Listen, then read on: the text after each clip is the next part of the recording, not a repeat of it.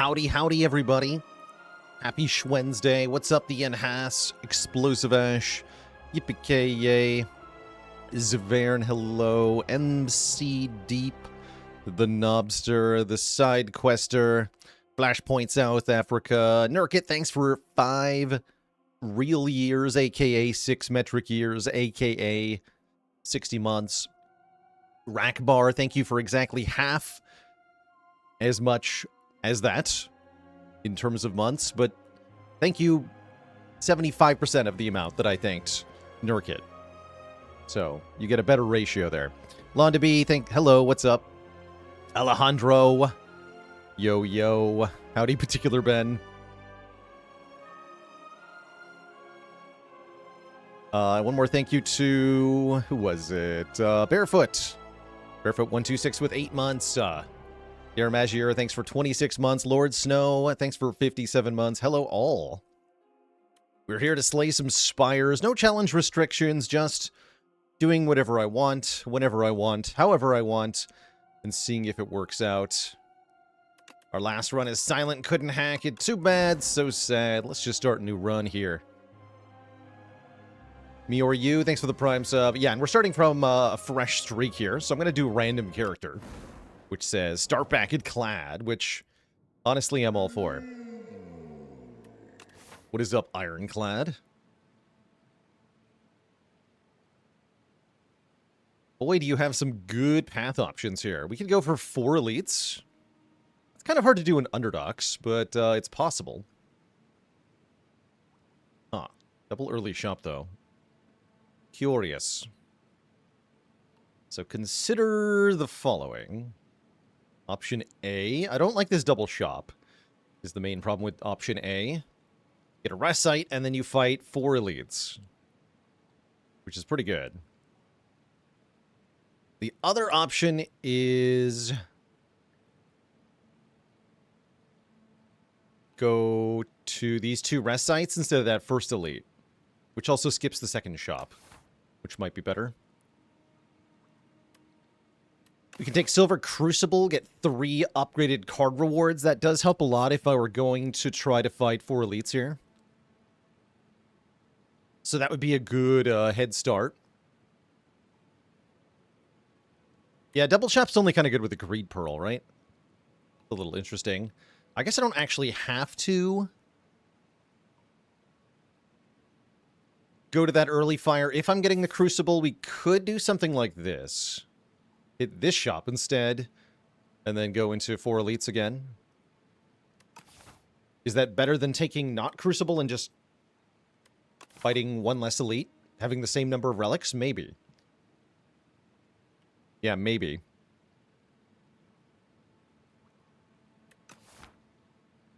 Huh. Tough call.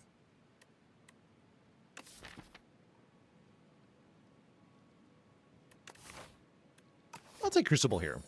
Sounds more challenging and fun to me. I don't know if this is the correct call, though. I'm gonna skip the bash there, because I expect to play only 1 strike on this turn.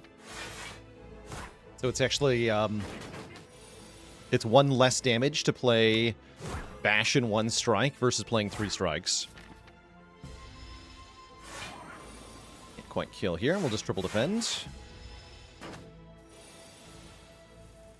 Perfect. Get an attack potion early, an Unrelenting Plus, or a Taunt Plus. Both of these are very good as a first card.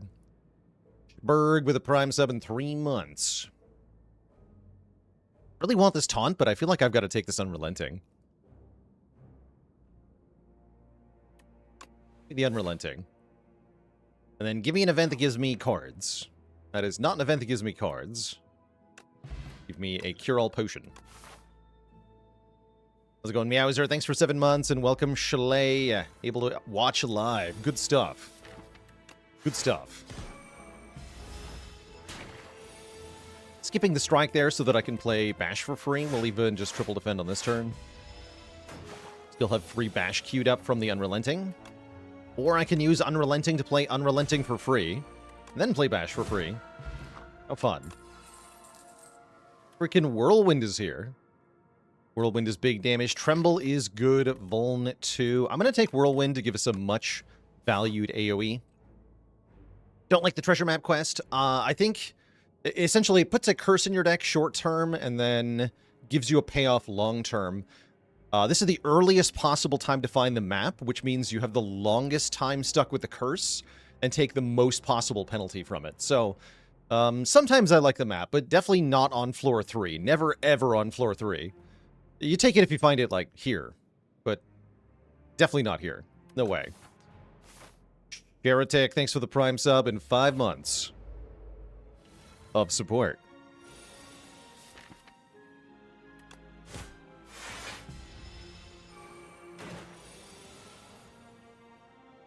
Okay, and I specifically struck this one last turn so that I could Whirlwind for 2 plus defend. To have a nice clean kill here.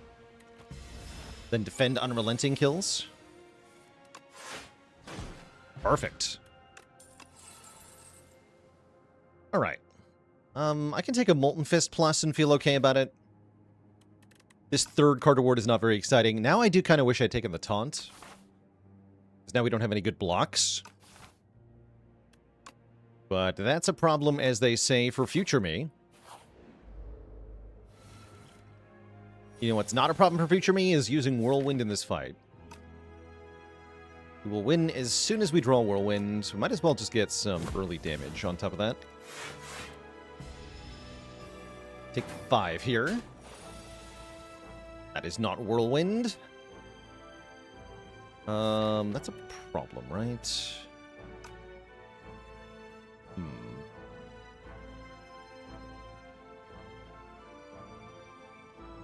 See, I can stun by triple striking this one, but then we have a problem, which is that Whirlwind won't get another kill next turn because the remaining ones are full health. And so will be attacked for quite a bit. Although I could potentially do Unrelenting plus one other attack. I guess I can Cure All next turn. I don't have to Cure All now. Oh, I can also Unrelenting Whirlwind this one. Oh, true, actually. Yeah, true. Kurt, thanks for the Prime sub and 14 months. Oh, and we do get the free attack. Perfect. We're going to go Unrelenting here. Rebash here. Actually, I should have done that differently. This works, though. This is the one that's not attacking. Yeah, that worked out.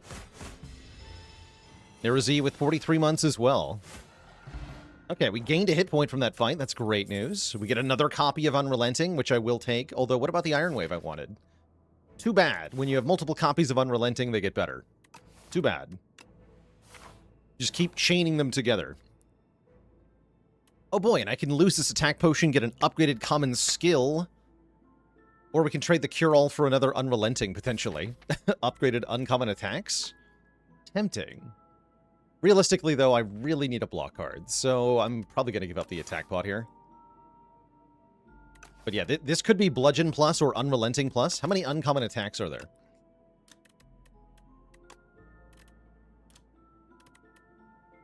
Quite a few. Although many of them are great here, right? Unrelenting's good. Fight Me's pretty good. Stomp and Howl are pretty good. Bludgeon and Uppercut are very good. Not that many. As for skills, common skills...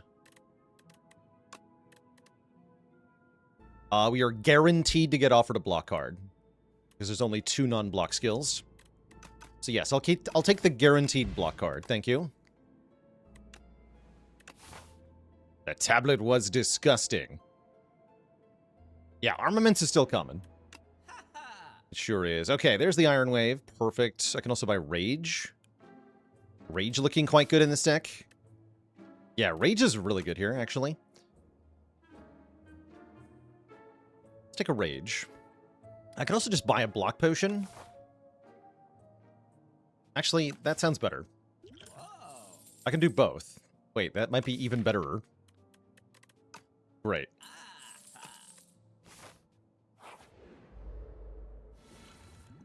Cool. I think I found a use for the Cure-All.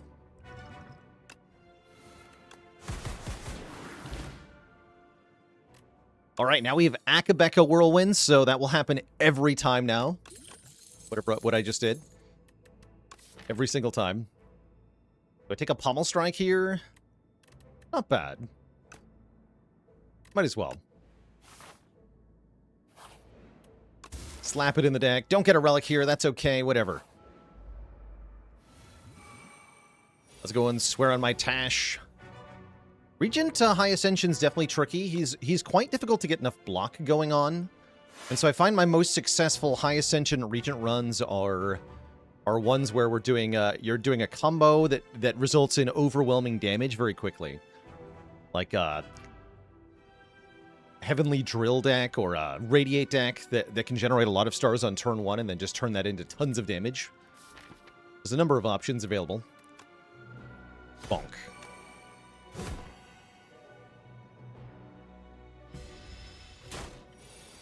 Could have used the Powder Demise here. I didn't think I wanted to, though. 24 actually won't stun this.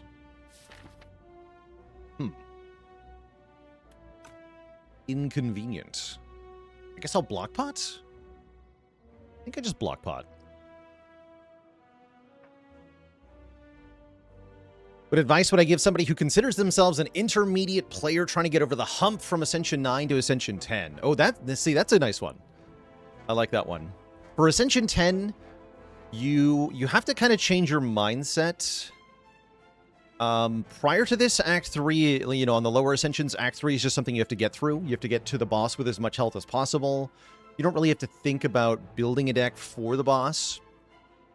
But on A10, you really have to have a plan for multiple Act 3 bosses. That means like a potion stockpile, or a lot of powers, or a ton of relics. And getting a ton of relics is a process that starts right away.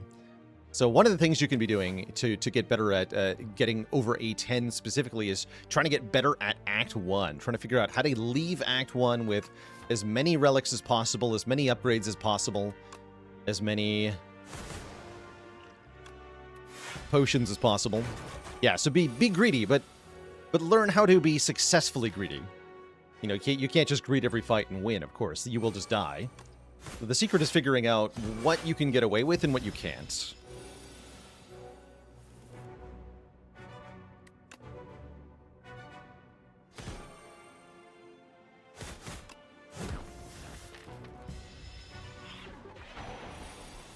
And here we were able to get away with defeating Terror Eel with basically no damage taken. Feels quite good. We get... Wow, look at this. Potion Belt plus Entropic Brew given together. Super cool. Super lucky. And a Fiend Fire, no less. That's a pretty good card, too. Get in here. Wow, that's a really lucky drop. The Potion Belt plus the Entropic Brew. That's essentially finding 4 potions at the same time. Oh, yeah. Speaking of, you know what relic I really missed from the first game? Toy Ornithopter. What happened to my heal 5 on potion use? And why do I have this stupid red book instead? Give me back the Toy Ornithopter.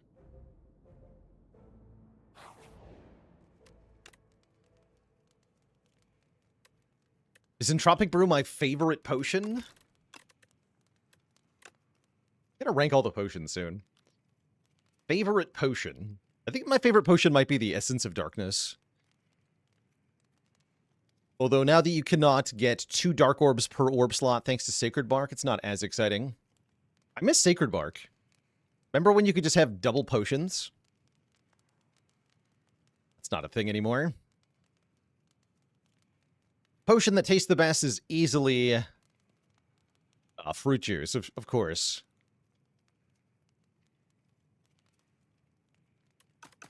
Pepperidge Farm remembers. All right, I'm going to upgrade Rage here, although upgrading Fiend Fire is tempting. And we're going to clobber the guy.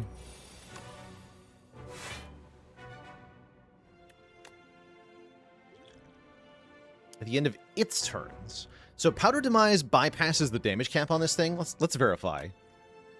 Because it's at the end of the enemy turn, right? Yeah.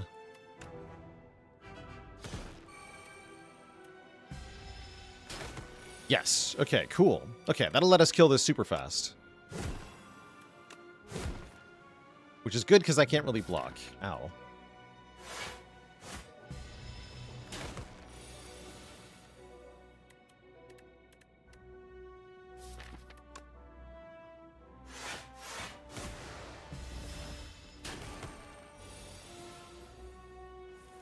Okay, pretty clean fight, actually.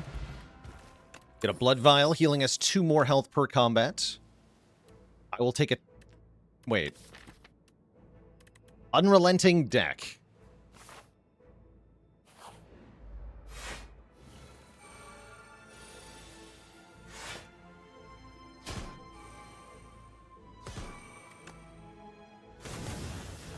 Is Clone Unrelenting a thing? I guess it might be if you have Unceasing Top.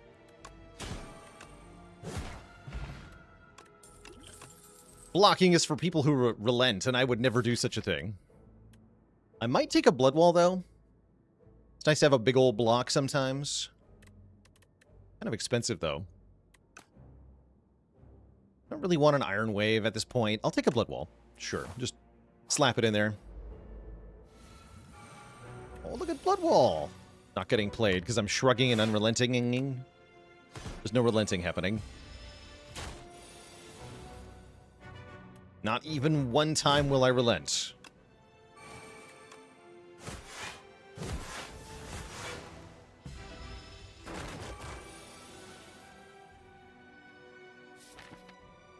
Okay, that seems like the perfect draw next turn. We just get to Unrelenting Bash. Shame about the Bash being at the end of that sequence, but who cares?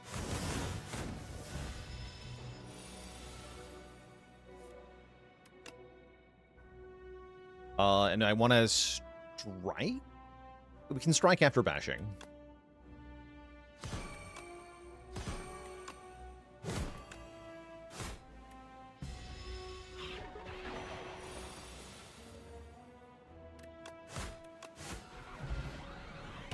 Easy. Okay, we got a Festive Popper for 9 damage on turn 1. That's perfectly valid. And do we take another Shrug? I'm going to go with yes. Do I think Whirlwind is weaker than in the first game? No, I think with enchantments around, Whirlwind is arguably even better. Guess I want to upgrade Bash now, sure.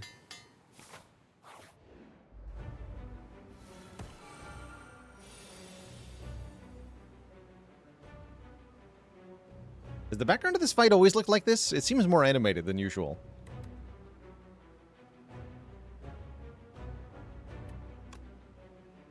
Maybe I'm just noticing it today. Change back in June? I think I just noticed.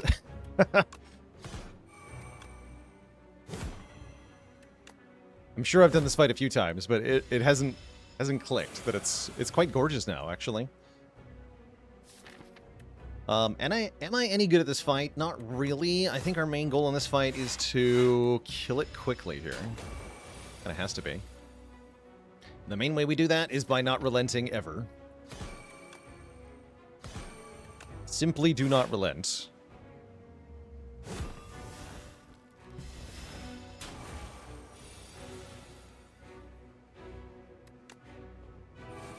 Just rip these cards. I don't really want Whirlwind for this fight. Use 1 strike and defend is good too.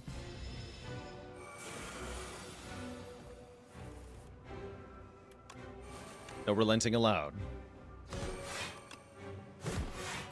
But Baylor, please, you have to relent?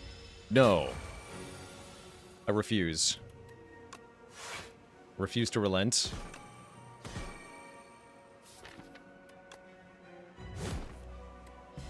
I'm going to give up relenting for Lent.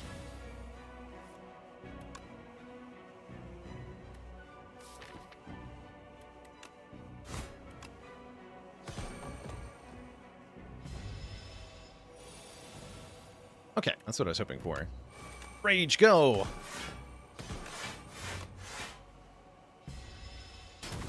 Ow. Okay, we have survived. We're stockpiling potions here. We're offered Conflagration, which is tempting just because we have Akabeko. Akabeko, Conflagration goes pretty hard. And then doesn't really do anything otherwise. It's good with enchantments, too. Don't we need block? Yeah, that's where Crimson Mantle is looking kind of appealing. Yeah, we do like this mantle. I don't think I want Cascade.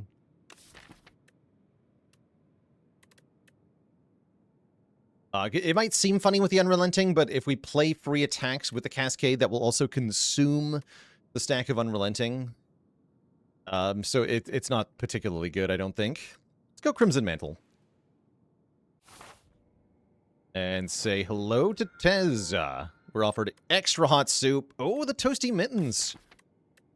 Oh, the mittens. I should have taken Conflagration, perhaps. Or we can take Seal of Gold, get more money, or get less money, but more energy. That I like more, actually. I like having more energy here.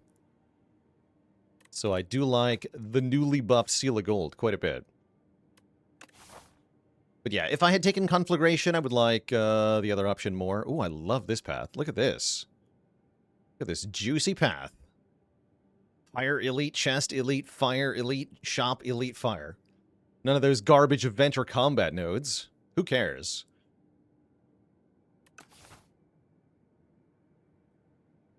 I was Seal of Gold buffed. It went from 5 gold per turn down to 3. The other thing I'll say is that Seal of Gold gets better the quicker you can end fights. And we are pretty good at just killing stuff. So that's very nice. Very hot cocoa would make turn 1 whirlwinds very spicy. We'd have to get a royally approved whirlwind for that to be particularly good, but that would be spicy. But yeah, I'm going to take Seal of Gold. Ironclad do just kill stuff fast. I guess that means I want more events, because combats are a money loss. Think about that. They're not a money loss if I win on turn 1.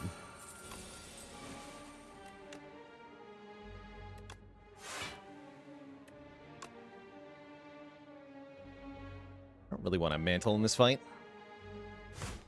Might be wrong. I think I'm just winning, though. Hey! You give that back. Jerk.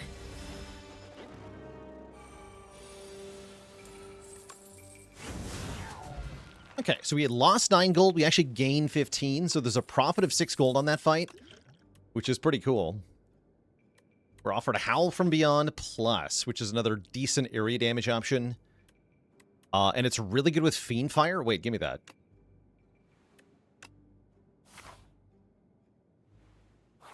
Yeah, Mittens Takers would love that. Ooh, I can get some money here. Money is very valuable as it lets me buy more things. Card draw is also pretty good, though. So we should consider getting more card draw. Gonna make the Fiend Fire up. Yeah, give me more card draw. Let's go all the way here. Get the Polonus Core, which says every 4 turns, draw 2 more cards. Like a bag of prep meets the other thing. And I will also take the Chosen Cheese, further lowering our current health. We can just rest here to get 1 max health per combat, which I think is probably worth it. 2 more events. Let's do it.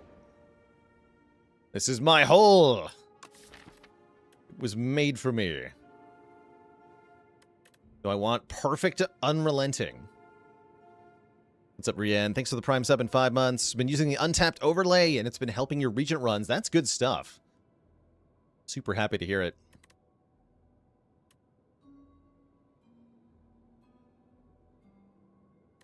Holes from Beyond.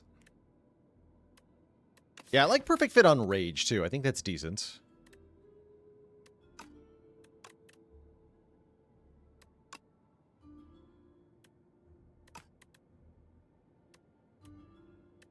Don't want to relent, though. There's no relenting allowed. Gain a debt.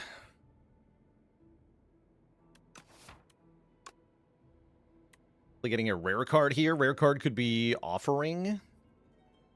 With a box on the first hit, so I might as well reveal the whole thing. Can't tell what kind of card that is. Okay, there's the rare. Perfect. My aura is gleaming, they say.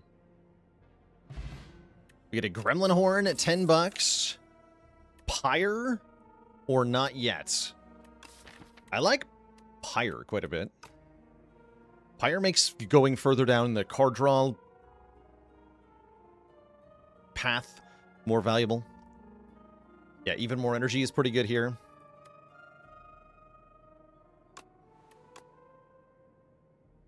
Why is Not Yet still in the game? I mean, it's actually not that abusable. They did a good job of removing stupid stuff that would let you abuse it too hard. Spicy Grandmama with the Prime sub in 11 months. You could also have taken Terros under there, potentially. Wondering about Drum of Battle. Not particularly... No, it's not very good. Okay, skip. The sphere must rest. And so shall I. Okay. You are about to find out what happens when your opponent will not relent. At all. No relenting allowed here.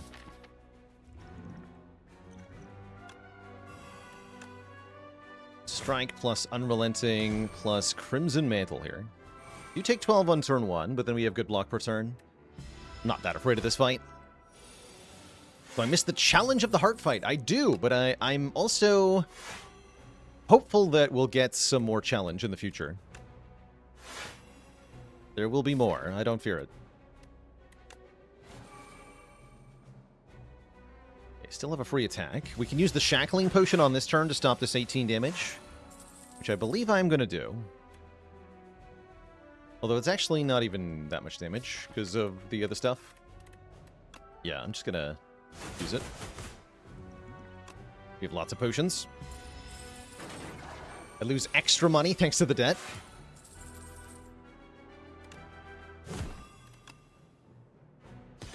Hiya!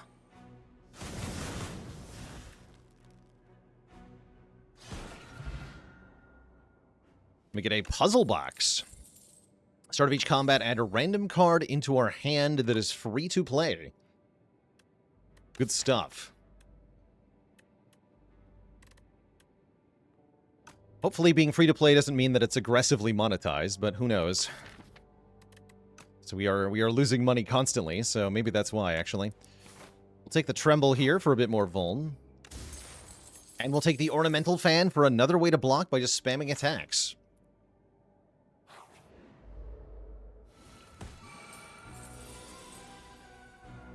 Oh, ho, ho. Hello, Mr. Bees.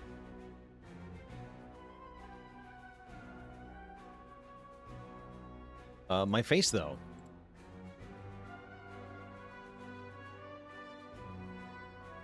I think we play the Stone Armor and then just send the Fiend Fire. That means taking 20 damage here. It also means getting quite a few dazed. We could drink the Dex Pot and then the Entropic Brew. Not really helping me, though. Could Unrelenting first to get Ornamental Fan. That gives you 4 block, but then you lose the Akabeko on the Fiend Fire, so you're missing quite a bit of damage.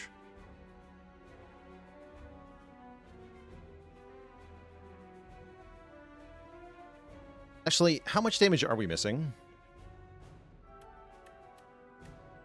Because it's either 15, it's either 60 or it's 22 plus 21. Yeah, we missed quite a bit of damage.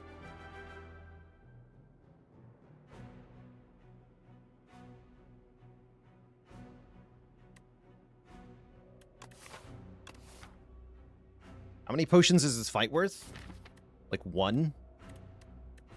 I don't feel the need to throw away all my potions here.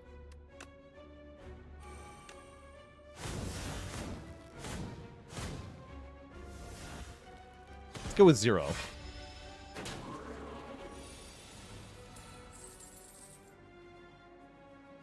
My blood. I'm gonna go with the no more dazed, please.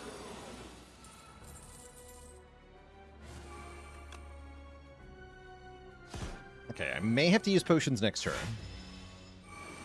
Depending on the draw here. It's like no. Yeah, no potions is the correct answer. We end up healing anyway with the mango, so we actually go back to how much health we had before. As we took 20 on turn 1, and then I healed for 6 plus 14. Do we want Inflame? Kind of. Juggle the Unrelenting! Wait, that's a much better idea. Sounds hard to do.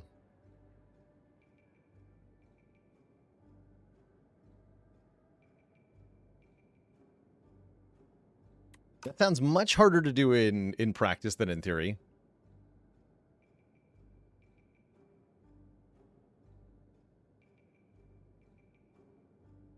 Where is the draw? Juggling could be our draw.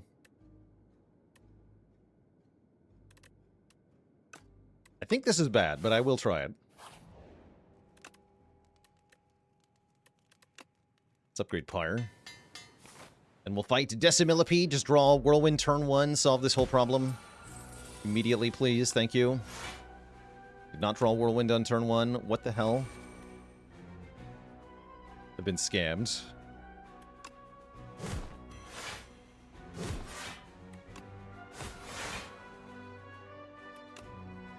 Where is my Whirlwind?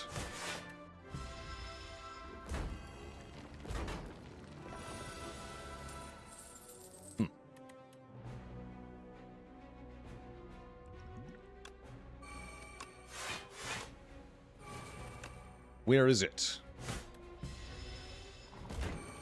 Rather important not to not let this fight go on forever, because we are losing money every turn. So that would be undesirable. 6 times 4 won't kill anything. How sad.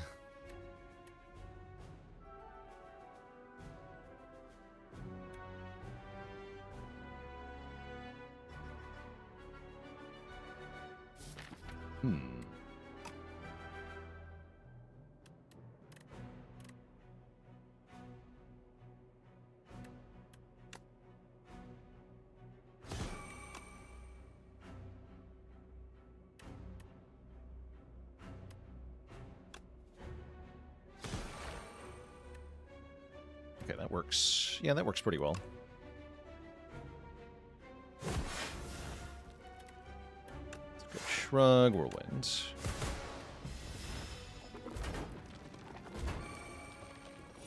Longer weakened. We can Unrelenting into Howl from Beyond, and we just win. Great. An Explosive Potion, we get to upgrade 2 attacks. We get a Colossus. I'll take a Colossus. Colossus Plus, we upgrade Fiendfire Unrelenting. That's a really nice whetstone. And we have enough money in this shop to buy Chemical X to make our Whirlwind way whirlier. We also have another Unrelenting for sale in the shop. And I want to lose my debt, so I think I'm going to skip Chemex here. Just go Unrelenting card remove. Yeah, I think so. There's also Rupture to go with our Mantle. I still think is quite bad.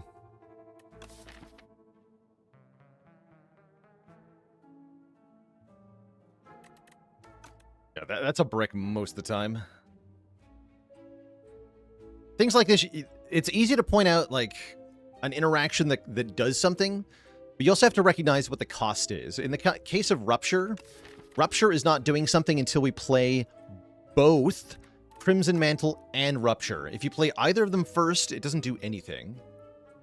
And then only after that do you start to get a bonus on the next turn. So play both Crimson Mantle and play Rupture, then wait a turn. That is too long. That is way too long. Also, I just get a free Rupture, apparently. I'll take it.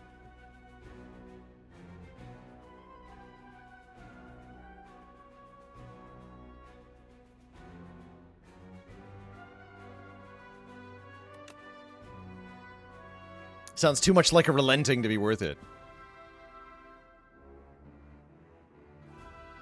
Is it time to drink our Entropic Brew? We could think about it. Probably gonna want some help in the crab fight. Yeah, let's crack this thing open. Attack pot, block pot, skill pot, fruit. Okay, good. We're going to go Pyre Unrelenting.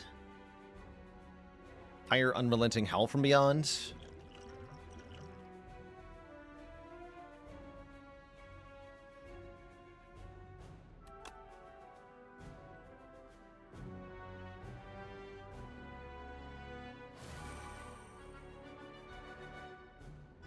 Hit it very hard. Block pot.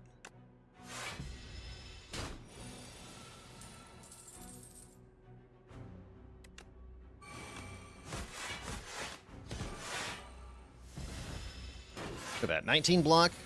Just from attacking. You'd love to see it. Blood Wall technically saves health, but only technically. You could just take 18 here. Could have struck first, actually.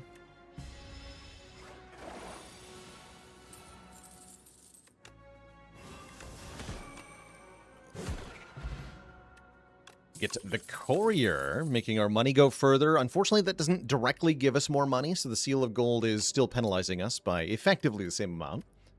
I don't think I need this Bloodletting. Nah. And then what do we upgrade into Crab here? 3 block per turn on Crimson Mantle is pretty juicy. Yeah, let's do that. Below.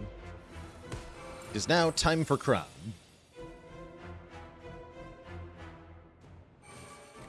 Very tempting to just send the Whirlwind here. If only I had Chemex. I've got to play Pyre, though.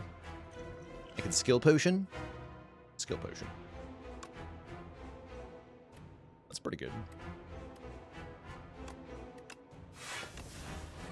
That was 60 block. Good lord. The man.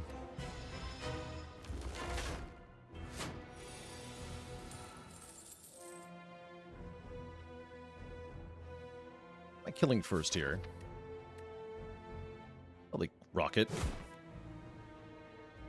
Okay, we get to do the thing. We go Juggling, Strike, Unrelenting, Unrelenting again for free, thanks to Juggling.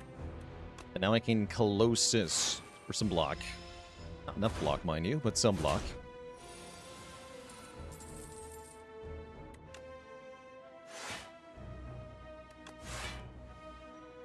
Here I can't really juggle. How does this work with juggling, actually?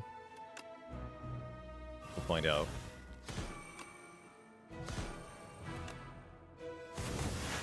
Okay, it made another copy of Fiendfire right before I played the Fiendfire, so we did get a bonus hit. I'll take it. Lord Breakfast, thanks for 8 months of support. Don't forget to never relent.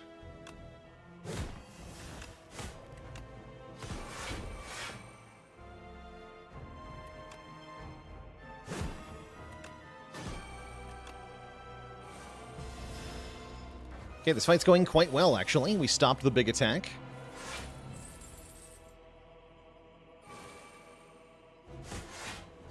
Relenting is happening. Okay, the juggling's been pretty good, actually, because of how many unrelentings we have. Better than I expected, actually. Can't make unrelenting my third attack here.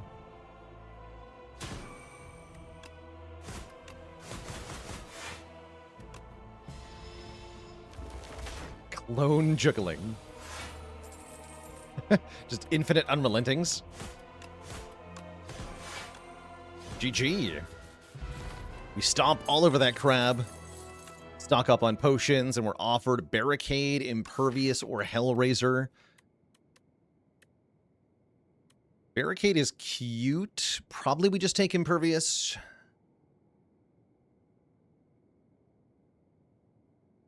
Tough call, though.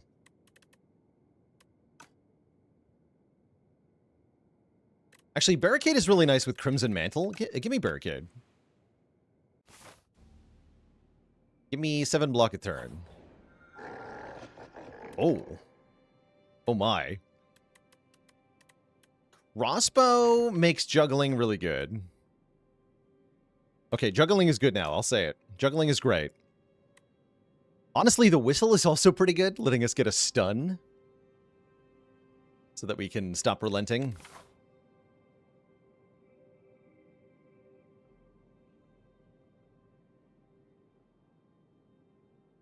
But yeah, I think it's probably crossbow. Crossbow on Clad is especially nice, making free attacks. Is free to play kept if the crossbow attack is played third? I'm pretty sure that it is. Yeah, I'm pretty sure that it is, Carissa. My other option is what? Double the damage on Unrelenting, Whirlwind, Unrelenting. You just have bigger Unrelentings to relent even less. But I think we just want random attacks every turn, if I had to guess. I also want some cash, but also to look at a shop. I guess I don't need rest sites. Rest sites are for chumps. We upgrade juggling now. Potentially. It looks like I'm not upgrading anything, unfortunately. But it would be a good upgrade. Or just get a free bludgeon.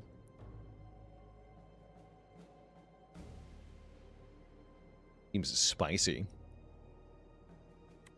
What is my line here? So much.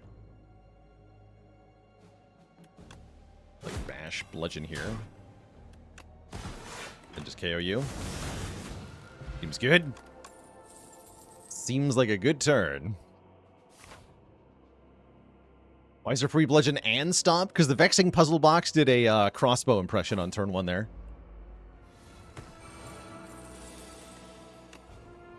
Where's my energy card? Come on. I'm expecting a fight, but I'm not getting anything.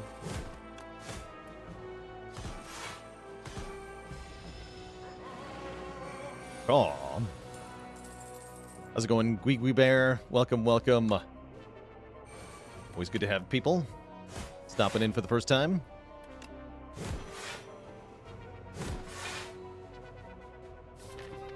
I think you just die.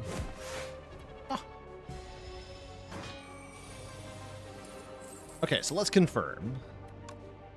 We're going to go Strike, then Molten Fist, then free copy of Cinder, which, yes, makes another free Cinder, and conveniently exhausts my Howl from Beyond, too, so I can style on that nerd at the same time. So, yes, Crossbow Juggling, very strong. I would, in fact, take another copy of Juggling at this point, which I know is heretical.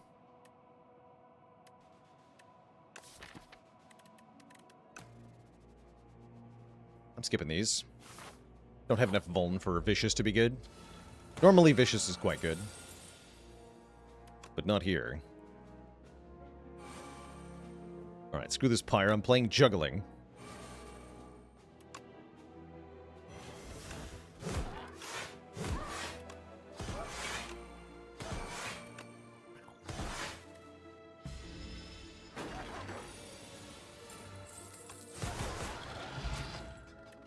Okay, it's nice making a profit with the Seal of Gold. Why save the fruit pot? Mostly habit. There's a little bit of tech to it. You can potentially give the potion to an event like the Future of Potions. There are some events that can only appear if you have a certain number of potions. So having a fruit juice versus not having a fruit juice can make different events appear. But for me, mostly it's a habit from the first game where there were more relics that you could get that would benefit you when you used a potion. And so that you might benefit from waiting. There's not that many benefits from waiting in Spire 2. Reptile Trinket is, I guess, one of the few.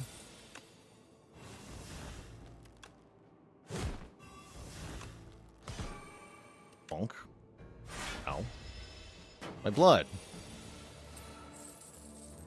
My blood.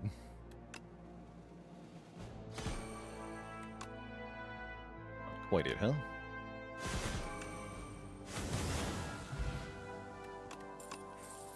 Easy.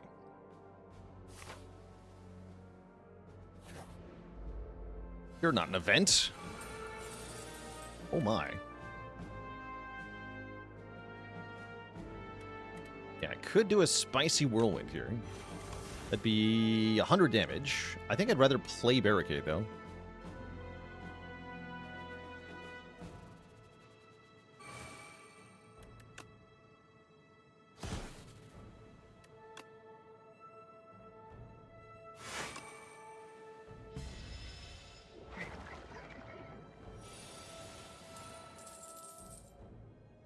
Grayish.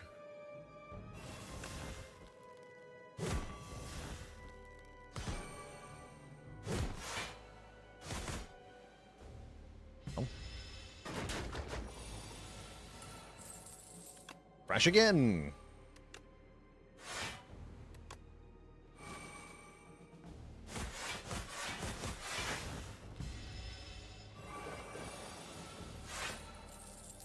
In Trebendo days, why did the Clad have to go to the doctor? He had a nasty thrash. No refunds. Also, what am I saying? Clad would never go to a doctor.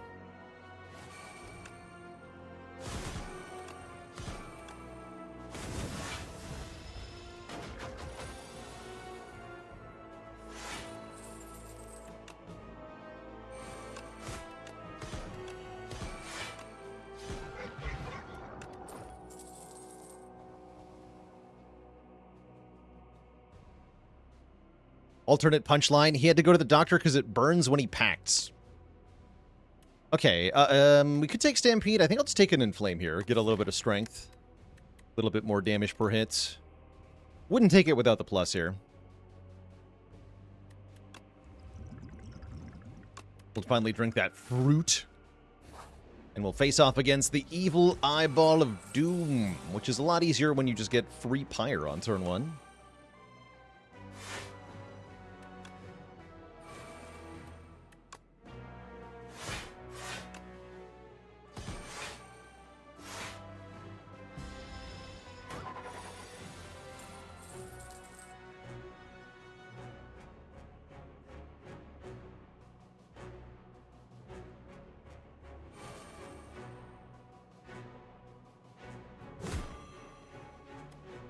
This is free. I'm gonna Swift Potion here.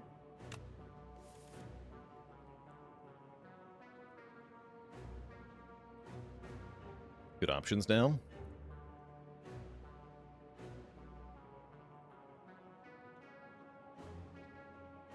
Still not really blocking, though.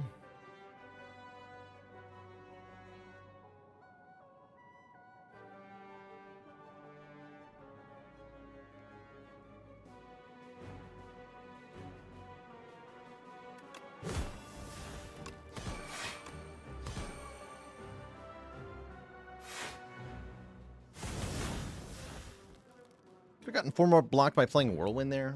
Actually, no, I couldn't have. Would have consumed my Unrelenting. I can get 4 block by using the attack potion here. I think I'm good.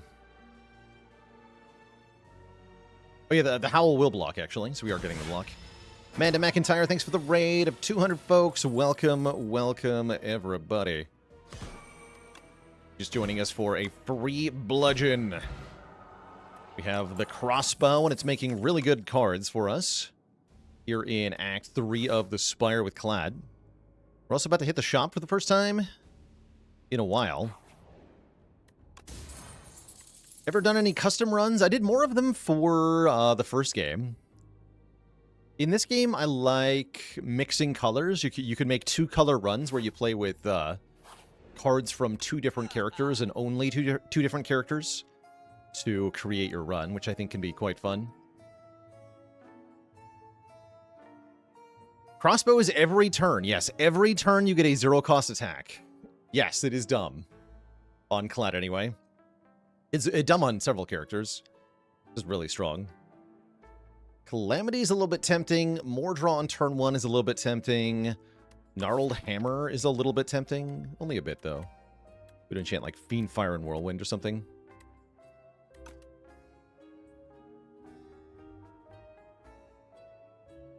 Crossbow would be worst on probably Silent. Yeah, probably Silent. Silent or maybe Defect. Would a 0-color run be possible? Start with a Dingy Rug and you're only allowed to pick colorless cards. Yes, that would be possible. Easy? No. You wouldn't be offered a lot of cards you could take. But possible, yes. How much money should we save? We should save... The remaining fights are going to pay for themselves. We just need to save for the bosses. And let's generously allot 10 turns per boss fight. I don't think the boss fights are going to go much longer than 10 turns, and they'll probably be less than that. So let's assume we need 20 turns of gold, which is 60 gold. So I need to save less than 100, which means I can buy a relic. I could maybe even buy Bag of Prep plus Dominate, although I don't think the Dominate's that good. I could buy Calamity. Could also buy this Fairy if we want a backup plan. With 110 max health, that's a nice thing to have in the back pocket. And I kind of do want Calamity. Yeah, they reworked Forgotten Ritual. It now doesn't have the exhaust requirement, which just makes it really good. This is just mini offering or seeing red but better, depending on how you want to look at it. It's a little bit silly now. I'm going to go Calamity plus Fairy. Saving almost exactly what I rationed. So let's see how my budgeting goes. We're also going to pick another fight here. Whirlwind, where are you at? Come on. Oh. Well, well, well. Looky what we have here. The guys.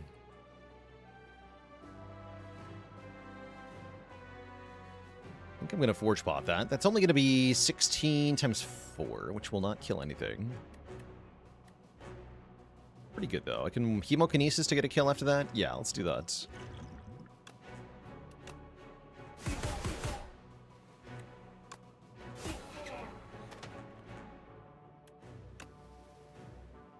Bend.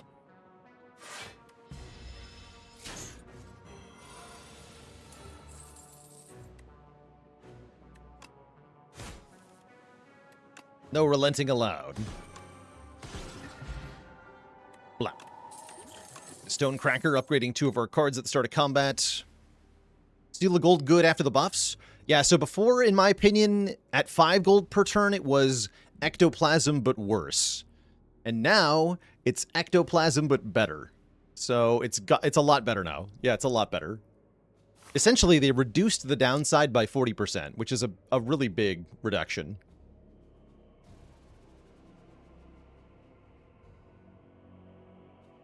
You assume Stonecracker can upgrade the card you get through Crossbow? I don't think so, because it specifies the draw pile, right? Yeah, upgrade 2 random cards in your draw pile. But the Crossbow never puts cards in the draw pile. At least not at the start of combat. So I would assume it can't. If it was 4 gold per turn, would it just be Ectoplasm? You know, maybe. Might be something to that. Trade Gremlin Horn for Meat on the Bone or Stonecracker for Kunai. I kind of like having a Kunai here. I've got Barricade. Yeah, give me the Kunai. Send that cracker home. I got Double Howl from Beyond with Fiendfire in my hand. That's nice.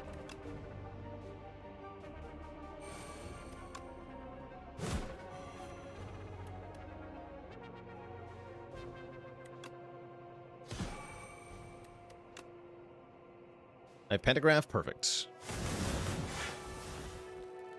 Get him.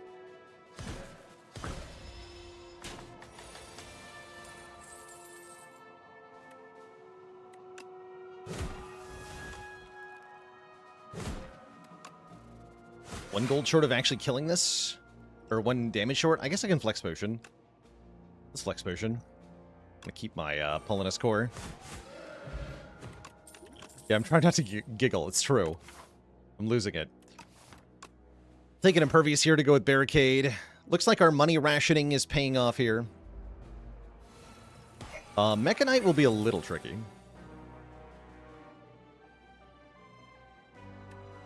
What if I just do 150 damage on turn 1? I can Calamity first. Well, that sounds pretty good to me. I have to choose.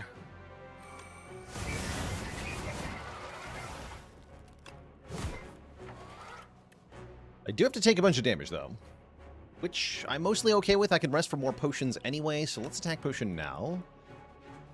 Give me a mangle. Sure.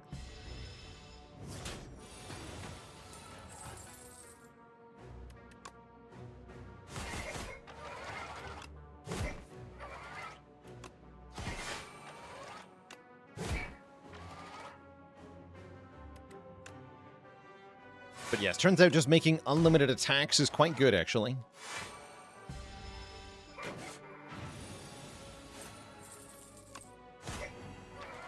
No relenting allowed.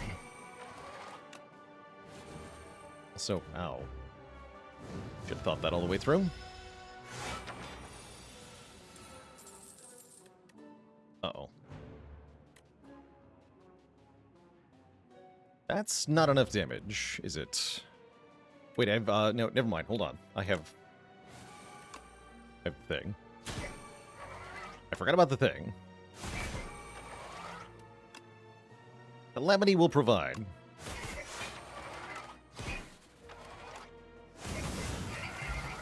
Great. Get an intimidating helmet. When you play a card costing 2 or more, get some block. Perfect. And I will be taking none of these, thank you. We're going to rest to look at more potions. Swift potion, blood potion's really good with this much health. Let's lose both the weak potion and the fire potion. Take these two. Maybe weak potion was better than block potion, actually. Probably was. Although I have barricade, so maybe not.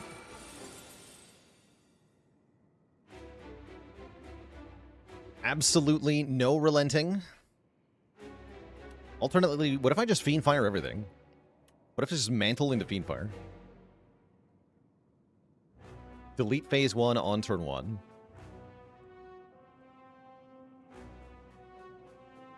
I don't have any unrelentings anymore if I do that, but is that actually bad? Not really. Although I don't get kunai if I do that, huh?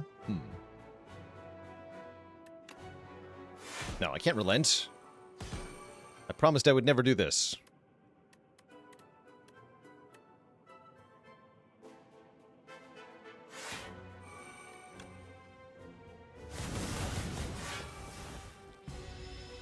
Also, I want an extra turn to play powers. Like Calamity!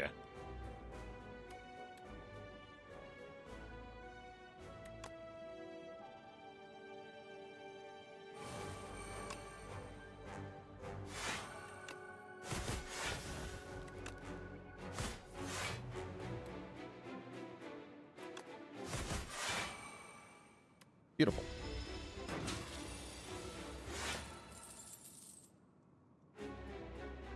Less beautiful. Thinking about Swift Potioning, I'd really like to get a power here. Either Barricade or Pyre or Juggling would be really, really nice right about now. Perfect. Okay, which one do I pick?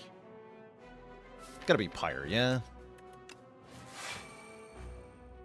Gotta be.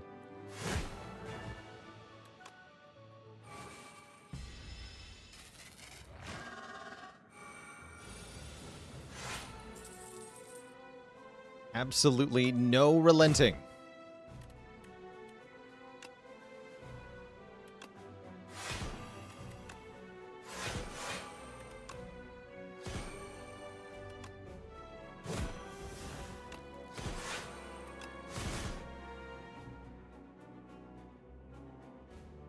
Stop here.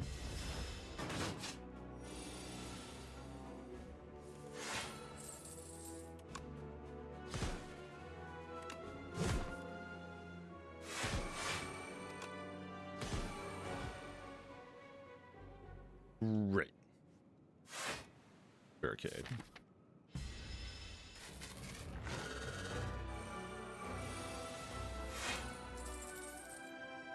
Nope.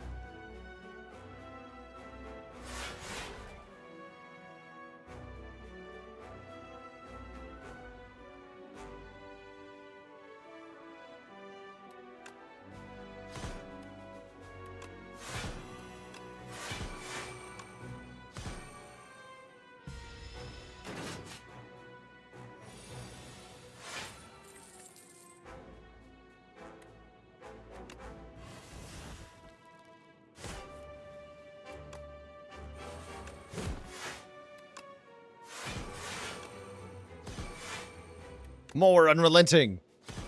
Yes. The power. Okay, these body slams are kind of slamming here. I can also maybe snapshot them with Thrash. Thrash. I think we just want to do as much damage as possible here, though. That sure looks like the case.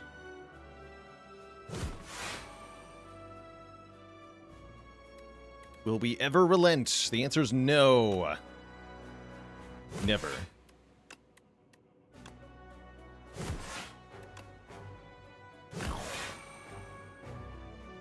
I'll kill it while intangible. For fun. Bang. GG. All right, one boss down. We still have 78 gold left, so I actually... we ended up with more money than we needed. How fun. We're facing the Queen. I draw triple unrelenting turn 1, but I also draw Calamity, which means I have to relent if I want to Calam. And we know Calamity's really good, so I'll probably Calam here. Use the aggression to get the relentings back.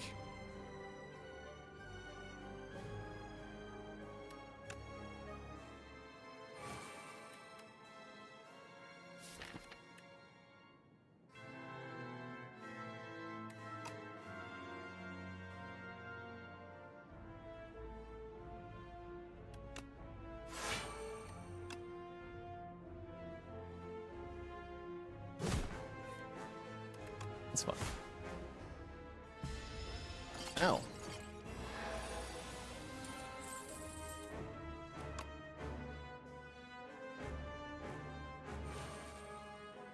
Fight me seems pretty good here. Especially with the free conflagration just sitting here. Bank him.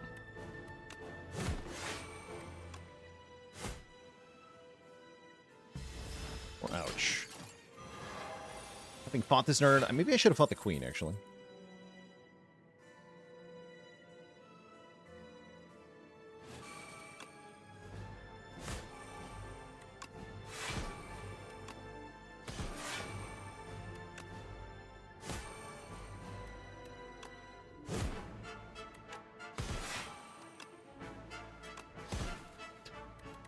So dumb.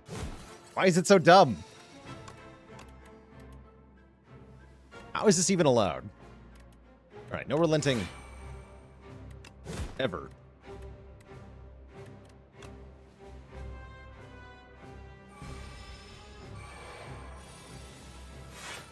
Oh, right. I guarantee that was going to happen. Not sure what I was thinking there.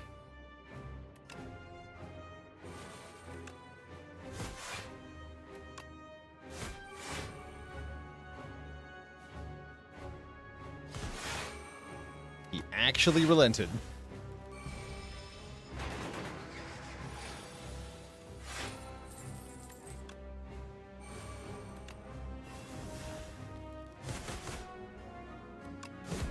He might relenting back.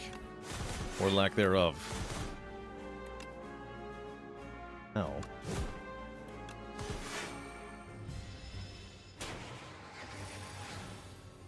Yeah, the first three cards you draw on your turn are what gets bound. That's right. That's exactly right.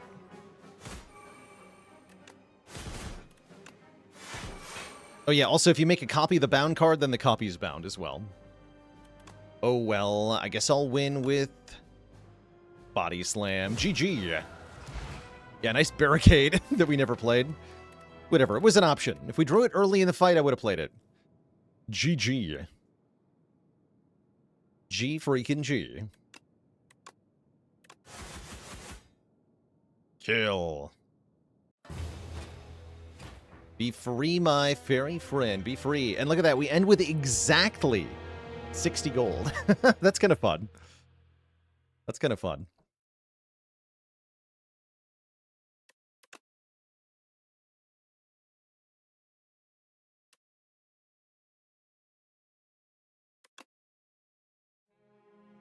Let's see the character stats. Sure.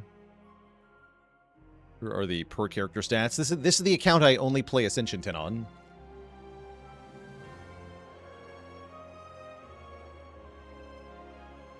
But you relented. There's stats for the total gold lost to Seal of Gold. There's no stats given, but you can figure it out by counting turns, right? So we can add these up. 3 turns. 4 turns is 7. 4 turns is 11. 4 turns is 15. 4 turns is 19. 7 turns is 26. 27. 30. 32. 34. 39, 42, 44, 46, 50. So 50 before the bosses, and then another 14 to the bosses, for a total of 64. Nintendo 64. So that means we lost about 190 gold to the Seal of Gold total. And it also means that if this was the old version of Seal of Gold, then we would have run out of money entirely. We'd be negative 60 in the hole. So I would have ran out of money partway through the test subject fight, making the same choices. So yeah, big change, that buff. Big change.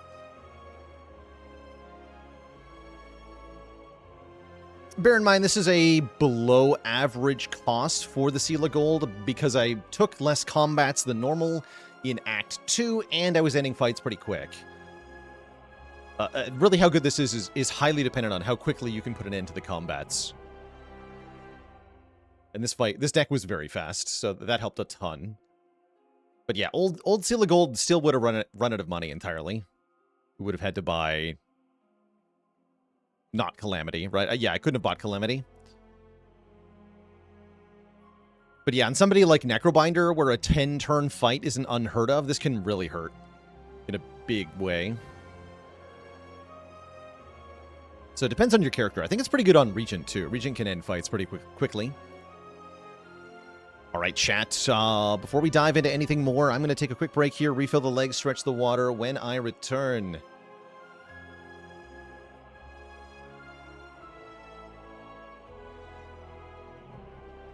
there'll be some more Spire. BRB.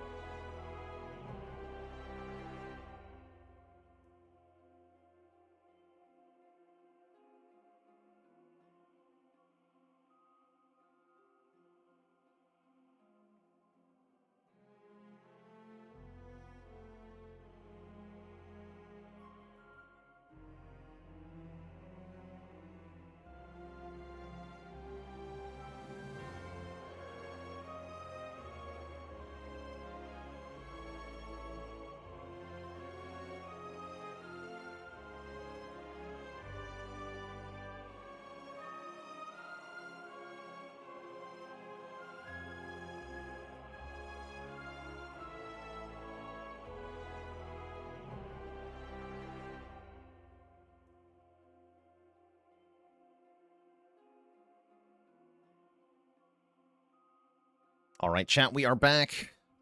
Thank you for hanging out with me. It's time to play the Silent, the Green Lady. Oh, and we're offered Ambergris here in Underdocs. Does that let me do anything really ambitious? Not exactly. Max is 3 elites, and the path is not unreasonable, so I can probably do that without the Ambergris. In which case, I'd probably want to upgrade Neutralize or Transform a Strike. I'm Johnny Lol, thanks for the Prime sub. I tried the modded characters. I did a lot of modded characters in Spire 1. I don't have a lot of desire to try out modded characters in the second game. Overall, although they are novel, they tend to be significantly less coherent in their art direction and their balancing relative to what the Megacrit team puts out. No offense to modders. Everyone's, of course, doing their best, but matching the quality of Megacrit is really hard. And so I find the quality does not stand up. And so I have much more interest in the official characters. I'm sure we'll try out some modded characters at some point, but I don't really have a lot of interest in modded content during early access here.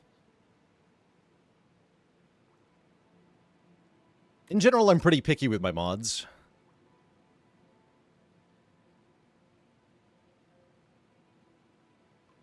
Yeah, there's also some tendency to get, like, keyword spam, where you have too many lines of text on one card can definitely happen. Am I walking on a treadmill? Just using my standing desk here. Standing up. Tell you, when I alternate standing and sitting throughout the day, my back feels way better versus just sitting in a chair all day. Huge improvement. So, standing desk is definitely a big positive in allowing me to use the computer all day while also allowing me to not break in half.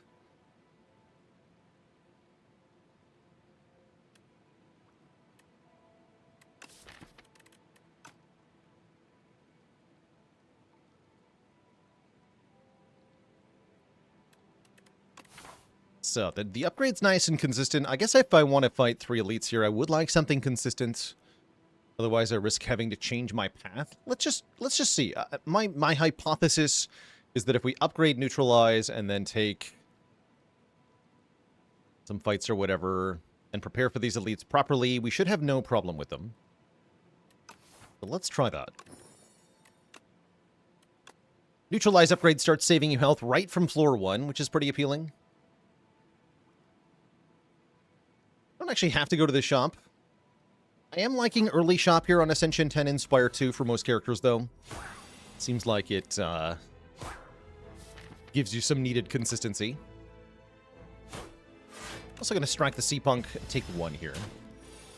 Speed this fight up a bit. This fight is one of the faster scaling easy pull encounters, so it can definitely get out of control if your draws are bad. Looks like we're good, though.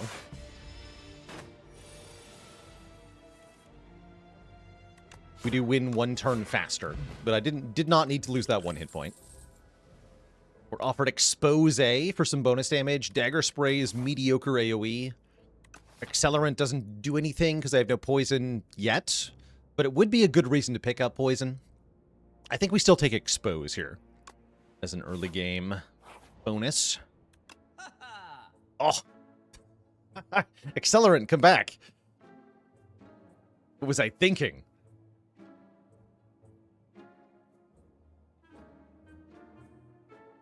What if it's actually prowess, though? What if it's this card?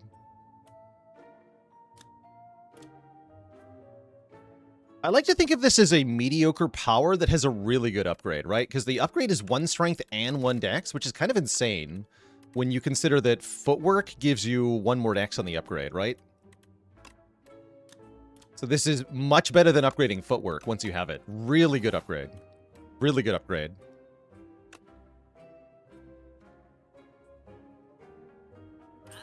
Unupgraded, though, it's actually kind of crap, is the thing.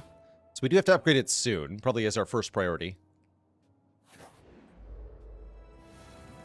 Not that good without the upgrade. Helps a lot here, though, in this fight, because we're getting frailed, so sure.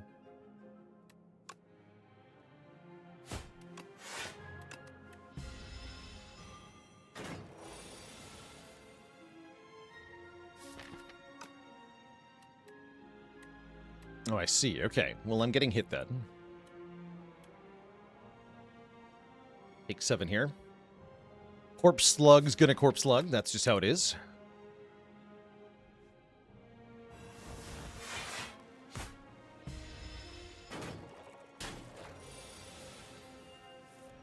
UTP Meteor, thanks for 99 bits. Appreciate it.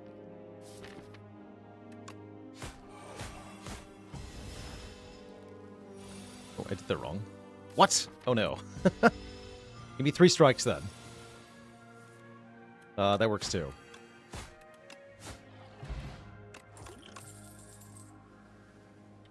The return of Snakebite. We could have had Accelerant double Snakebite, by the way. I guess Deflect is pretty good with Prowess. Doubly so in Underdogs. Let's try leaning away from the poison here.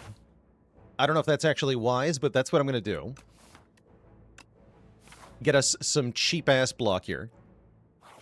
And we're going to take an event and get a colorless card, which is going to be second Prowess. No. Omni Slice looks pretty good, though, with bonus strength. We could also take the Bomb for an unconventional approach to damage. That doesn't benefit from any strength, though. I'll happily take Omni Slice. Omni Slice works with Expose, too. We can only make one enemy vulnerable, but this allows us to benefit the damage on all of them. That's kind of cool. By the way, Baze, thanks for 19 months of support. Heck yeah.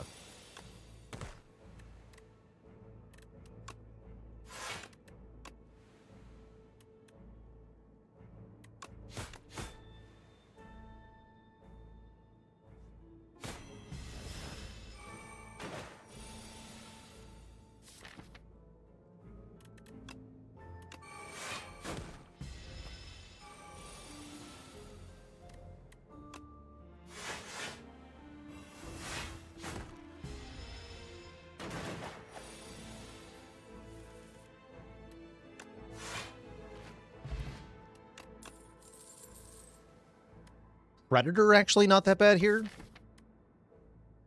Solid damage that we can multiply with the Expose, and its bonus draw. Calculated Gamble is more of a go-to in terms of a hard reshuffler, though. It's nice against the Soulfish, too, if I upgrade it with Retain. Let's take that. Yeah, if we upgrade the Cal Gamble, it's quite good against Soulfish, as we can hold it until we have multiple stupid cards in our hand, the beckons, and then gamble them all away. Speaking of, I'm going to gamble towards Expose here. We're going to try to burst down the front guy. Actually, is our damage bad enough that I want to kill the back one first? Maybe. This is a good fight for the Explosive Potion, because we could really use some help here. Let's see what our gamble gets. Okay, Prowess, yes. Expose, Omni Slice, also yes. That means we definitely kill the front one next turn. Let's expose that one. We do 13 to both. Kind of cute. And then I might be using the Explosive Pot next turn because it will let me block for, what is it, 2? 3.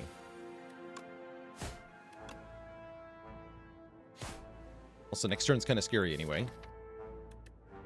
Yeah.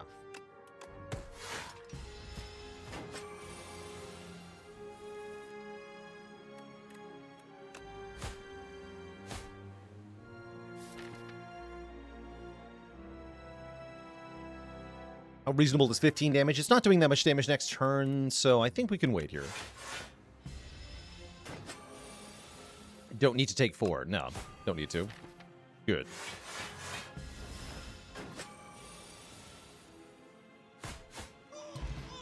Okay, I feel like that was a pretty good use of the potion. Dodge and roll goes really well with this dexterity. Okay. Yes.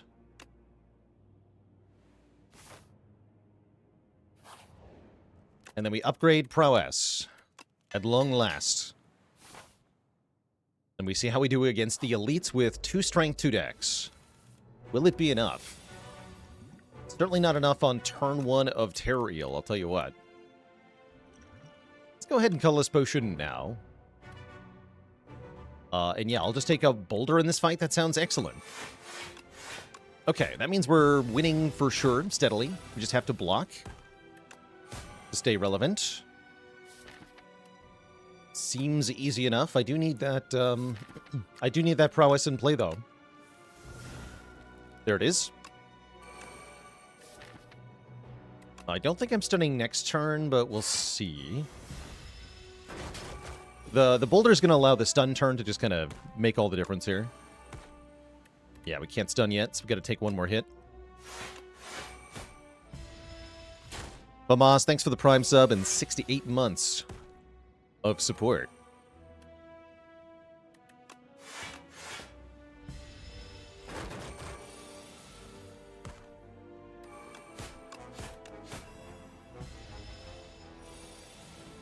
Bonk.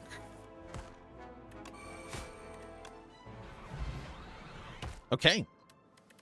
We kill the eel, we get a lucky fish. Money per card we add to the deck is pretty cool this early on in the run. And another footwork, or a footwork, more accurately, which is just worse prowess. That's kind of funny, actually.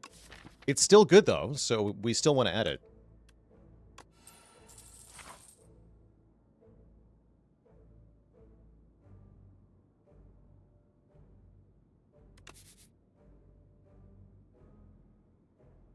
If I'm willing to take another combat here, I can get the upgrade before the elite, rather than after. You could also potentially get a potion here. And I feel pretty good at combats. Let's go for the combat.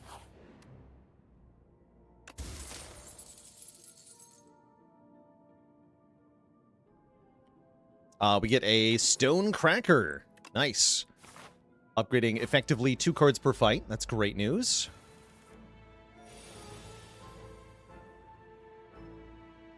What's not great news is these two.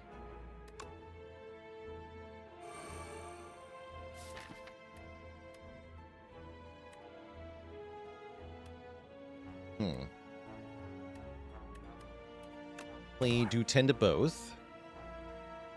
I have to imagine I just play Footwork Defend here. We can block the Calcified Cultist for a while with 4-Dex. Build your own Fasten. But it works on Dodge and Roll, too. Pretty good.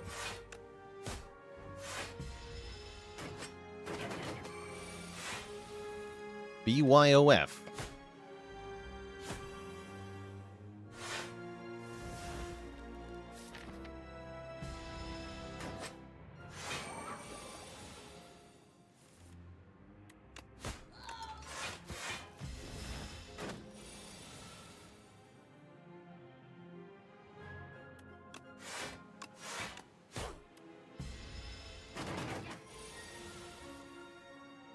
Okay. Easy peasy.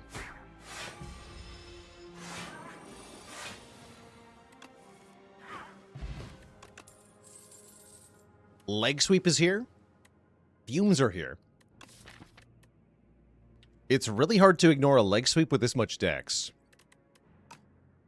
Can Stonecracker upgrade a card to be an 8? Yes. I believe it can. Yeah, I'm pretty sure it can. And then you draw it right away. Yeah, the accelerant version of this run is doing really good damage. I'm still very happy with where we're at, though.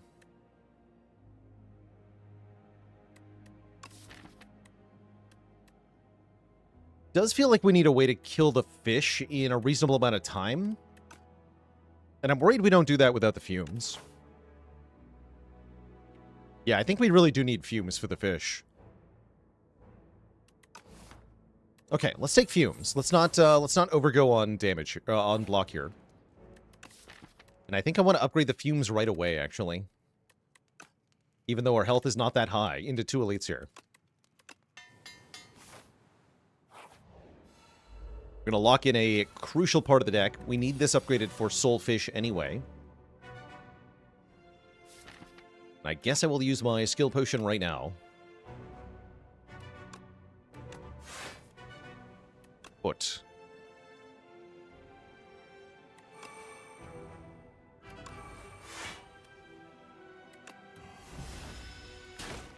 Okay, we take 4 on turn 1. That should be the end of it, though. Hopefully. Hopefully. Hopefully. Not quite. Ouch. Leg sweep would be good here.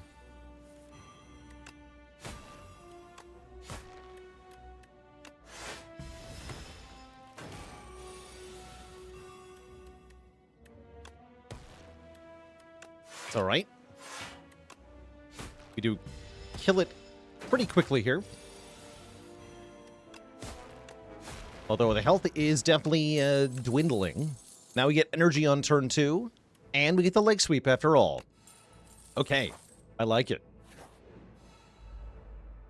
Yeah, I really like that leg sweep. Never even punished.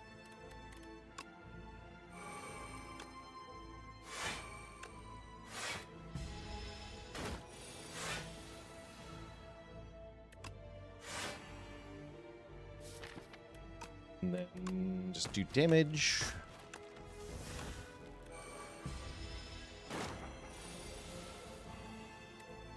As long as we keep full blocking this enemy, they're not really a threat.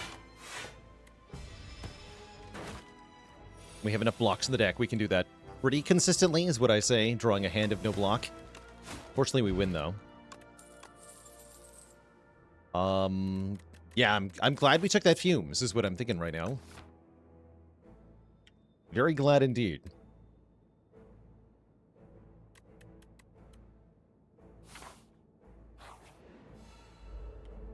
Okay. I am going to stride forth into this fight, which is a little bit questionable. But I am going to do it. The guys.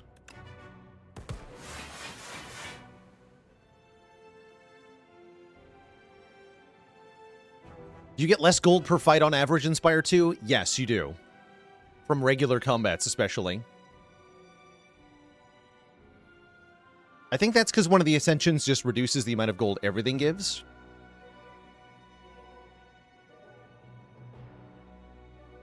And that wasn't a thing in the first game.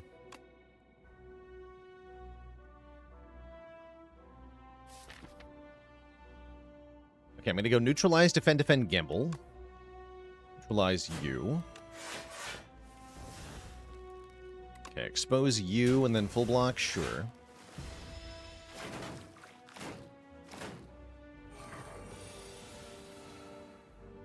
That's a little spicy. We're doing okay, though. We get the fumes down. We're going to get this thing killed soon. I think we're fine.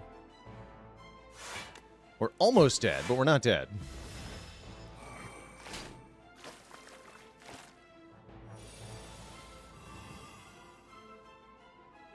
Not sure I get to play prowess, though. I got a leg sweep plus dodge and roll here.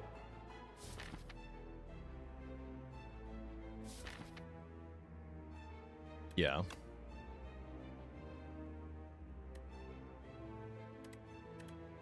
Or can I prowess plus strike plus dodge? That's pretty good, too. Take 1. Yeah, that feels better.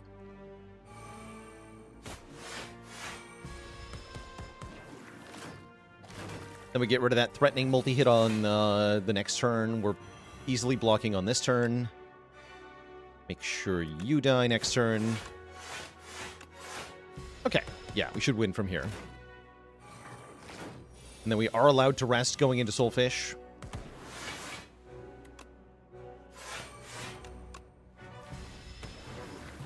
Nice. Big reward, too. We get the Happy Flower for even more energy generation. You can see that was well worth risking our life for.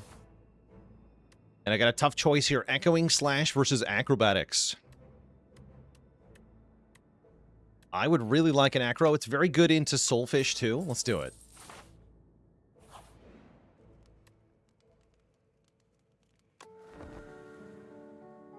So what's the order of attacks in the eel fight?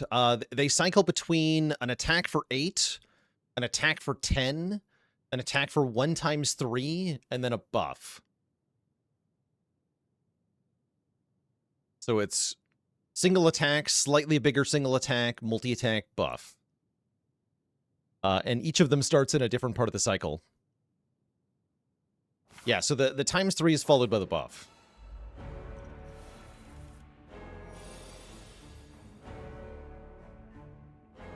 Hello, Soulfish.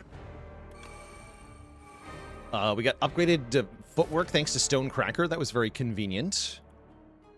And Deflect Plus. Good hits.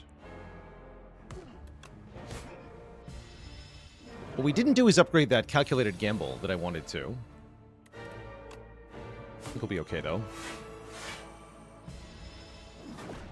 We are very much relying on the fumes for our damage here.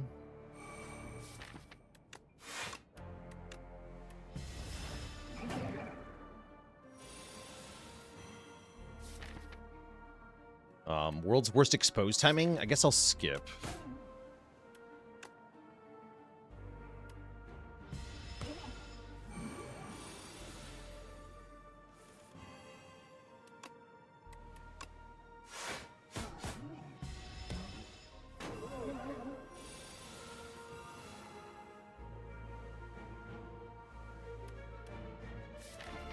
Next turn is the big hit, so we definitely want to weaken it. Yeah, we're definitely off to a slow start in this fight, which is pretty scary. Doing okay, though. Can hold on for a long time here.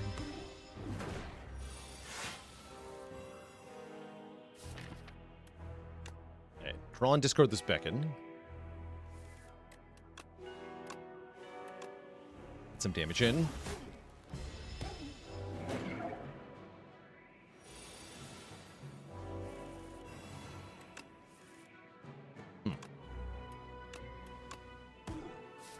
That was not a good draw. Thankfully, we have Calc Gamble coming up. That's scary. That's very scary. I'm scared. We drew every block card. Okay, not every block card. Great. Horrifying.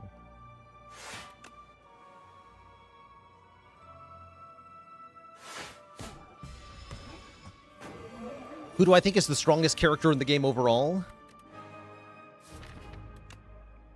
I would probably nominate Defect. I'm super in trouble here. I need to dodge a roll to stay alive next turn. Yeah, I think Defect is probably strongest overall at the moment.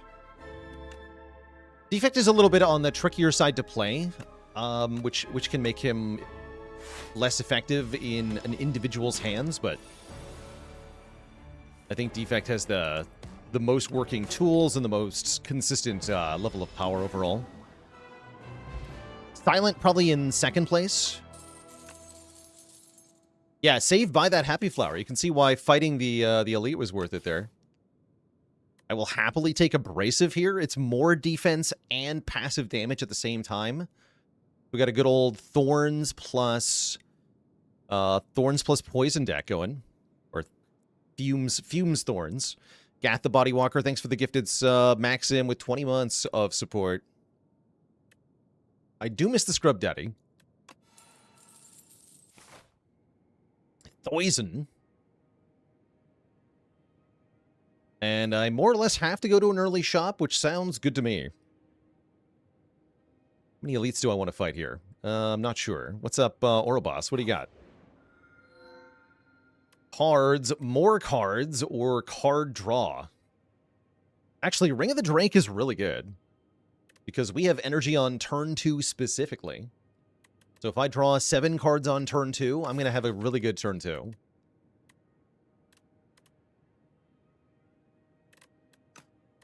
What Ring of the Drake does in practice for this deck is allow us to get our powers in play much more quickly on average.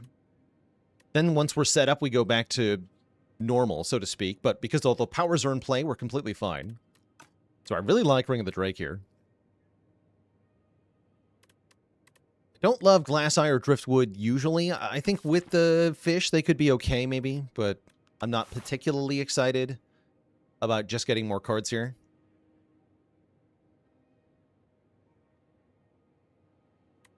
Give me the Touch of Ouroboros, please. We'll go with the upgraded starting card. And let's take up the possibility of fighting 3 elites. That'd be cool-ish. Might avoid the first one and the third one. Not quite sure how good we are at the Dorito fight. I would say probably not that good.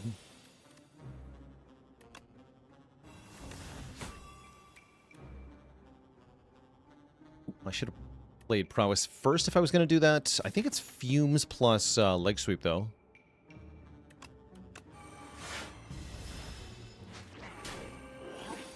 Prowess gets taken. Well, that definitely cannot be allowed. You jerk. That's why I had to play Fumes. I had to make sure it wasn't getting away.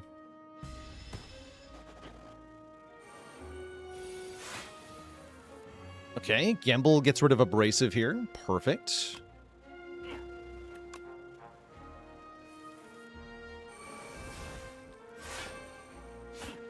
Good.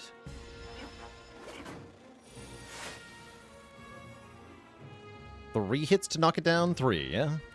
I can do 2 this turn, guaranteed 1 more next turn. Okay.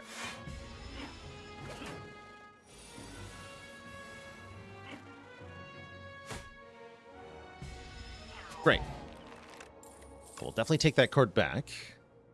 Do I want to slice or anticipate? I don't think I do. Oh yeah, and I get money for taking my own card back. Excellent. Good news. Let us also take one event here. A rock. We could lose our Explosive Potion to gain 10 max health, or enchant 1 attack with Vigorous 8, which is nice on Omni Slice especially. Not particularly exciting on anything else. Yeah, let's hit Omni Slice here. I also don't want to lose my Explosive Potion here in Act 2, as Decimillipede is pretty tough if I don't have the Vigorous Omni Slice. Does Meal Ticket activate on the Fake Merchant? No, neither does Membership Card, nor Courier, nor the Parasol from Vaku. Nothing shop-related works on that guy. He's fake. He's a scammer.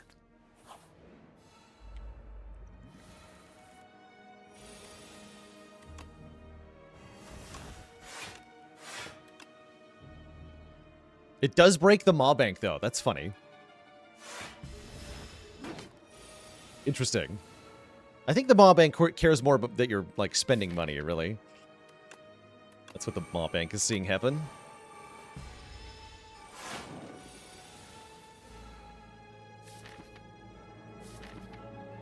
We should have saved Expose, actually. We good, though. Give me dodge roll. Nope.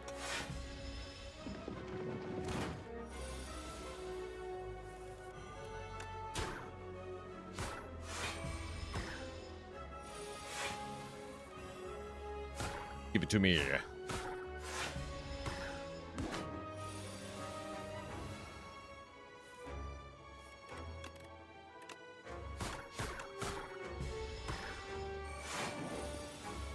Yeah, to all of them.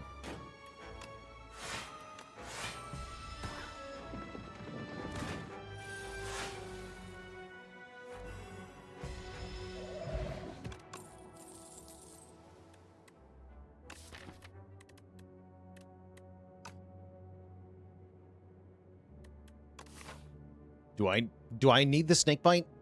I might. Yeah, it's really nice to have, actually. Let's add this so we can add more poison to get our per turn damage up. Currently, we're not that good at damaging still.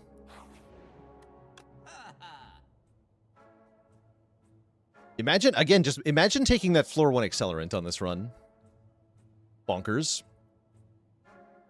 I'm going to be taking a more restrained approach here. We're going to buy something very simple yet very effective, which is the combination of removing 1 strike and adding 1 more dexterity via this smooth stone. So we just have less strikes and we block for more, which is already what we're great at doing. Now we do it even better. You could buy another card like Ricochet, Snakebite, Accelerant. They all have merits. I'm not going to, though. I might buy a potion.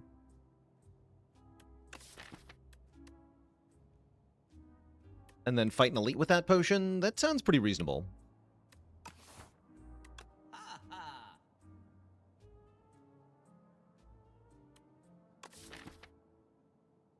Shiv potion goes kind of hard. We'll buy a Shiv potion. You're offering me a curse, and it's a curse that I'd have to carry around for a long while, and then the bonus I get for carrying that curse isn't even very big now that we can't duplicate skills with the history course. It would have to be attacks specifically, and I'm not really into that. So I'll take your money, friend. Thanks. Really seems hard to want the key these days, but maybe someday. We still have to get a run where we get multiple keys. Yeah, they did nerf history course. It's now attacks only. Which is indeed kind of sad.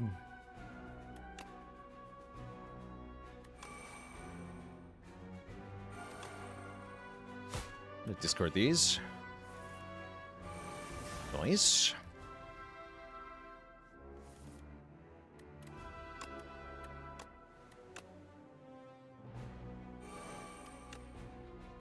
Okay, I feel very good about that turn.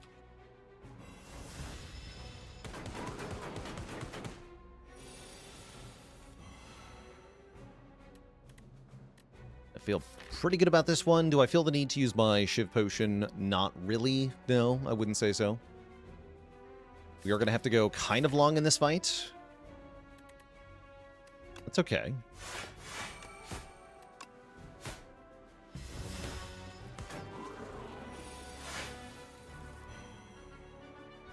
Let me draw everything. Okay, so I'm just going to play leg sweep and then play no attacks to avoid drawing days here.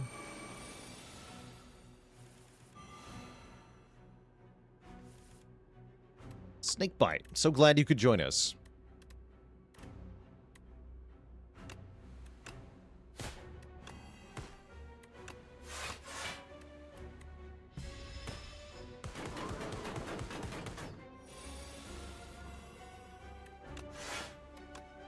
Get him.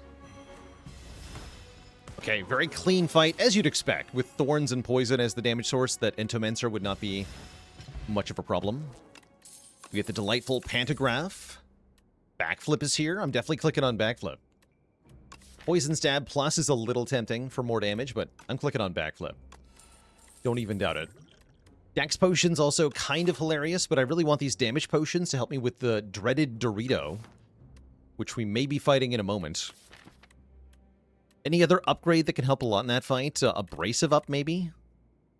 Gamble up? Actually, I like a lot for the retain. Snakebite up for more damage per turn. No, that's the answer. Snakebite up. Upgrade Snakebite. Of course.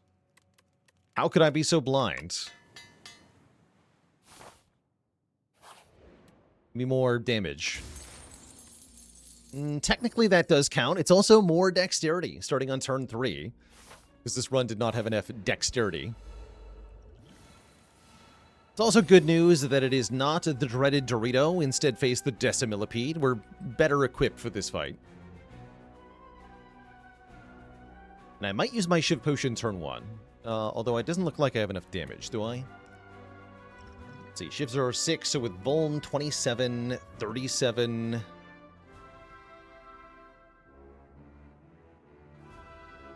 I guess I could Snakebite for 47 damage, kill this one. Yeah, it's not really worth it.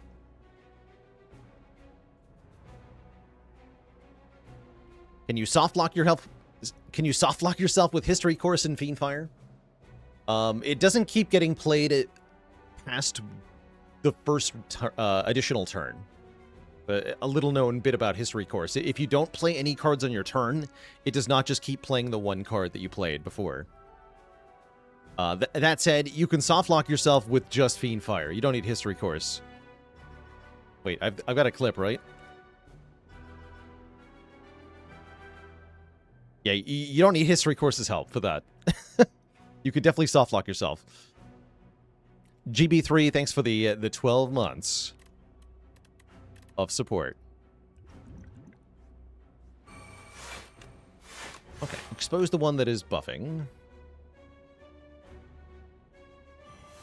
In this one. Right, we keep the bite. Got bonus energy on this turn. Here's the Omni Slice with the expose. Perfect. We can do 18 to all of them. Great.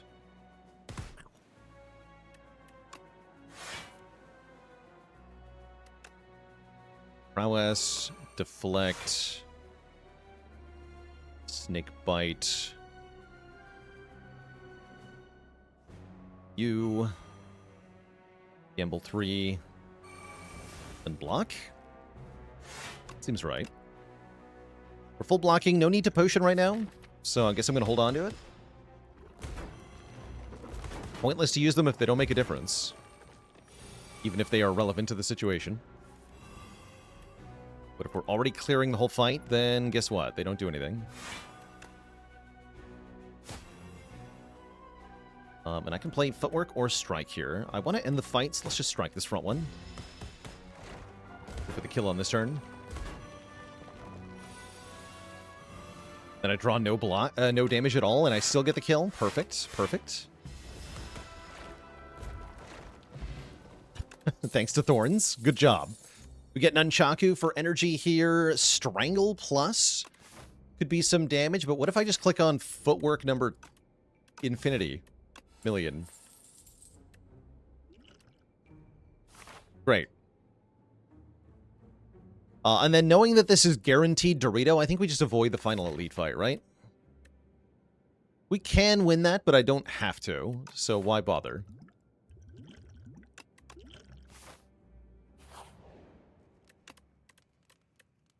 Leg, feet. Give me better feet.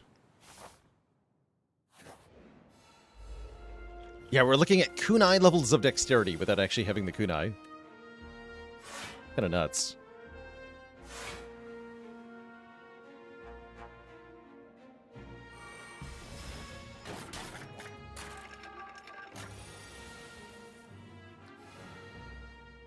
You can no longer encounter the same elite twice in an act. Only if you fight 4 elites can you do that. Yeah, you have to fight 4.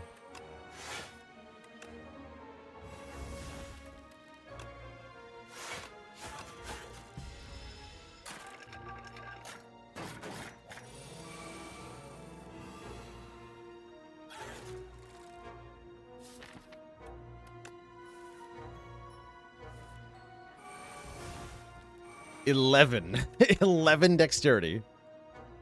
My lord. Gain 15 block twice.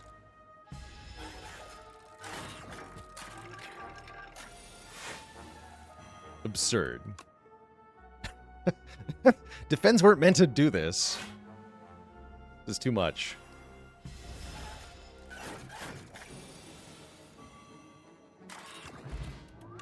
Dang. Backflip plus. Is all of this dex from footwork? No, we have smooth stone for 1 dex. We have 2 copies of footwork for 5 dex. We have prowess for 2 dex. We have abrasive for 1 dex. How did I get to 12 or whatever? 11? Oh, the lipstick gives 1 dex. That's right. It's coming from everywhere is the answer. We have tons of dexterity. Honestly, maybe I do fight the Dorito just because it seems so free, yeah?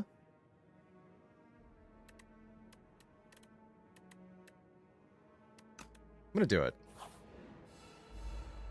Pentagram? I don't think that's what it's called.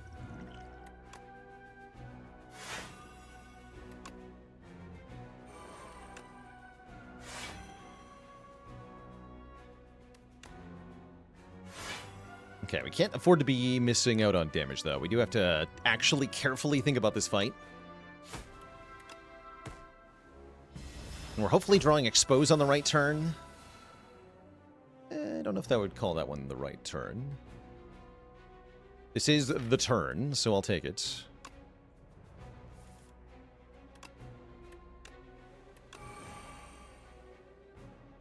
get that much of a choice here. We are going to use the resources that we have. Do as much as we can. Bullet time. That's actually quite relevant here. Yeah, so we'll take bullet time. Not having weaken is a little annoying, but whatever. Blocking, huh? Wasting the energy. Still fine, I think.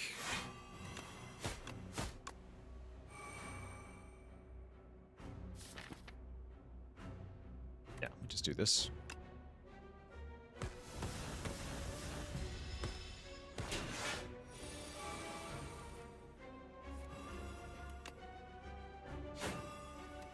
Okay, so normally you're not allowed to block on this turn because it adds more damage than you get to block for, except we do get to block on this turn because I have Giga Blocks.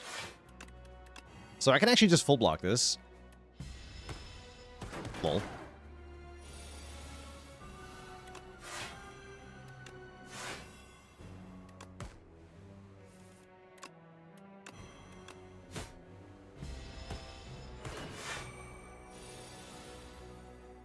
It's that easy. GG.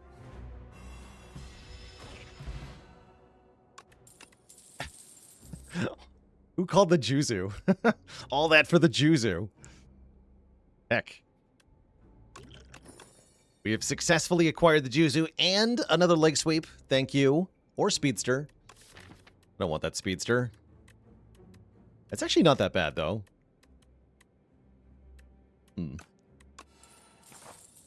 I'm rich. Also get lots of money, right? There's a lot of upsides to doing what I did there. Obviously, upgrade our decks. I don't have enough decks. And I'll fight the giant bug thing. I'll do it. Please find me powers. So many powers to play.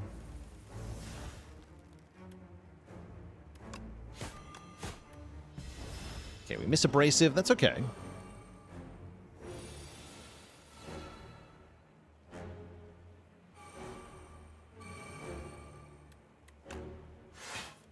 There's fumes.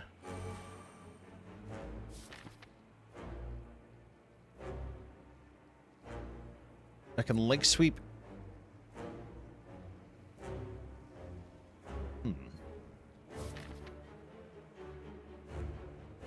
I guess I want to keep this one energy. Let's go Frantic Escape, Defend.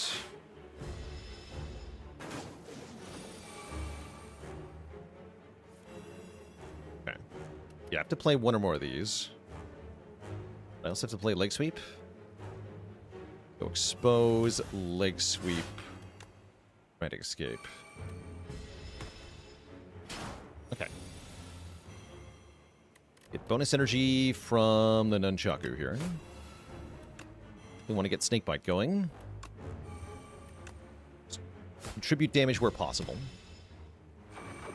Our damage is definitely the thing we got to figure out here. These Frantic Escapes will get more and more expensive, which will make playing them into a bit of a problem for us.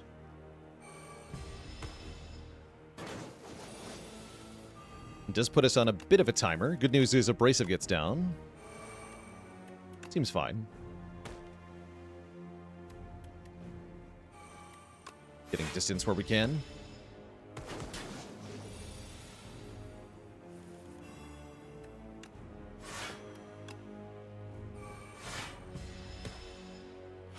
Just buying times for the fumes to do their dirty work. And the Snakebite, of course. Yeah, I think without the Snakebite, this does look a lot worse, right? Starts to get kind of ominous here. But because we had the Snakebite, the damage is plenty.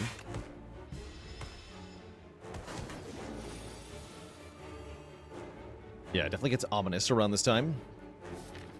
Let's go Frantic Escape, Leg Sweep. Let it die to our Strike on this turn, if I have one. I do have one. Great. GG. We defeat the worm. We get mega money, plus a fish oil, plus more abrasive or more after image, more dexterity, I say. Let's add another copy of abrasive. That's fun. Infinite dex.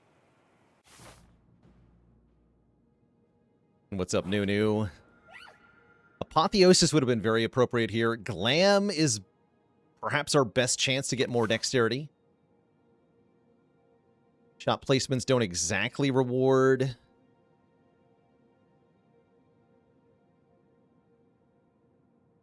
Getting tons of money.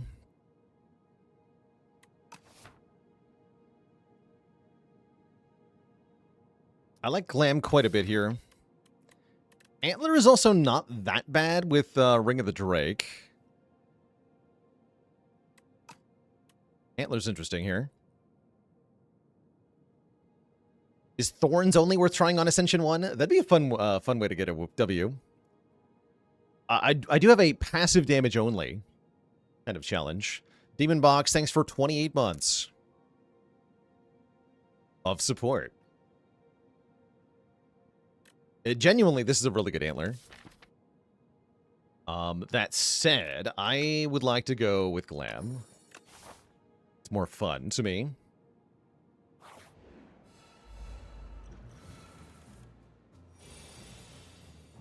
And then immediately I wish I'd taken antler. We have a ship in a bottle here. I'll be using it.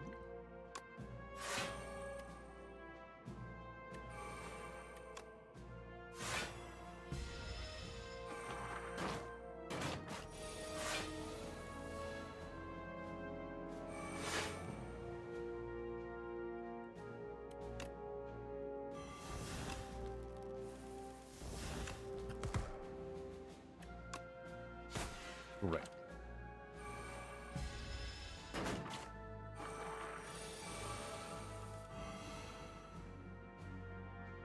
More dexterity.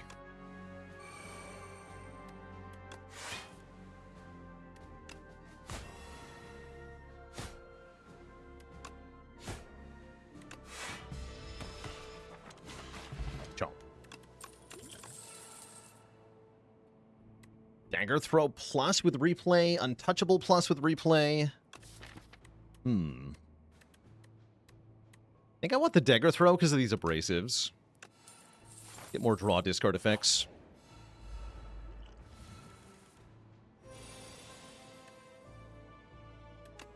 Go fume snakebite here.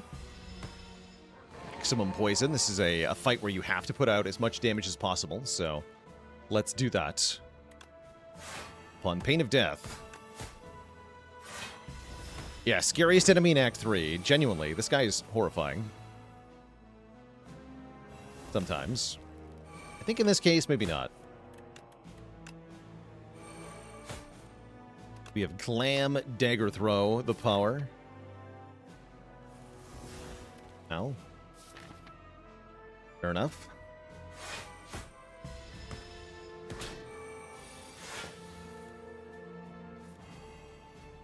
Not the draws I was looking for there, that's alright. They do get you sometimes. Yeah, it's either free or a bloodbath. It's very much a damage check. Can you do the damage in the required amount of time? If you can't, you are out of luck. But fortunately, we are in luck because guess what? We found it. The Glam footwork is here. Or more accurately, the first Glam footwork is here. Also, the Glam Dagger Throw discarding both abrasives is awesome.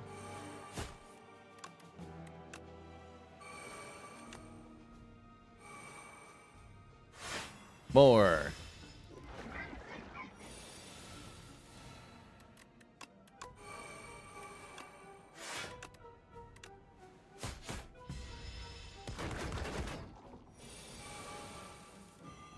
More. 20 block. Next turn, gain 20 block. The power.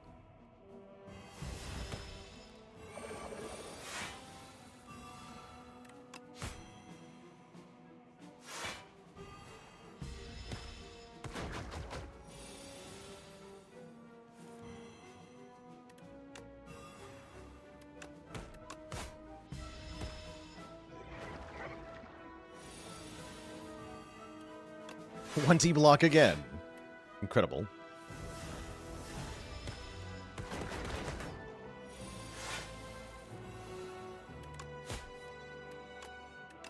We're guaranteed dead, yeah?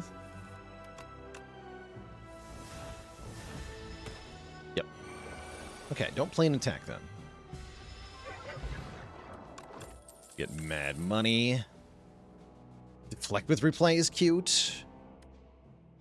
Cloak and Dagger with replay is pretty good because it makes 4 shivs, which is 4/10 of 1 energy back and does a little bit of damage. It's bad into Aeon Glass though, but I can just skip playing it there.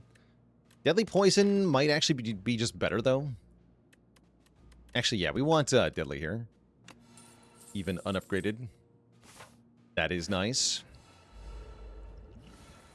Oh, my foot. You're gonna drain my dexterity? Guess what? I don't care. Take that.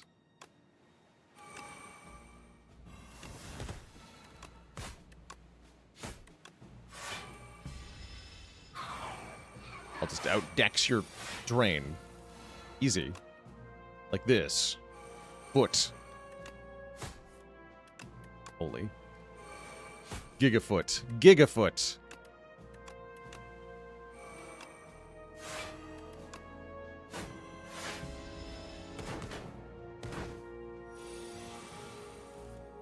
I'm just gaining dex at the start of my turn for fun. More. Oh no, I only have 14 dex now. I have been drained. I've been drained of all my power.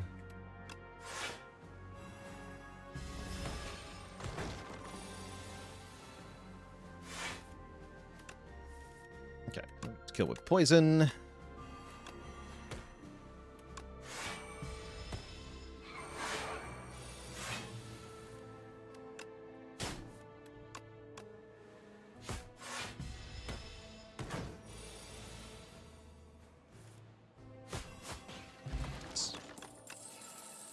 Footwork number 2. Yes, we knew it was coming. We knew it was coming. All right, we get membership card. Okay, I guess I'm going to multiple thingamajigs, right? Chandelier is excellent. On turn 3, get energy. We still have bonus draw on turn 3, so that is fantastic. I'm going to cut a strike. Yeah, this is going to get a little bit silly here. Grand Finale is on sale for only 36 bucks. I don't think I can use it, though.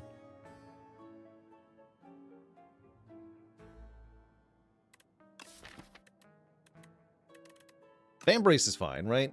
Do I actually want to buy the Vambrace, though? I don't know. Actually not convinced. I can just go to the second shop here.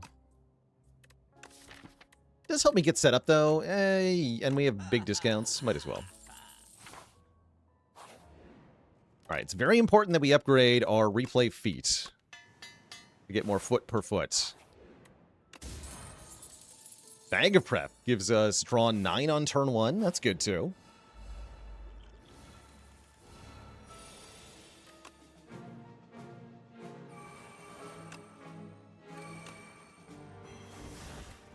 Omni Slice, you're early.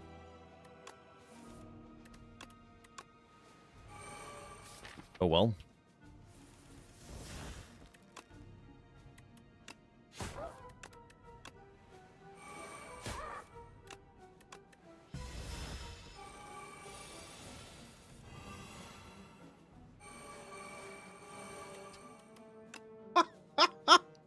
Okay, wait. The Vambrace may have been a good purchase. What is this card, though? 40 block. Twice. Just casual double impervious. Holy moly, the power. Suffer.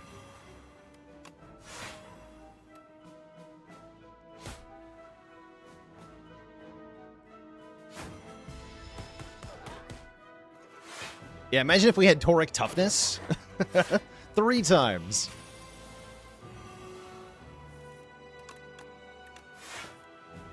Foot.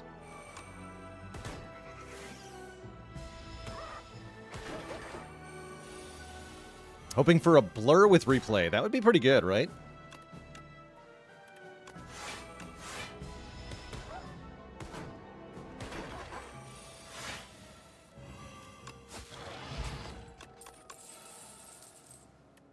Piercing Whale with replay is also pretty good.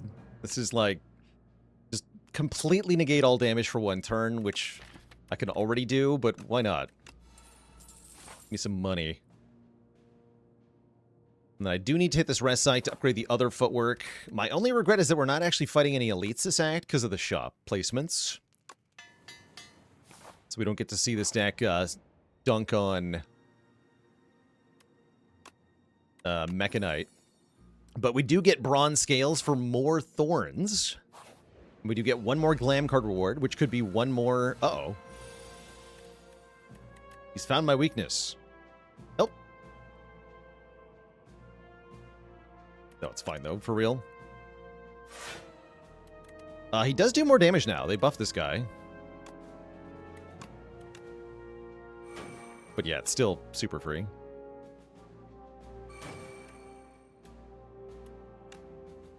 Take one, I guess.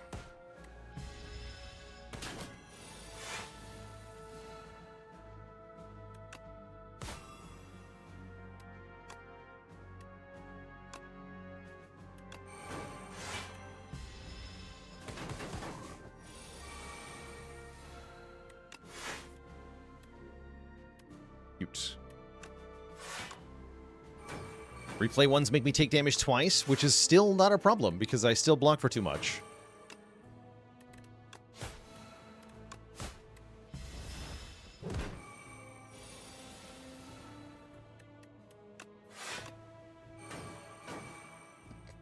Glorious.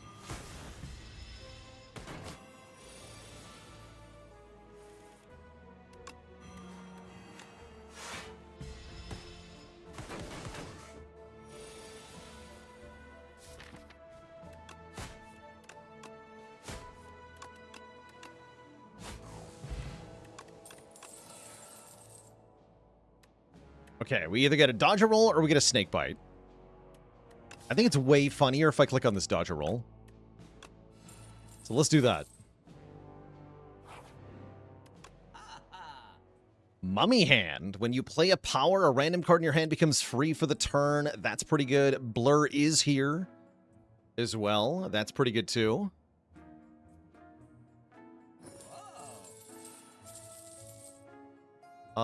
Clearly the thumbnail for this run needs to be me with as much dex as possible, so I'm going to discard the attack pot, take this dex potion. I don't have enough dex. Then we can remove one last strike, or I can buy lava lamp. I think my second time ever buying lava lamp. But yeah, we have to get to maximum dex against Aeon Glass, I suppose. Do we have any more dexterity upgrades left? No. Let's upgrade Gamble. Okay. Get a perfectly full health thanks to Pandagraph here. Let's get our dex going right away. Make this Giga Dodger roll. I love that we got Fumes on turn 1. I think we skip this Abrasive, go Fumes Footwork. Yeah, for sure. Back. Oh, and Acro became free with Mummy Hand, so I can discard Abrasive. Perfect. You'd love to see it.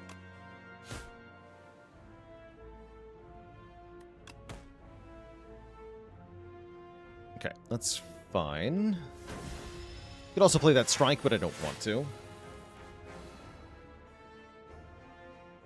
Double Foot.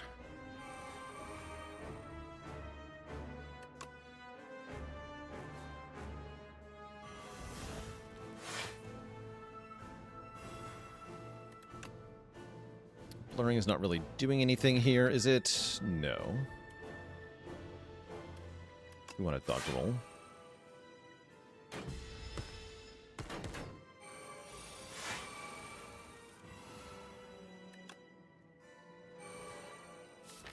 Gamble. Okay, here it is, all of it.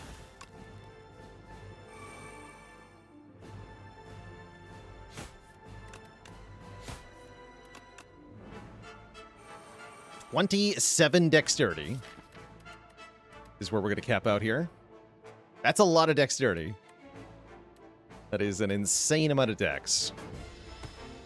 That means defends are blocking for 32. Unupgraded, 32 block. Full block, Aeon Glass for 1 turn with 1 unupgraded defend. Like it's a small slime from Act 1.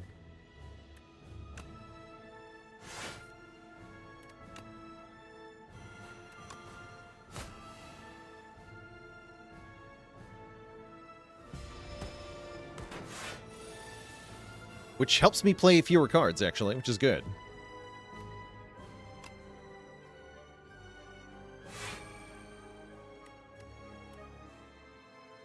If I want a snake bite here, I will take damage. We can just dodge roll.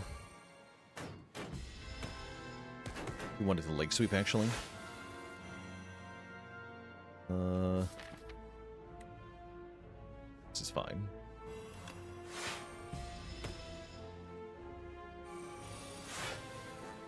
$11 thorns as well. Yeah, 27 dex, 11 thorns. Pretty glorious.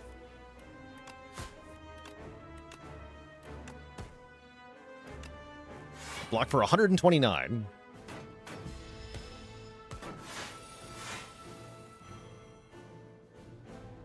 So normally this hand would be bad, right? This would be a bad hand. Full block. Actually, not quite. We do take damage. I lied. We take a small amount of damage. No prob.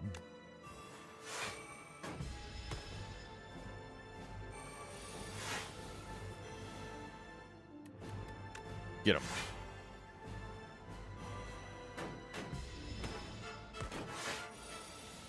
GG. Oh. Ow. Well, I should have played that dodge roll last turn. Ouch, but also GG. The hubris. Okay, we conquer the Spire. Actually, we do have another fight, right? I forgot that wasn't the end of the run. Fortunately, we heal all of it back, so whatever. Totally forgot that was not the end of the run.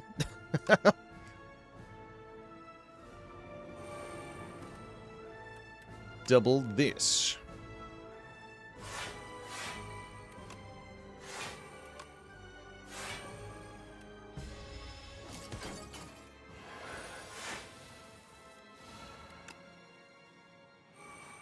Foot.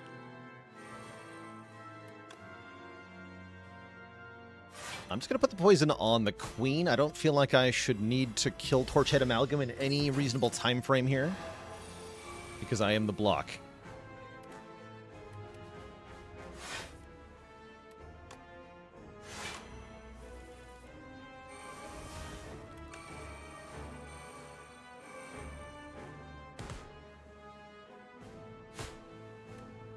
To not play this defend out of spite.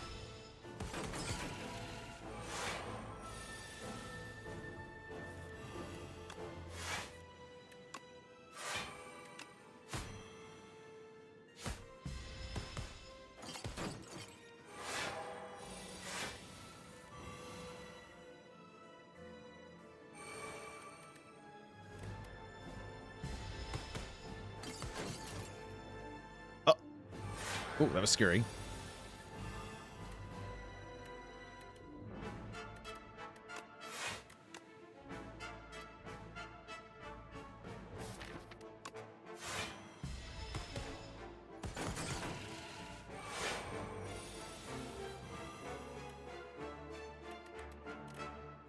Yeah, the frill is unironically making it so that I can't play the snakebite. You dare.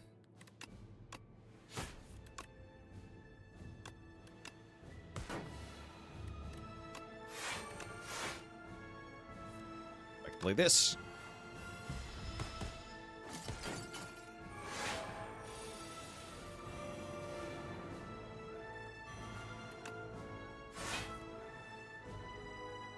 Perfect.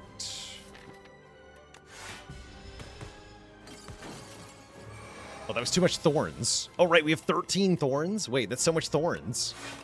You're wrecked, queen.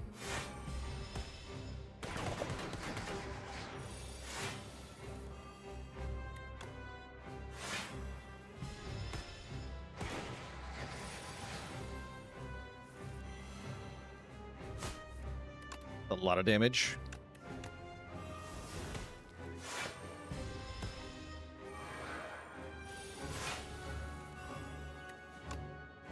Enjoy your thorns, I guess. GG. Glorious. A very thorny victory there.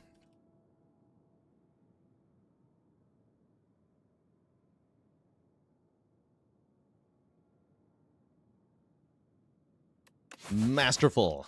Absolutely masterful. Very silly run, this one. I love that we did, in fact, end up with multiple copies of Glam Footwork. Just really came together. So perfect. G freaking G. That was too good. Way too good. Positively glamorous.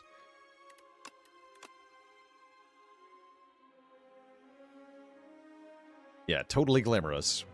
I loved it. All right, chat. Next up, we are going to play one as the Regent. Before that happens, I definitely have to run to the bathroom here. I drank too much water, and now the consequences of my actions have arrived, so I'll be right back.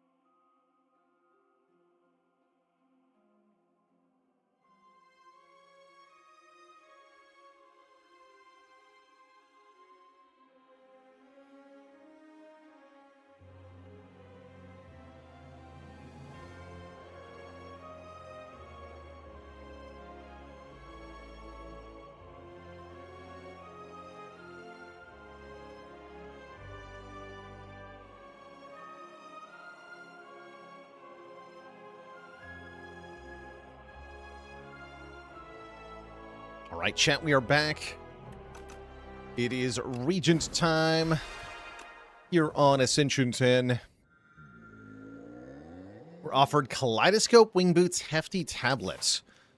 Not a lot of Regent rares I would want to take a curse to get. I do like that we're in Overgrowth.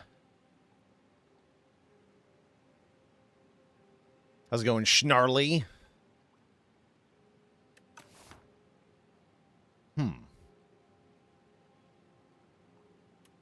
Does Wing Boots let me do anything spectacular here? Kind of. Yeah, I can turn this into a 4 elite act, actually. That's kind of nice. I'm also down for Kaleidoscope Gaming. But looking at the map, the Wing Boots really have some serious value. Path looking like something along this line.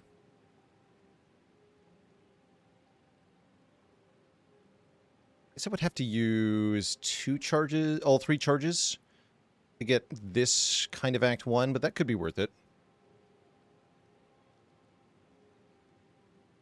Or maybe instead you actually just jump once over here. That's the same total nodes, right? 2 elites and 1 fire. You just get the elite with a fire. That does seem better. Yeah, that does seem pretty good. And then if you're not ready for this first elite, you just fight this regular combat instead. Jump to another rest site. Or you can even go rest site, into event. Lots of possibilities here. That does mean we want to go to an early shop to get something. Probably this shop, floor 2 shop. Floor 2 shop I like a lot when you don't have immediate strength from your Nya bonus. It's also the path I would take if I took Hefty Tablet, because then you can just remove the curse with the starting money. It's not too bad. Well, let's try Wing Boots here.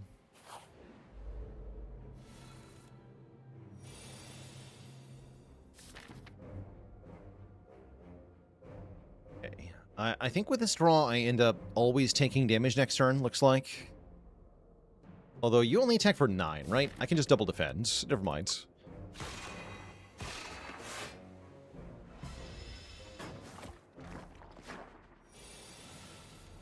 That's only if I draw 2 defends, though. Oh, well, take 4.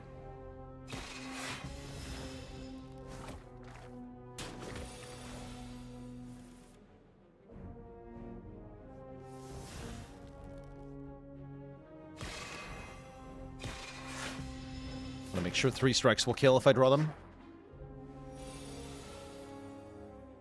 Incredible. Okay, good.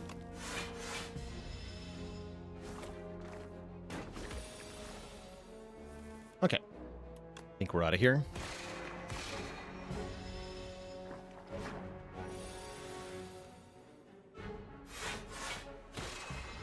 Regent's starting fights are very much at the mercy of your draw RNG.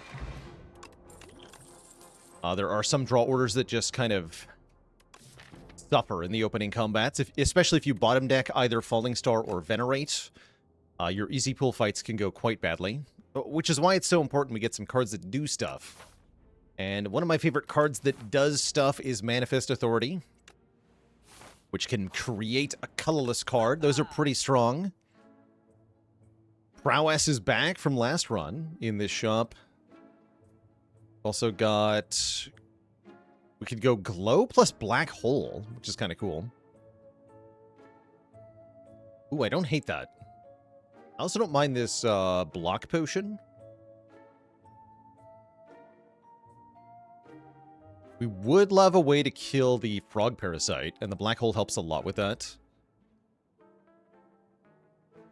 Yeah, let's do that.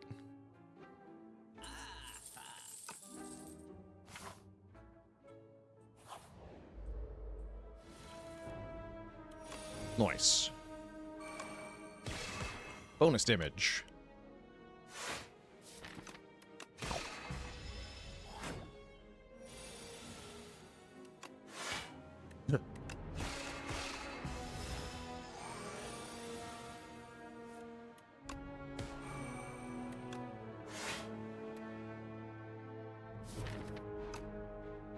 Next turn could sting here. We get one more draw, though, so it's unlikely to. Good. We can just do strike, venerate to kill. Great. Oh, and just like that, we're offered Royal Gamble versus Patter. I think I'm just going to take the Royal Gamble. With a couple of upgrades, which we can get with the wing boots here. That's one of the powers of the wing boots, actually, is that we're not locked into a path here. And if we find cards that want us to skip elites, we can do that. Okay, tempting.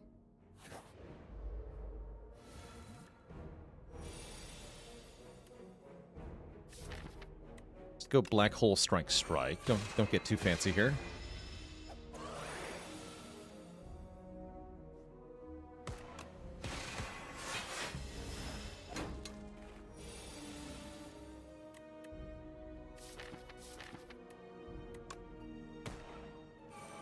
Okay, glow, defend, take 4 is fine. Don't love taking 4, but it is acceptable here. The Gambit. I will play the Gambit. Smart. Okay, we get an attack potion, which is really helpful for delivering some early damage here. You might be tempted here to take this hidden cache to give us the stars to play the Royal Gamble, but I will advise you against that. Although it is nice with Black Hole, huh? That does activate Black Hole twice. Problem is, if we don't actually have anything to spend these stars on, we're kind of in a bit of a weird spot here. I'm thinking about this, the Know Thy Place as a more relevant immediate ad. But now that I think about it, actually activating Black Hole more does sound really good, so I'm going to take the hidden cache.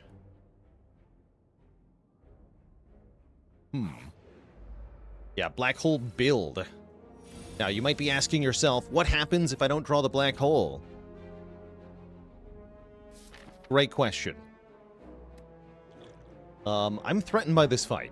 Sufficiently so that I think I want to use the Cure-All here. Try to get better cards on turn 1. Slash do a little bit more here. This fight is very threatening. Okay, yeah, there's the Black Hole. Perfect. Okay, huge. And I also don't think I get the luxury of not playing Strike here. So I'm going to play Strike here. My goal in this fight is usually to either kill the front one on turn 3 or the back one on turn 2. We're not killing the back one on turn 2, so it's probably the other way around. And I think that means taking some damage here to Falling Star, the front one.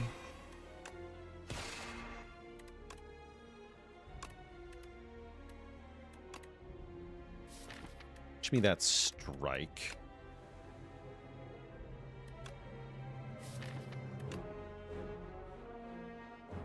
Although I need that to actually kill it? Maybe I do. Yeah, looks like I do. Take a bunch here.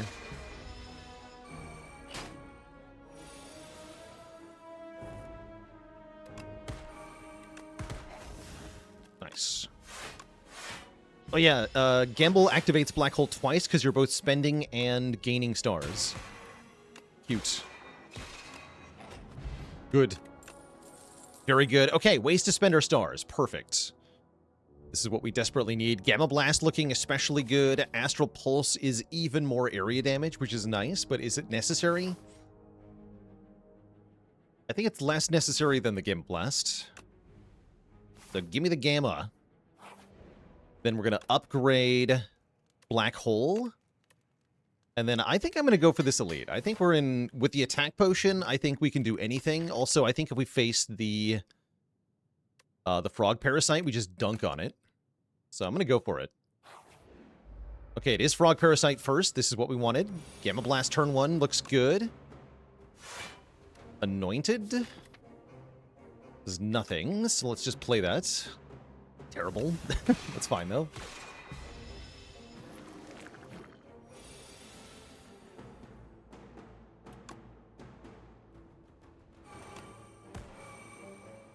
Okay, we are taking some damage here, but that's fine.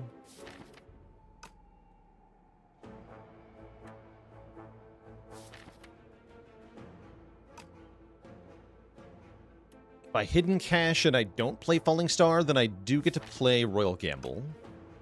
Might need to happen. Yeah, now is a good time to attack Potion, isn't it?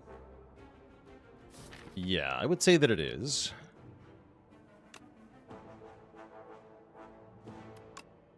Boom. Okay, so yes, that does solve our conundrum.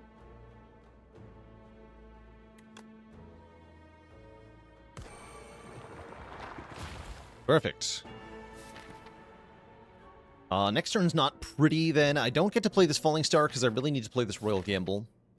But we do avoid the second set of 3, and we are drawing all 6 cards here, so we have a guaranteed turn. We're also doing pretty good damage, as you can see.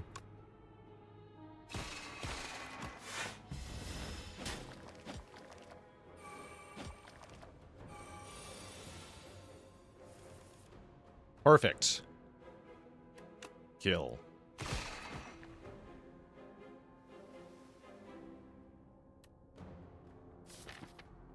Yeah, just kill.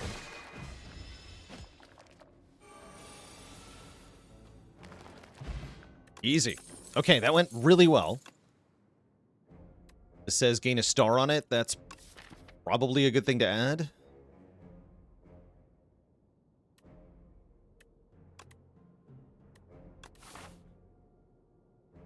And then we can be more cautious into the next elite here. With no potions, the next one's looking challenging.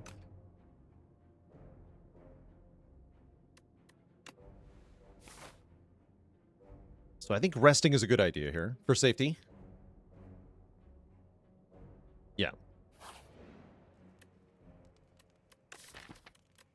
Yeah.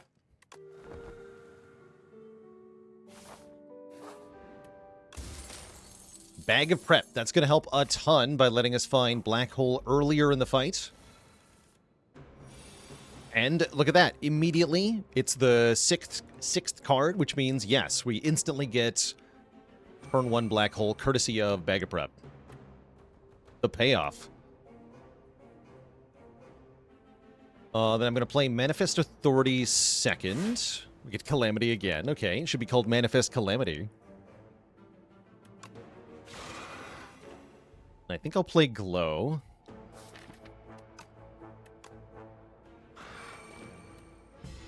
Do 4, draw 2. Ouch.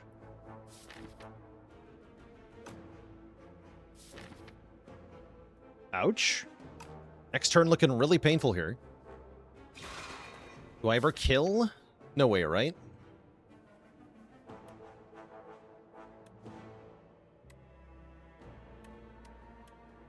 $15 damage from Black Hole. Yeah, not even close. Good defend, I guess.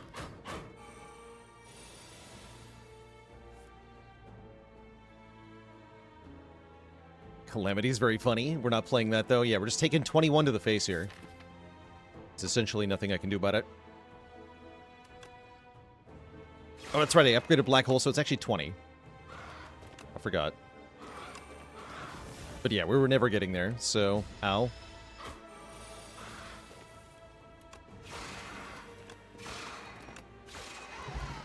My face. Okay, the Whetstone will help make up for lack of upgrades that I have to get by resting. And Bulwark is here. I hear that's a good card. Trahi, thanks for the Prime sub in 17 months. Yeah, I think we still click on Bulwark. Collision Course does some good stuff here, too. But we are hurting for big blocks. We get 2 strike upgrades.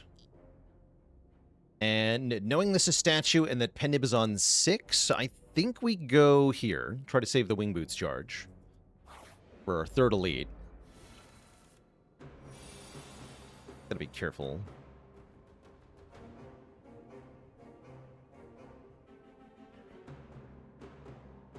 I wonder if this is Glow plus Bulwark. We try to Pendib the sword with Vuln. That sounds pretty good.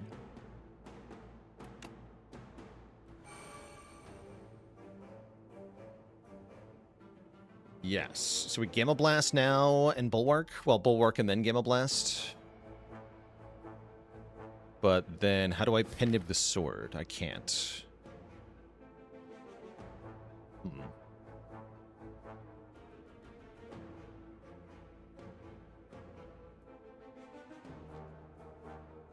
That's not good. I may need to Gamble Brew here.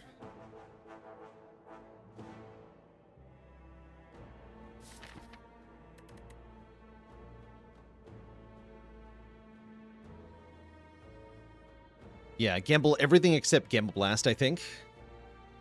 Try to draw back into our damage. Feels weird.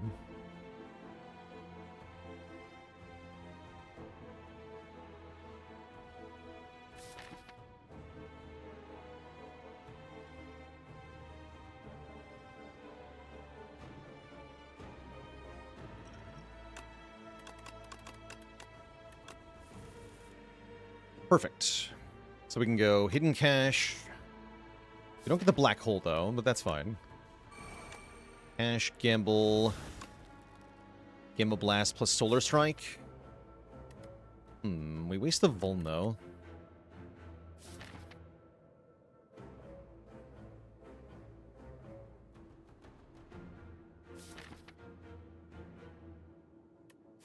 Am I... I get one more draw. Okay.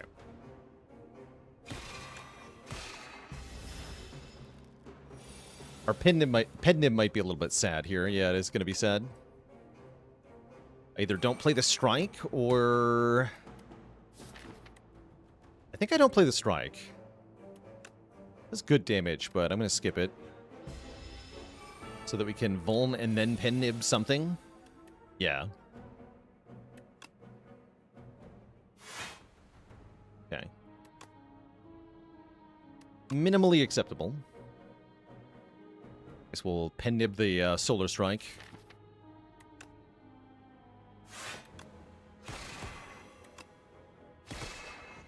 Yeah, imagine Rend. Rend would go pretty hard there. Can I actually kill it? I think if I glow into Falling Star, I can. Yeah. Okay, that wasn't too bad. Pale Blue Dot is here. Cloak of Stars is here. And a Know Thy Place is here.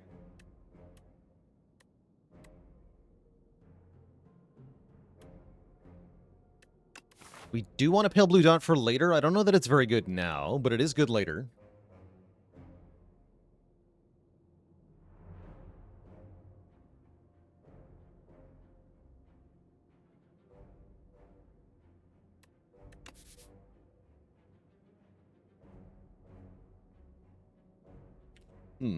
Okay, and I think we're going to rest. So maybe I do take the Pale Blue Dot. Let's do it.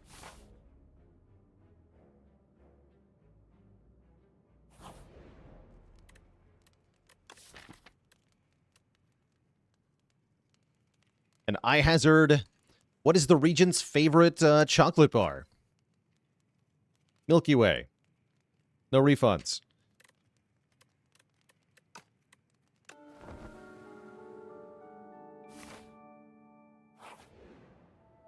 Merchant. Hello. Offering me Pillar of Creation. Not exactly creating a lot of cards, nor do I think I want to. So, for once, I actually don't think I want the Pillar. Shining Strike could be okay. Card remove looks pretty good. A potion of some kind looks pretty good. Mars. Mars bar is also pretty solid. But Mars is not a star. It's a planet. This guy has no interest in those.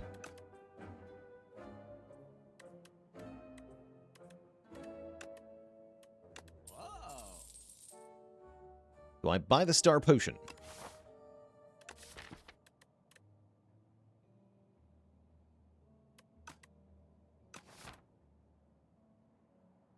It's nice to have. Yeah, sure.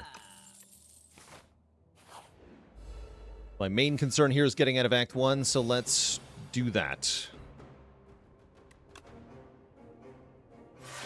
Bird. Ooh. Bird. No Royal Gamble. Am I okay with that? I am okay with that.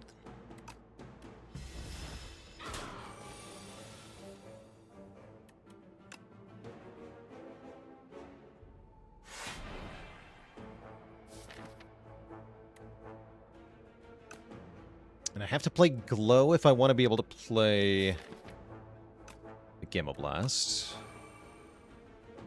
Falling Star here. Skip the thingy.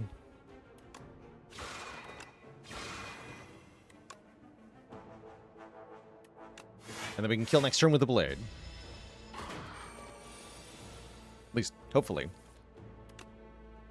Actually, I didn't quite do the math on that. But I can keep blocking because Fasten is OP.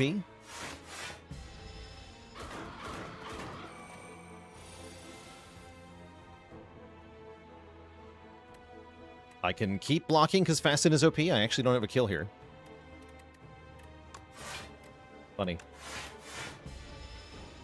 Wow, Fasten is good. That's the lesson here. Dang. Get a block pot and a Kusari Gamma. We could take parry. We could take monologue. I think I take none of the above. That's what I think. Skip. All right, how are we going to defeat the deer is a good question. Upgrading Manifest Authority goes pretty hard in my opinion. Let's do that. I could also see upgrading Royal Gamble. The Pale Blue Dot upgrade is really valuable, but it's really more of a mid to late game thing for now. So I don't think we want to invest in this because it's often not going to actually activate. Let's upgrade Manifest so that I can create better cards in my card game. Get to Penib Gamma Blast, that's pretty good. 39 damage. Yeah, it's very good damage on turn 1. What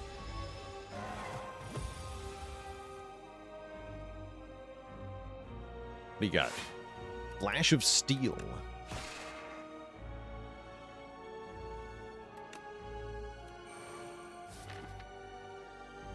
Don't have to... Okay, we can defend here. Bart, thanks for the Prime sub at 18 months, the year and a half.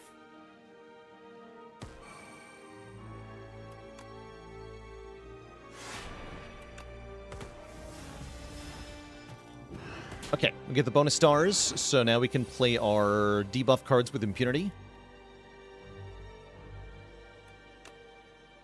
This will stun. Go Pale Blue Dot. Hidden Cash and Strike, I think. Low for more card draw is also acceptable. Actually, yeah, I want to draw into the debuff cards here. Perfect.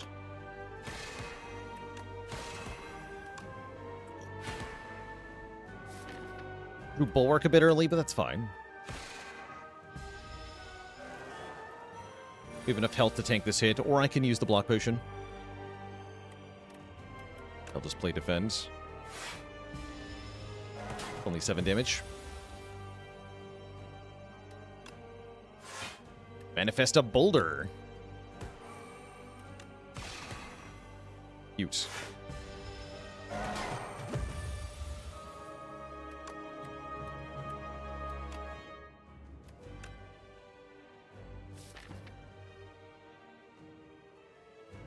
I can't win without using the Penib, I don't think.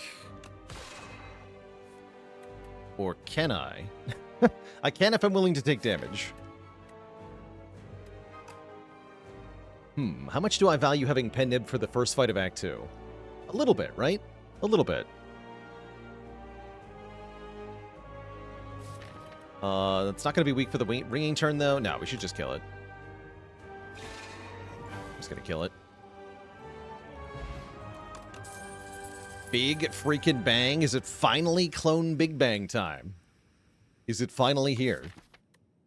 Could also take Bombardment. Big Bang's really good with Black Hole. Really good with Pale Blue Dot. Yeah, it's definitely Big Bang here.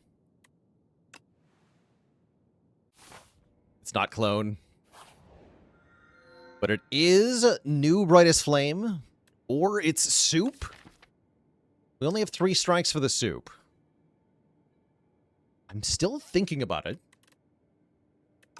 Soup looks actually kind of cracked for once.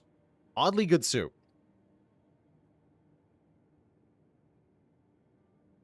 Yeah, and the main reason it's so good is because we have Pale Blue Dot. So the strikes become our draw engine. And they also do good damage, right? 2 of these are upgraded, so they do 12 damage. What is the new Brightest Flame? Now it takes 2 max health per use instead of 1.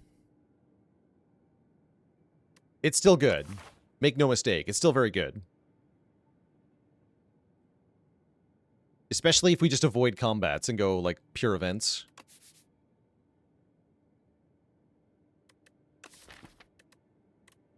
I want to try the Soup here. I think this is a very good Soup, despite only actually working on 3 cards. And what path do I want to take here? We don't have that much money, so I like going to the left side quite a lot. That's a lot of fights. Actually, we can go some events here. We do like 3 fights, 3 events. That's a good balance.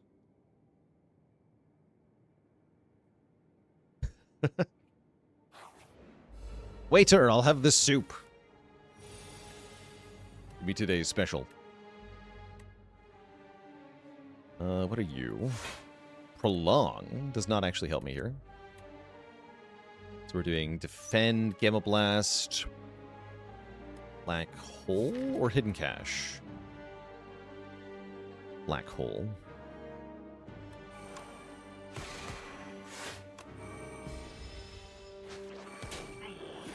Hey, that's my card. Okay, this turn's gonna hurt, probably. Might be a good time for the block potion. Definitely. Yeah, definitely a good time for the block potion.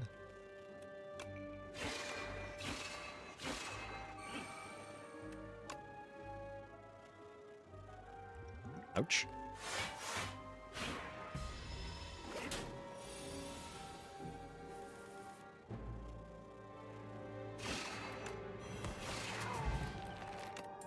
Take that. Oh, Particle Wall.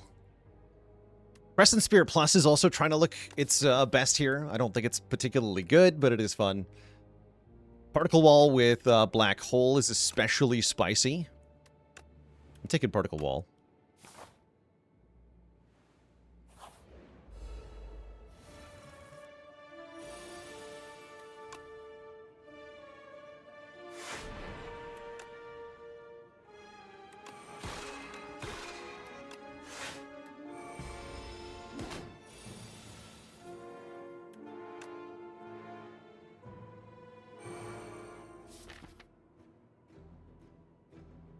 If I want to be able to play the Royal Gamble, I should Solar Strike and Venerate here.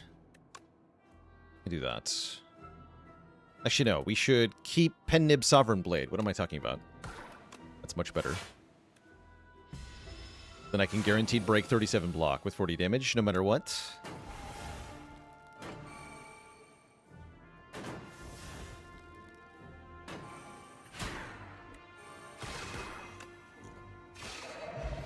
Kill the whole thing. Perfect. Know Thy Place Plus is another very good Pale Blue Dot card. Reusable 1 week, 1 vuln. Knockout Blow I loved a lot in the early days. I've come to not love it so much. It does have some good use in this deck, though, genuinely. So we could absolutely consider Knockout Blow, but I think the Know Thy Place Plus is better. And I think the attack pot is better than the weak potion, too.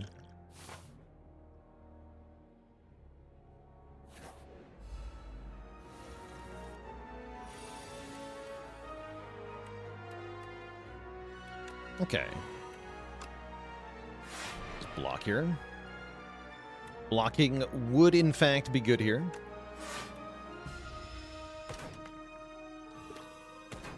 We do have to deal with the jerk in the back, though, yeah? Now that I think about it, that does seem kind of challenging. And I should maybe consider using a potion. Like the star potion. Urgently. Yes, urgently.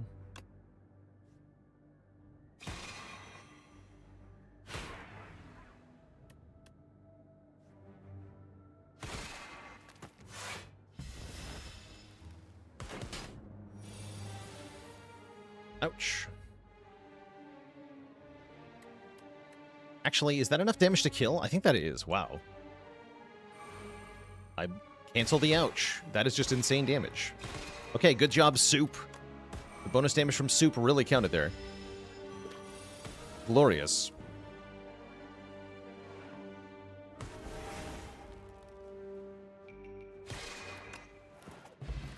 Nice. Okay, good potion in my opinion. Photon Cut with a plus is not too bad. In particular, that can do fun things with particle walls, so I'm going to take it just for that interaction. Flyback, thanks for 33 months. Hapfee, thanks for the Prime sub and 48 months of support. We can enchant an attack with Vigorous. Do I actually have a good attack for that? Not really. No, I don't, actually.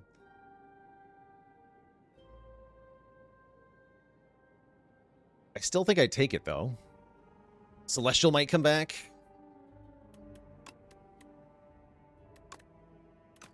Let's do it on Solar Strike, so I'm more encouraged to play it. I don't want it on one of the debuffing attacks, because I want to play the Vigorous attack after that.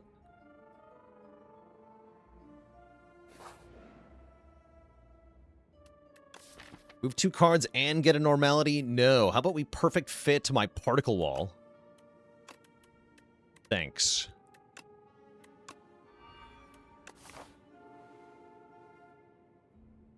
The wall.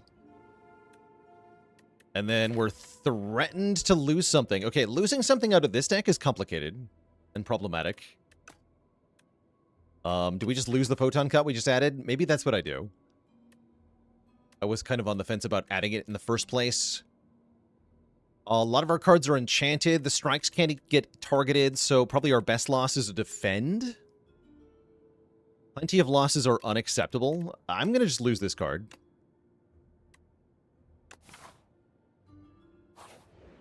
I hate bridges. And I do love fighting elites with Pendant on 9. Let's upgrade Pale Blue Dot.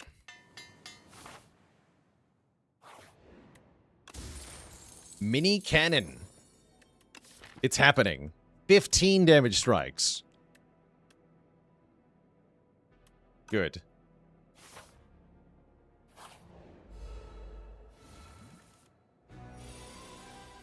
Even more good.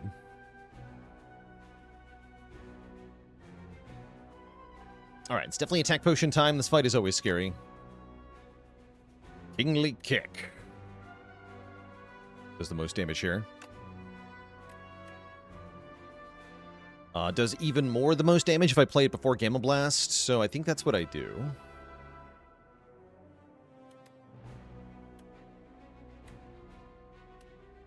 Wait, let me do the math on this.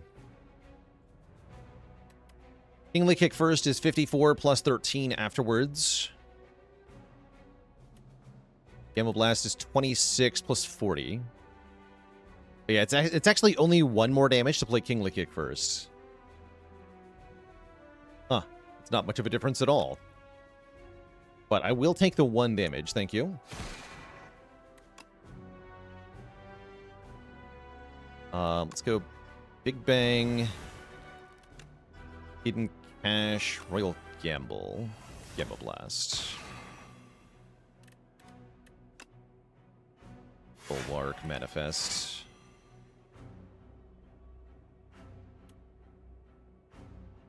Particle Wall? Yeah.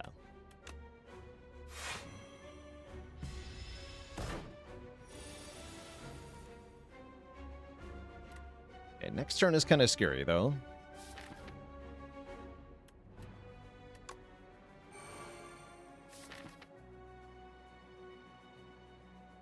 Next turn is a lot scary. Do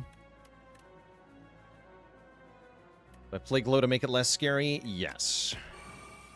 I do. Okay, we do get Know Thy Place. Actually, better yet, we get Falling Star, so don't play Know Thy Place. Simply weaken it. Do the big damage. Actually, wait, do I kill it? Holy hell. Wait. Remember when I said this was scary? I lied. I win. It happened! Strike dummy! 18 damage strikes. Alright, Mystic Lighter. Mystic Lighter. Mystic Lighter. Come on. We just look at 2 shops? I should probably keep taking elite fights, right? We could look at 2 shops here. It's very tempting.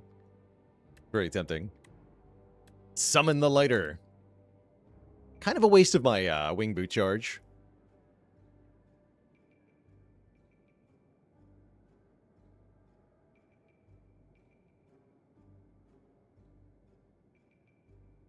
Also, I do want to fight more elites because it's fun now. And you are all, thanks for the Prime sub in 7 months. Yeah, it's a real 50-50. Either it's a complete waste or it's the best of all time. With little in between. I might jump to this one. I don't think I want to jump to this one. I want my rest in my elite fight.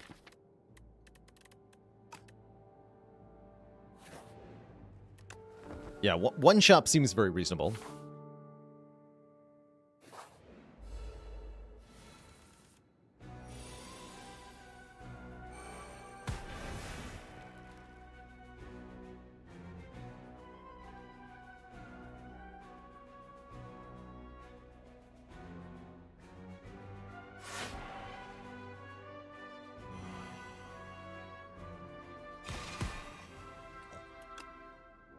So much damage, though. Power.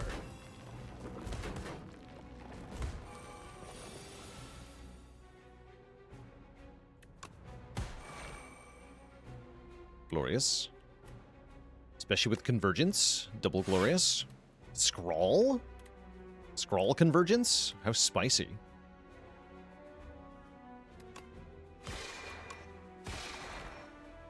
Good lord.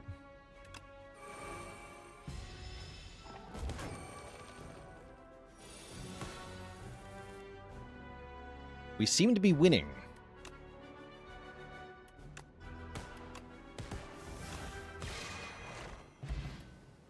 Now we have a puzzle box, which is very good on this character because it can make cards with a star cost that are free. We get a second upgraded black hole because things were not going well enough. These are the things that are not Mystic Lighter that we get for not going to the shop. That's pretty good. Pretty good in this non-shop world currently. Venerate, gamble, know thy place. Try to find a block card. There is a block card, okay. We like the block card. That would mean no pale blue dot. Unfortunate, but I think... Maybe not. I think I have to play this. I also do want to play this. Yeah, I think I need to play this. Take 5 for it. Yeah, that feels right.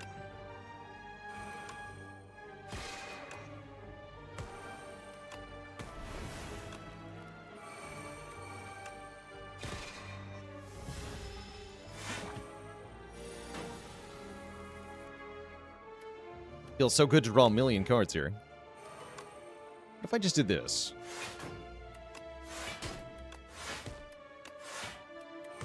Is this bad manners?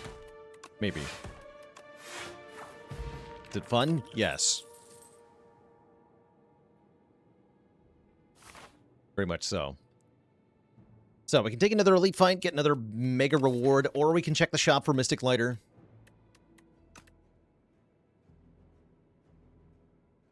Thing is, keeping one wing boots charge into Act 3 is so valuable. We can look at another shop in Act 3 anyway, almost guaranteed. So if I want to look at shops, then I can, and we'll have the knowledge of what our Ancient Boon is. I'm going to go for the elite here. I think it's the correct play.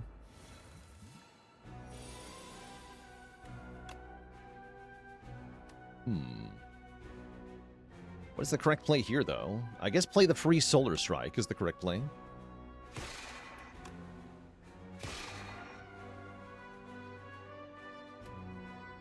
Then I can glow gamble. Will work. Take some damage. Could skill potion here. Probably should.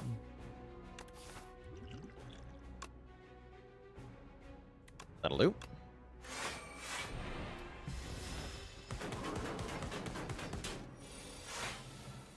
Yeah, very good skill potion. We like it.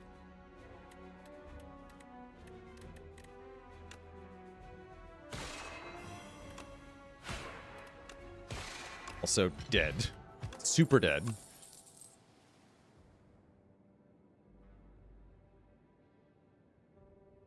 Like I was saying, I didn't know how to properly block with Regent. Yeah, you don't, is the short answer. You kill things, just like Clad. You find a way to kill stuff.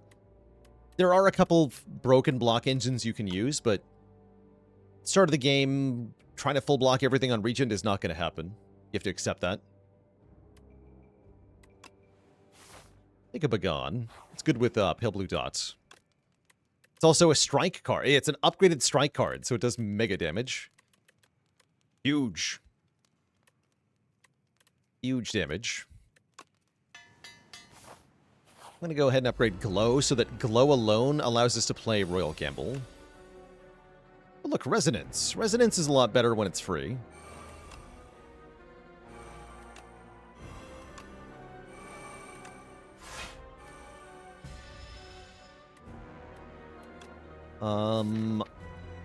I'm going to bet on being able to handle the minus draw with the power of the pale blue dot. As long as I keep the chain going, we're fine. I just have to never break the chain. Seems easy, right? Just don't ever mess up one time.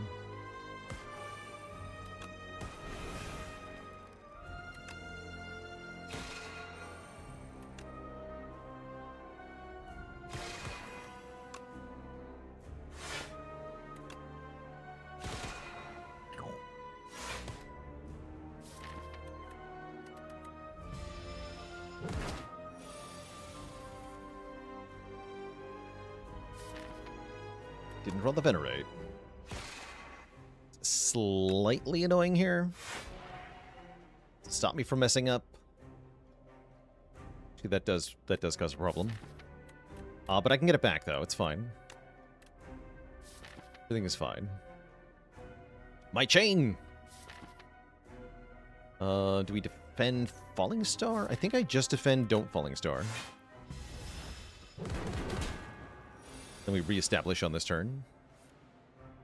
Perfect. Yeah, because we always draw the particle wall. Although I need something to begone, now that I think about it. I can begone my particle wall. That's a bold choice, but it might work. I could also get rid of the sword, which is unfortunately kind of useful. So I think I'm going to begone the particle wall, of all things. Because I'm done with it. That true? I hope that's true. We can remake the sword, but it will lose all the progress it's built up.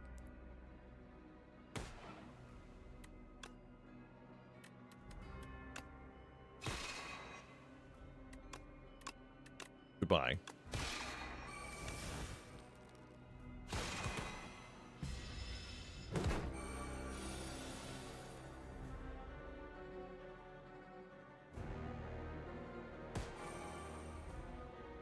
Okay, we're breaking the chain once again here. That is going to be a little tough. Thankfully, I draw 5. We have the Pen Nib sword set up. Don't think I want to limit myself to 3 cards, considering what we're trying to do here. Seems like putting myself in checkmate. Let's not do that.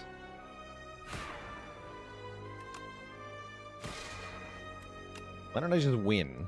Winning sounds good. ever just decide to win?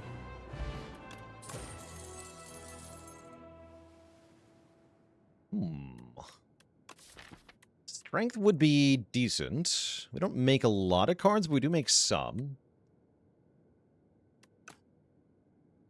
Drill has some interesting possibilities.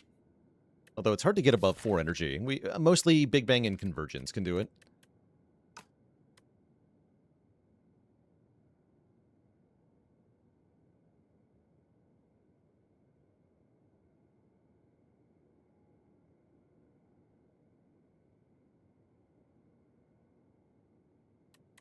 So I think it's either Arsenal or maybe Skip.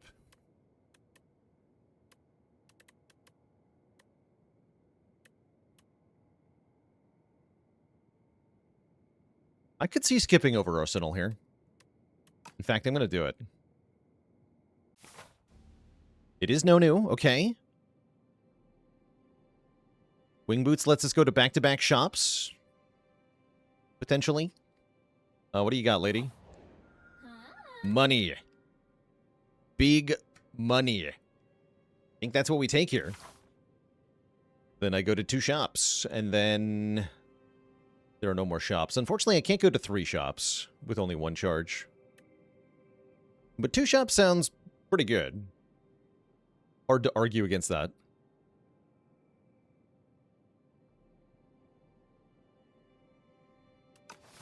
Give me the money. Take the sugar mommy money. Ever make decisions purely despite chat? Not usually. I wouldn't say I've never done that. But yeah, not usually. Events could be shops, but I can't actually go to events. Okay. Great.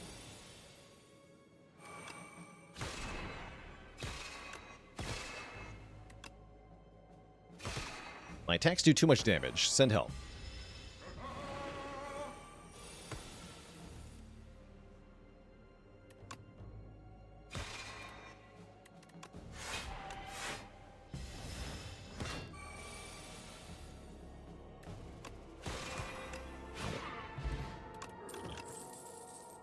Ooh. Glow plus or Begone plus? I'll take another glow here. Be a particle wall. Glow sounds really nice. Spite chat challenge. Every card award I have to stop and read chat and then figure out what would make them the angriest and then pick that. Sounds hard.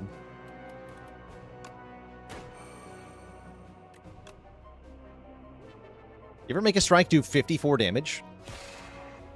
Good lord. What? How is that even possible? Okay, we can go Particle Wall, then thinking ahead, put Particle Wall on top. I'm into it. That actually kind of backfired. But I'm still into it. Soup haters in shambles. Soup has never looked so good. Or tasty. Don't need none of this.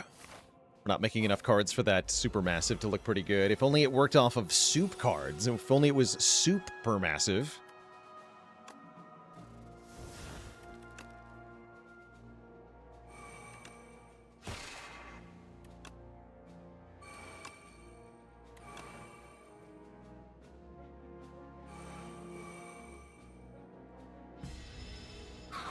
Biggest soup you've ever seen. We'll have soup coming out your ears.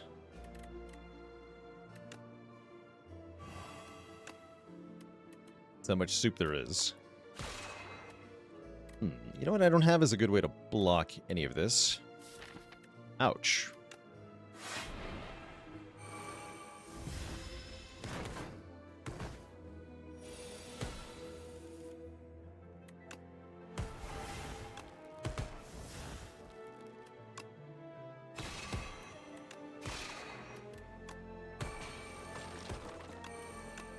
Kill.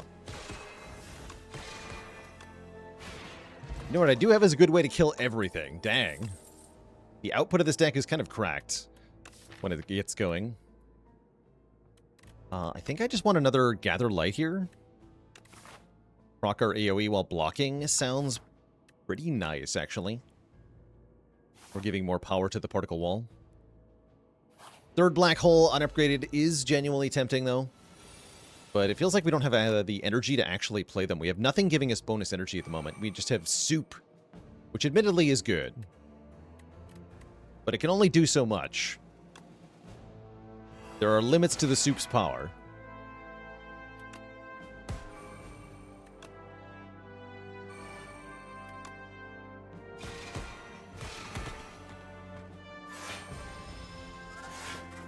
Mets fan, thanks for the Prime sub. Welcome to the Cozy Sub Club.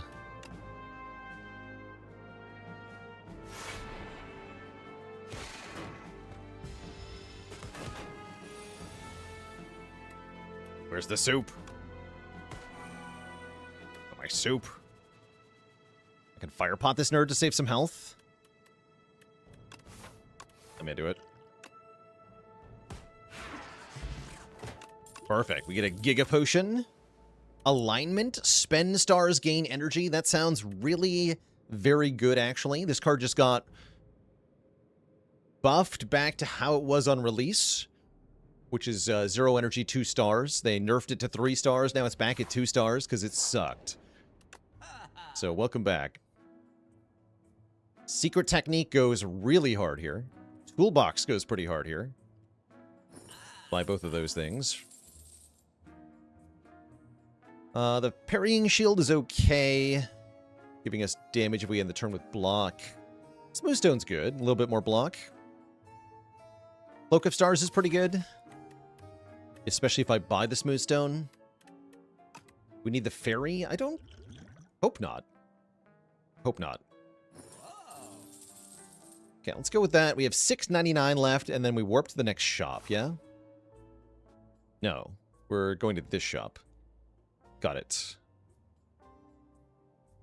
In that case, do I change anything about my plan? I don't think so.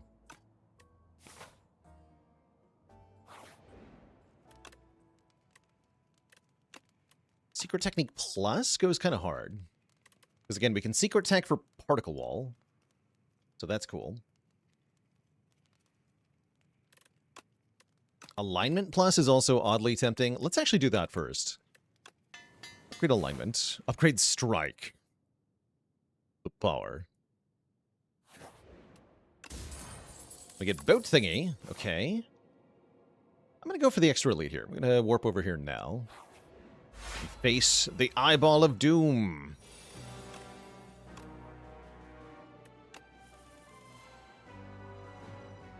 Free Particle Wall.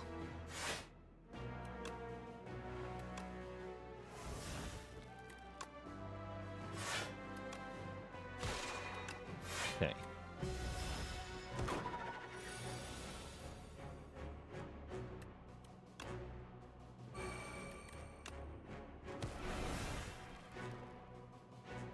This turn's not great, but not terrible. No need to use alignment.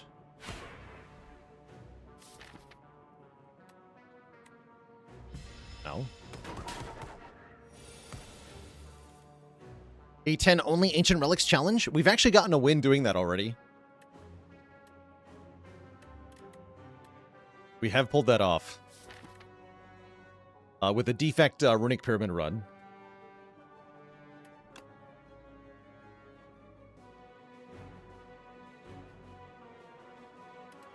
This is ominous. Next turn looks really bad.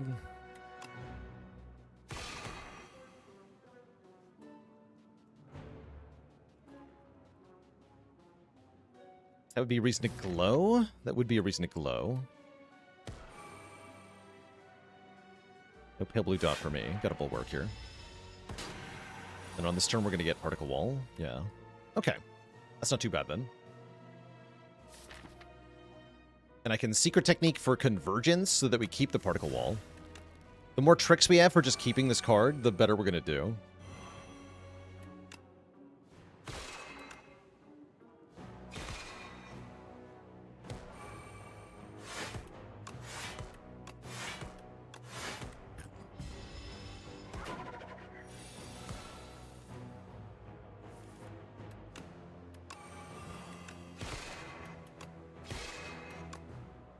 Okay, that wasn't too bad, actually. We get an Entropic Brew and a Gorget. Could take the Smith. We are looking for ways to scale up our damage to kill Aeon Glass. And the Smith plus Pen Nib plus Giga Potion will absolutely do that. So let's plan for that. And then I'll keep the Entropic Brew, because I know I'm going to use the Giga Potion against Aeon Glass. Shame about that potion we bought forever ago. That's fine, though. We're going to have a nap here. And see what the shop contains for us with 700 bucks. It is not Mystic Lighter, sadly. So this is not the strike run, but it is a strike run.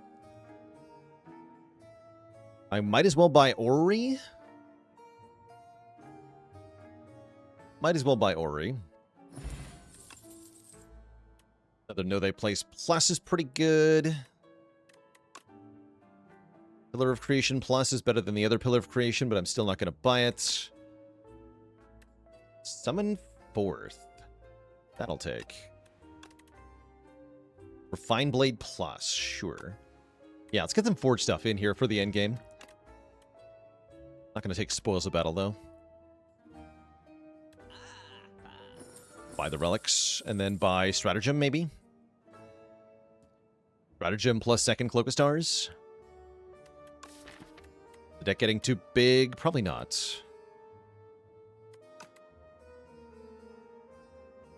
Stratagem is like the finishing blow helper. Probably resting again.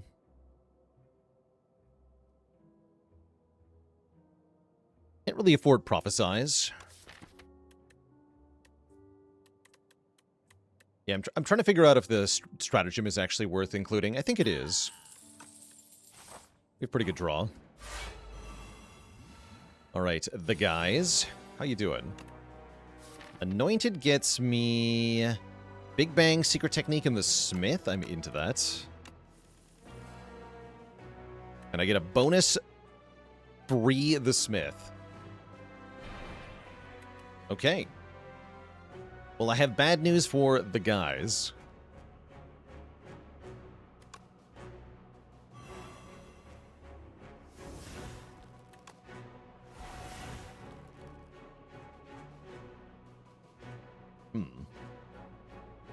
Possibly bad news for myself. How am I pulling this off?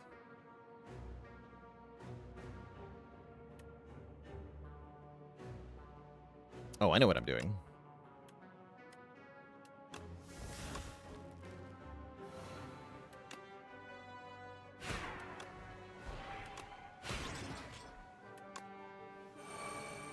Yeah.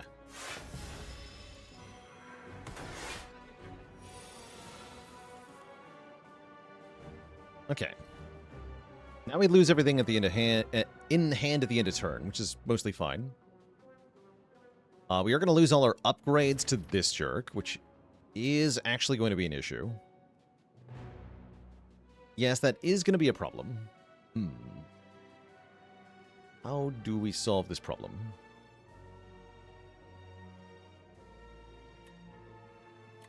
Kind of looks like we don't. This does help.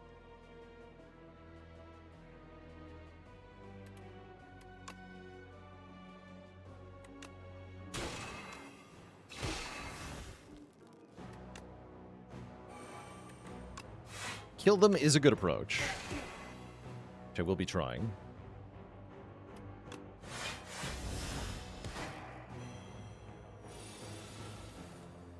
Oh, Solar Strike with the enchantment doing just enough damage here. Although I don't have Black Hole in play, yeah? Now I do. Brilliant. Okay, we take one solid hit. That's fine.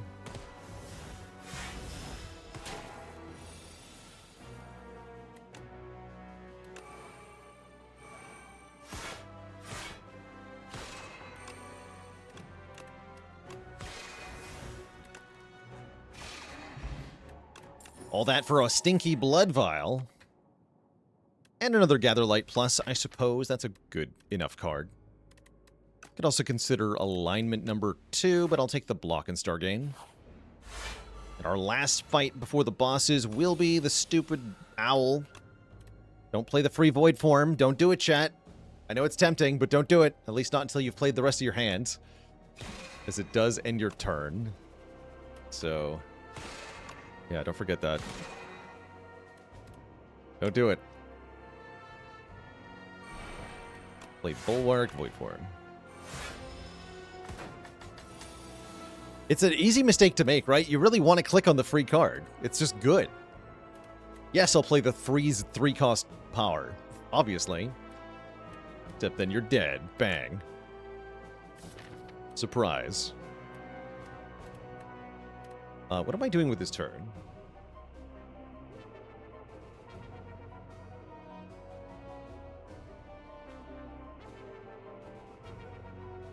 Guess I'm getting Particle Wall. I am not actually able to block. You could also fetch the Smith and play it for free, but then you are going to take damage here. So I didn't want to do that. That's illegal.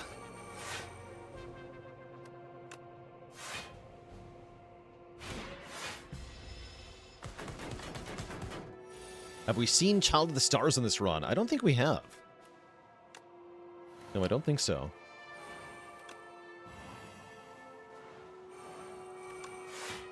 I have many stars. Wait, Restlessness and Particle Wall? Heck. Dang it. We call that a non-bow.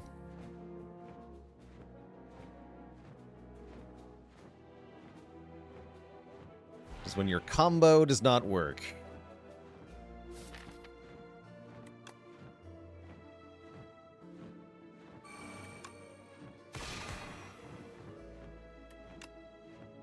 Send help.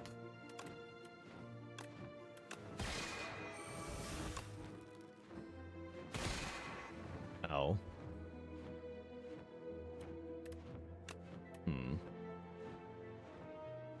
Yeah, ouch. Not like I had much block in the draw pile anyway. That fairy in a bottle is starting to look pretty good.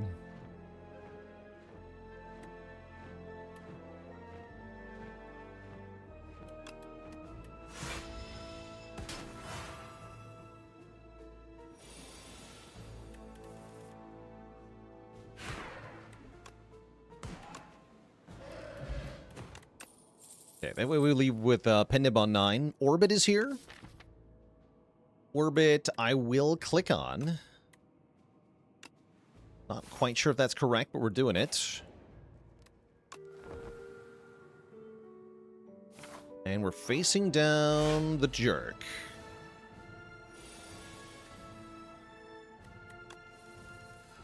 Hello. We do get the Smith on turn 1. Curious.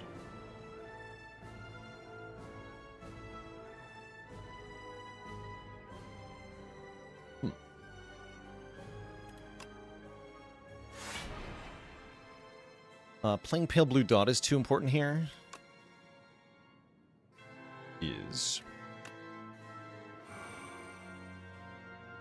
So I could go Gather Light plus the Smith. That is allowed. Don't have a Void Form for real.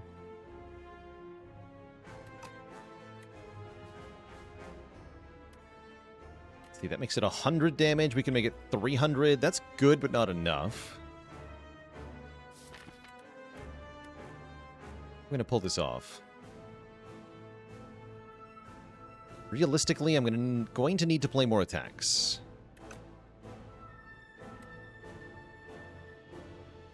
Means maybe I play this Mind Blast. It does do 60. That would mean not playing the Smith. It's kind of important though, right? Well, playing the Smith means not playing other stuff is the problem. Like Gamma Blast. C. Okay, let's go Mind Blast for 60 plus Gather Light. No Gamma Blast? Not yet.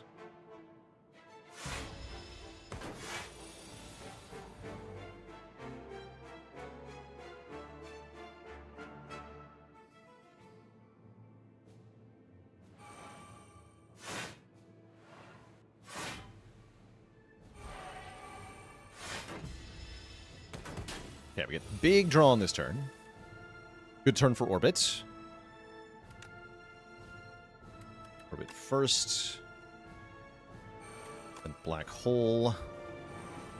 Big Bang. Okay.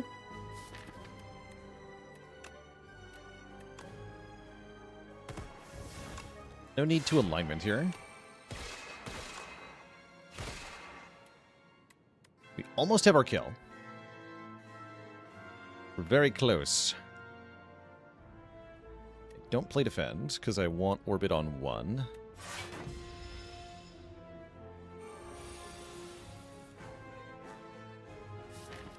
Didn't get Falling Star, though. A bit annoying. Alright, Glow, what do you got? Particle Wall. Okay, that'll do. That will let me block. Especially with Prowess. And Convergence. Great. One more.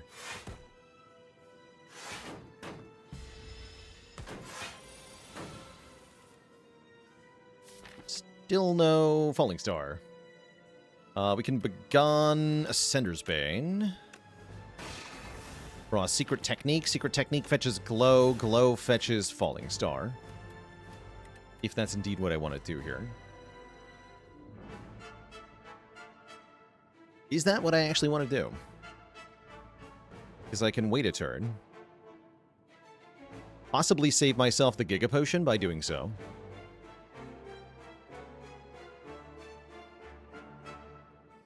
Although that'll be hard to use in the next fight. Still worth keeping. Very much worth keeping.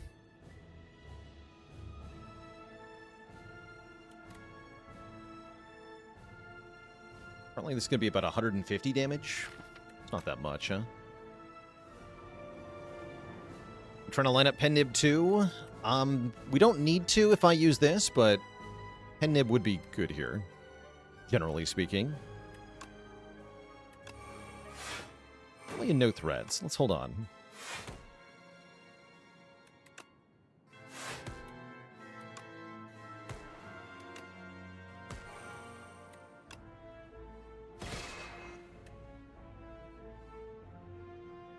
Being 2 currently. We can defend. Defend.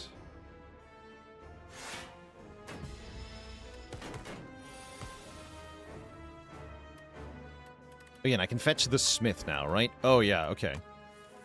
That's right.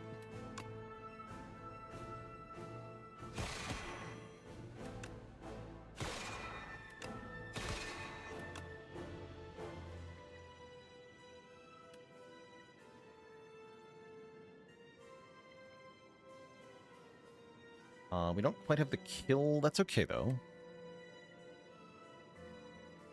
You don't actually have to play Blade this turn. But I can. Doesn't actually kill.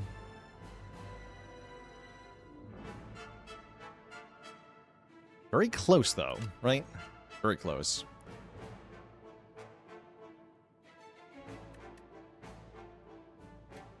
Whereas if I play the Smith, we're going to get much more damage. But I don't have the Vuln.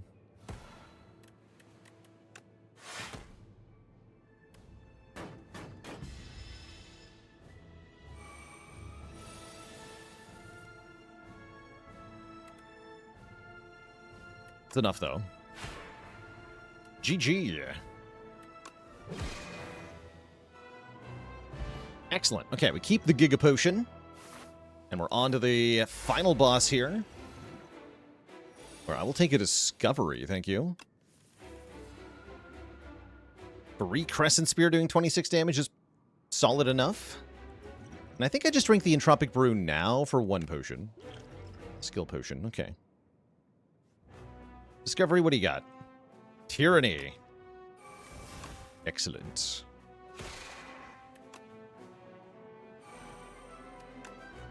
Bulwark here.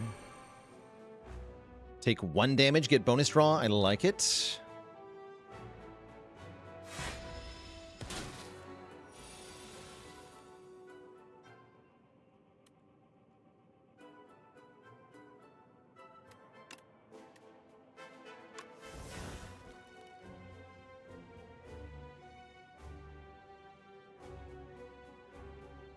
definitely do a lot of damage here.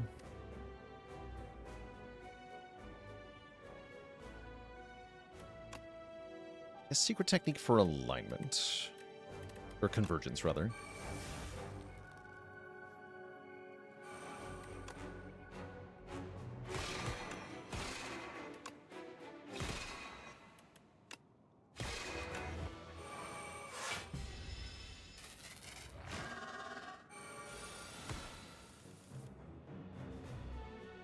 Okay, pale blue dot is here. Good. Not sure alignment is getting played, though.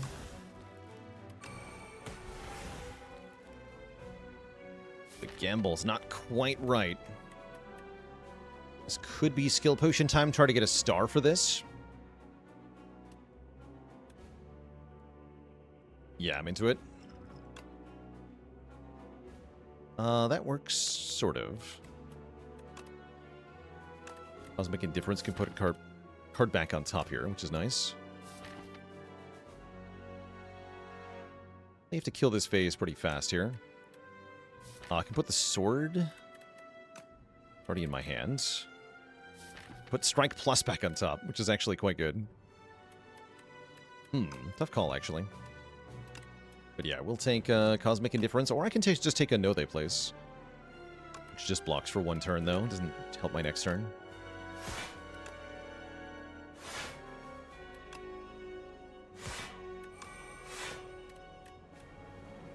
Yeah, give me this. Genuinely. And then I can play Sovereign Blade here, taking one.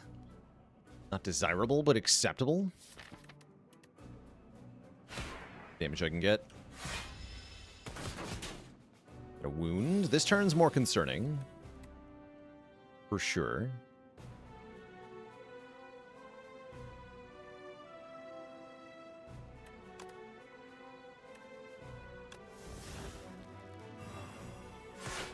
I have to play the Smith.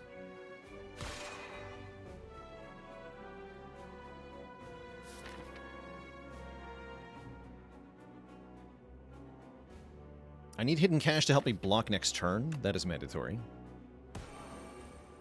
Maybe I just Refine Blade then. Will help me get Orbit down. Let's Refine Blade. Skip Smith this time. Do I play Falling Star? Yes. Okay.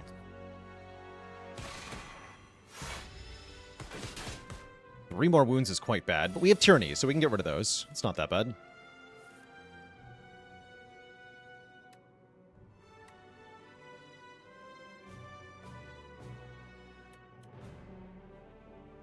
Goodbye, Venerate, I suppose.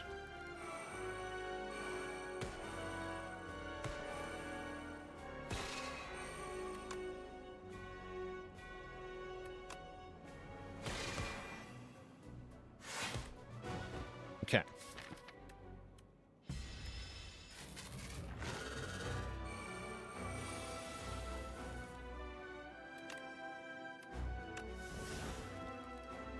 Now we have 2 turns to kill it. Well, I mean, we don't have to kill it in 2 turns, but I would prefer to kill it soon. As soon as possible. Do that, we just want to forge. Forging good. Activating Pale Blue Dot would have been good too. This worked out though.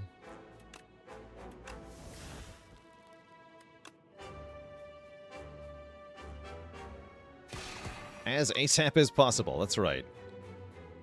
This is big enough. It's not instantly a kill, but it's pretty dang close. Actually, it is exactly a kill with this. GG. We got him. We freaking got him. Beep boop, nerds. Set the streak to 3. GG. Face me.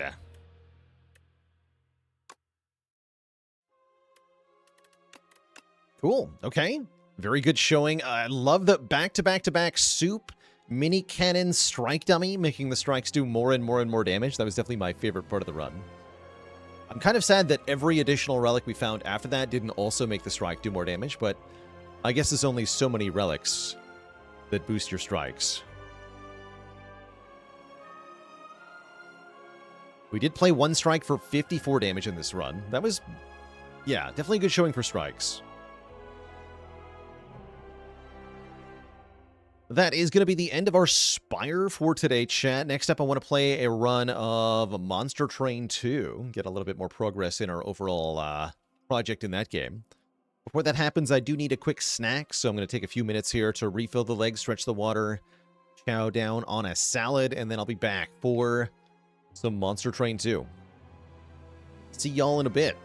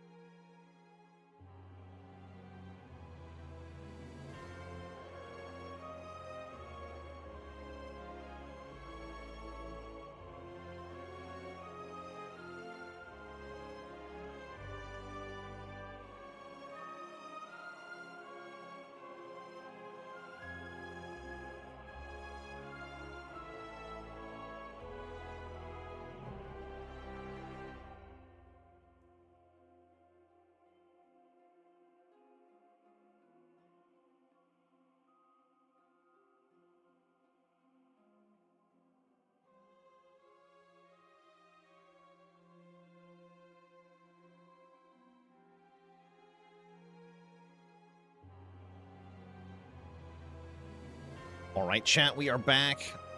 And we are switching games here, playing some Monster Train 2. Deliciously cheesy deck builder, where the goal is to stop waves of enemies from marching on up to our train and destroying our Pyre. Can we do that successfully? That will be seen here. We'll be starting a new run with a random primary clan, a random secondary clan, and a random Pyre Heart.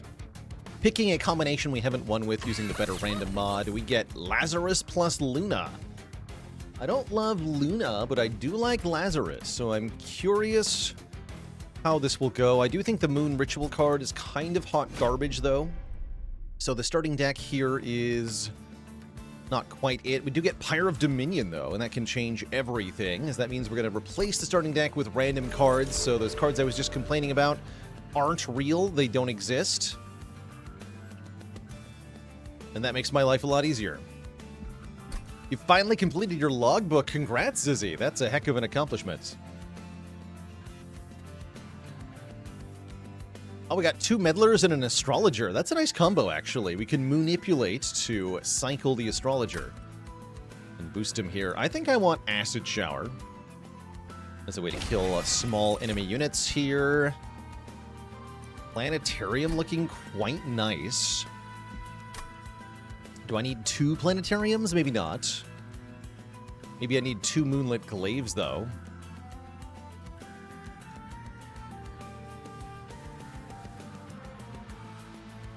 Perfect run for Mooncycle Eka? Well, don't say that when Orechi can hear you.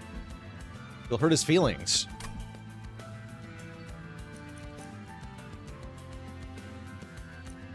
I'm gonna go with Conduit here.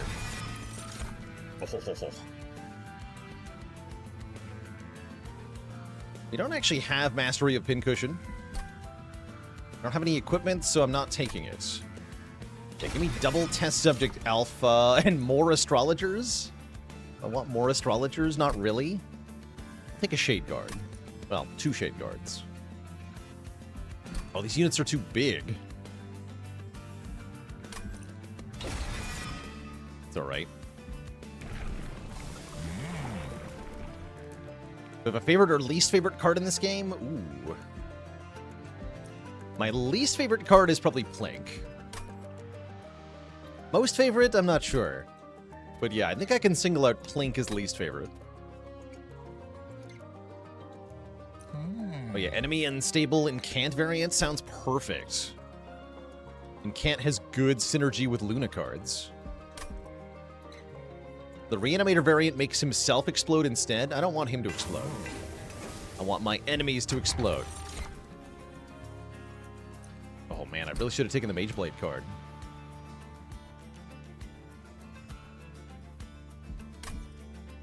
Do I have anything that consumes currently? No. Then I'm going to take the Razor Thin Crescent, and we're going to hope that we can find Mageblade somehow.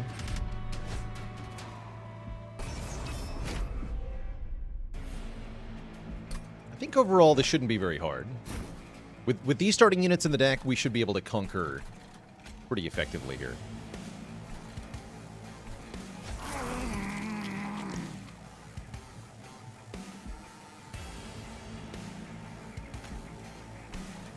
Orechi, you're going to go in the bottom. Astrologer, you go in the middle, but you're probably just going to die.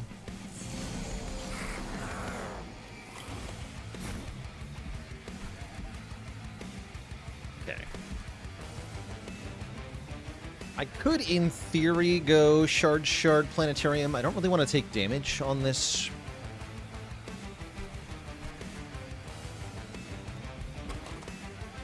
Yeah, that's fine. Put our Planetarium up top.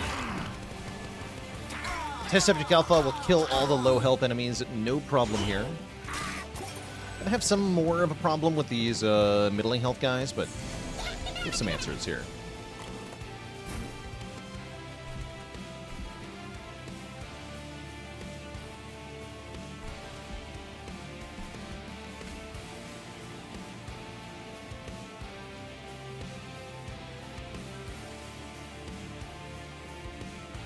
unstable 25, huh? Don't need to do anything up top. Play the Shade Guard next turn. Meddler would be a little bit good.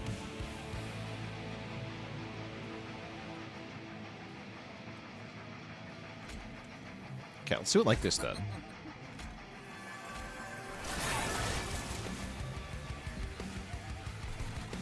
Right. Are the sweepers always quick? This one is. This particular unit has both the quick and the sweep properties separately. So it always has both. Other sweepers are not always quick. Alright, so we're getting bonked.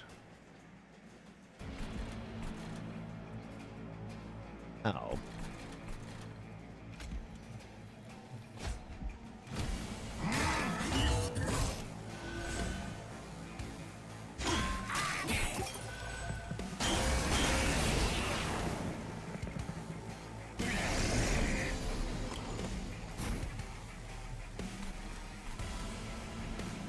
And it looks like I want to play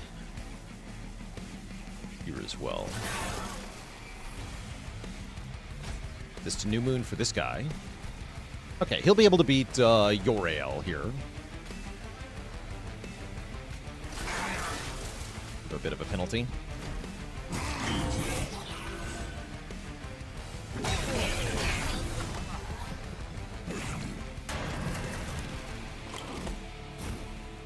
Great.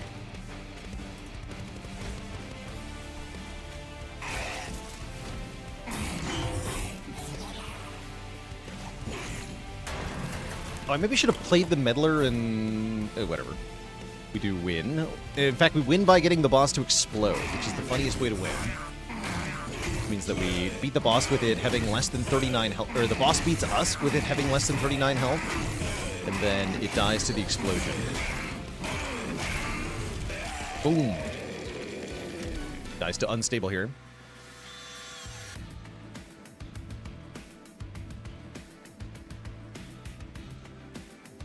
I think Clone Fight Through would have worked with Flat Cannon. Oh, that's an interesting idea, Silius.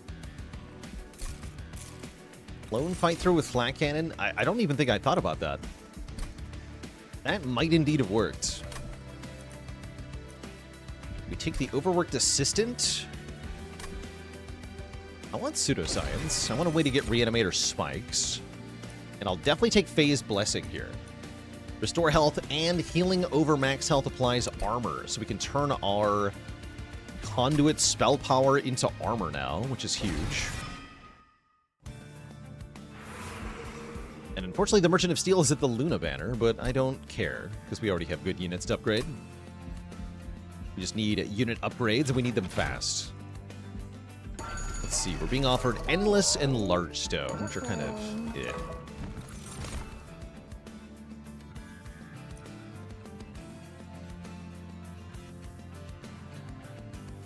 Okay, Lunar Priestess can be used to phase to consistently activate the benefit of the Shade Guard as well as to stack the Astrologer, so Lunar Priestess has some merit here. And then do we just make a big test subject? Big. I think I do. Make big Strength Stone. Test subject, do big damage. This will fall off later, but that's a problem for later. Endless Shade Guard is not bad. Kind of expensive, though. We are in dire need of more energy here. We're fighting stupid Corruption Seraph. Let's add 20 health to our... well, anything, really. What with you? Stupid Corruption Seraph. We have so many problems to solve and so little time. However will we do it?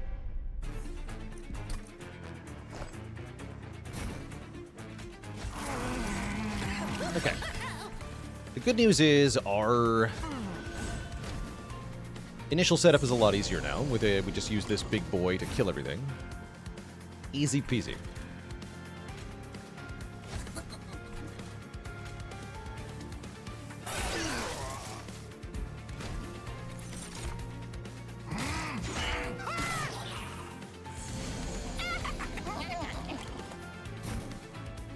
Okay. Lose the stupid ember, might as well.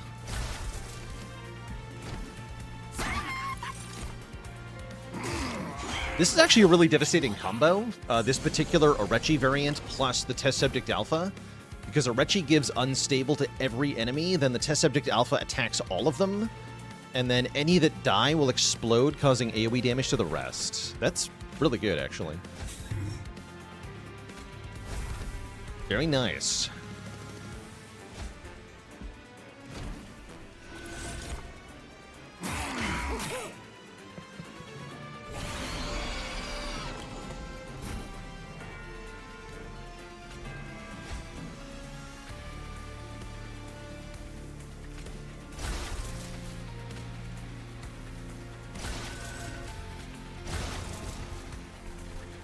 Get him.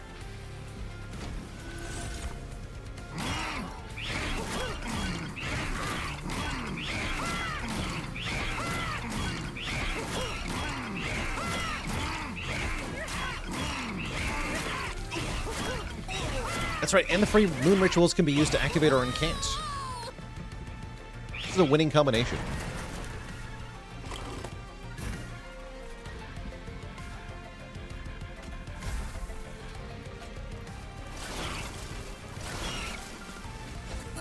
Lord. Oh, that's right. Does that when we summon it? Foolish.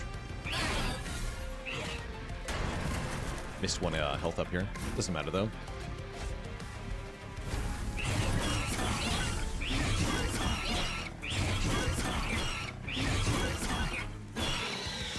The little guy gets the kill. GG. Twisted back. On Test Subject Alpha? Oh my god. Yes.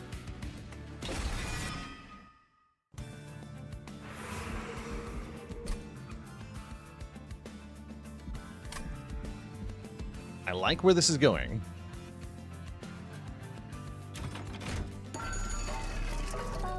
Small? Small big?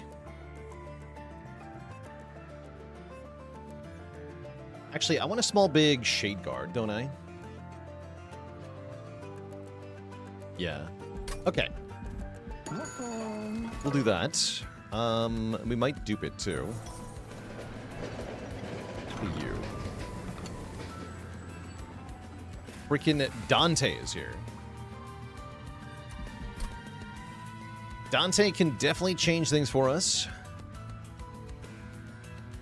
We can make him small big. That's pretty strong. And we give... Oh, we can give him the twisted back. Oh my god. Oh, that's so dumb. That's so dumb. What do you mean?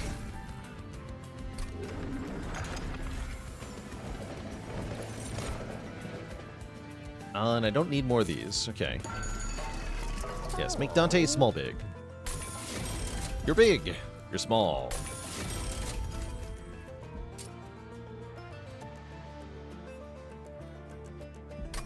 You were tankier. And you can do more damage? Sure.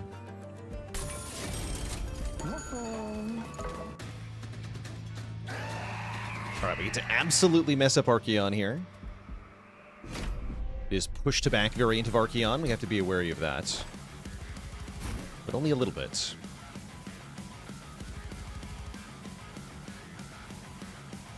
I guess we just start with the test subject alpha.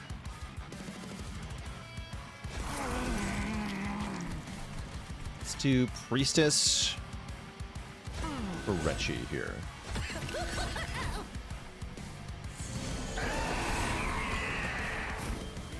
Okay, turn one Dante. Perfect. And the Twisted Back. Okay.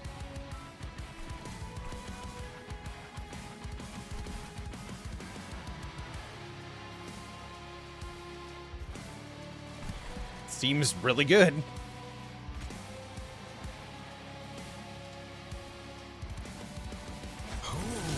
Ooh. Me, that's who.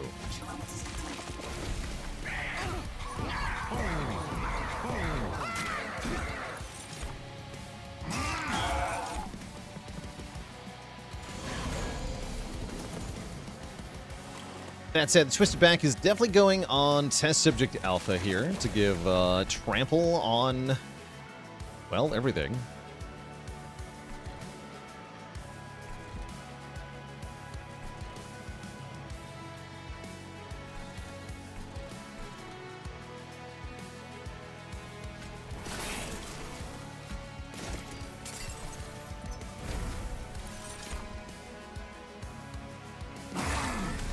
And I get rage per target I hit. Plus the trample hits are separately counted as well.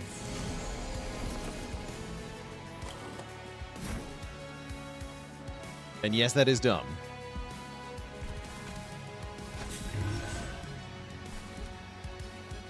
Moon Ritual.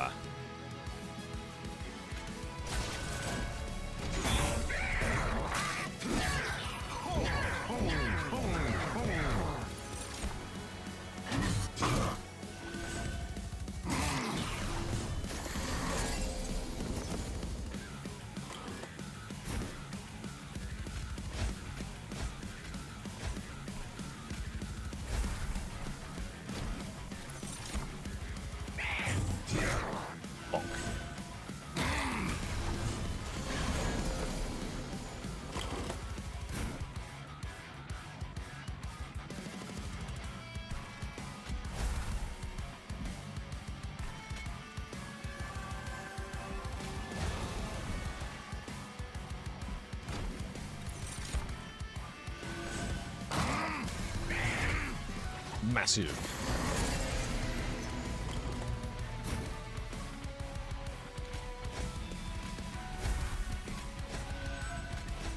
Solo the boss.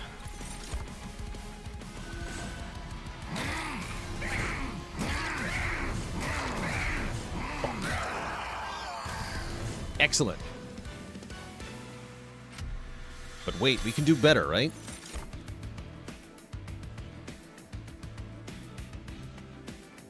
Heaven's Fall can do damage to units on all floors. That sounds pretty good. Combustion Suit is another fun one for Dante.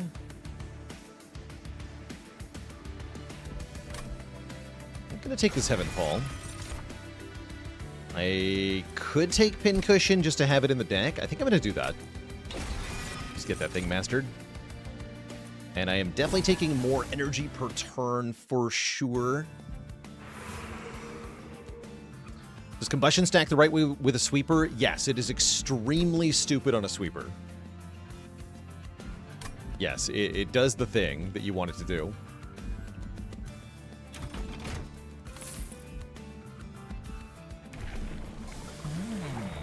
Or... And we'll take the event first, before we look at trinkets here.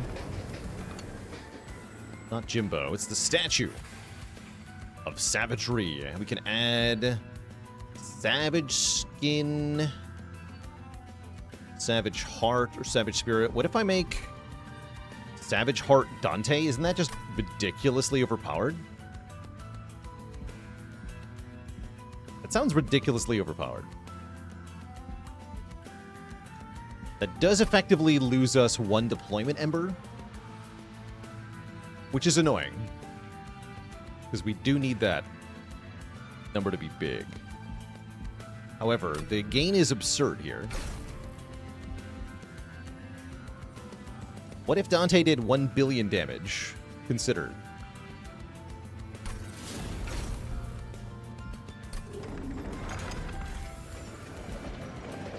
How often is Dante going to get hit? He'll get hit a lot if I want him to get hit.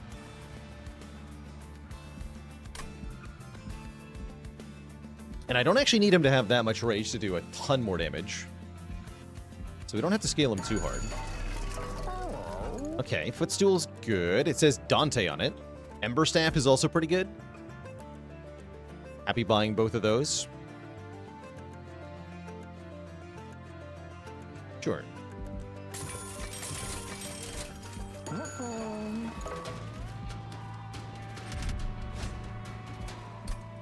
Okay. Gotta be a little careful with deployment, though.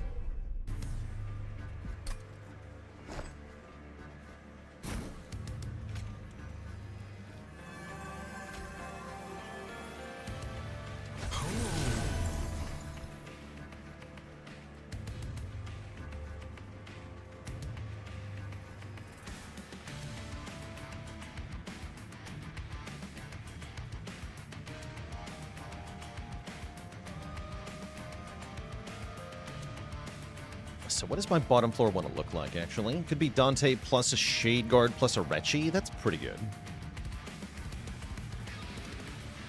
Let's start with that. Or actually, Orechi doesn't fit. Plus the Priestess. Orechi goes up top. Actually, no, middle floor. With the Tessabrik Alpha. Wait. Yes. Go up top.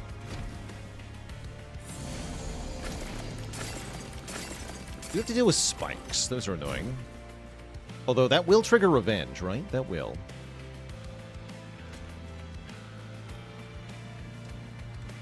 Yes, it will.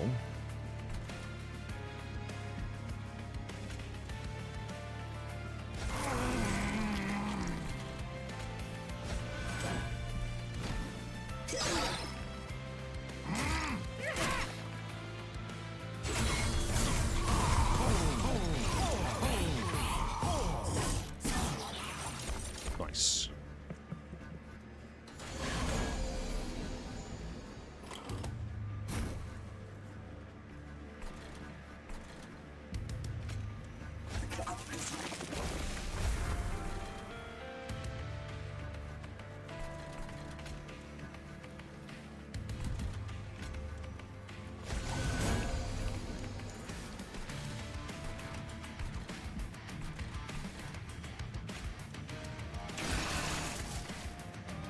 Great.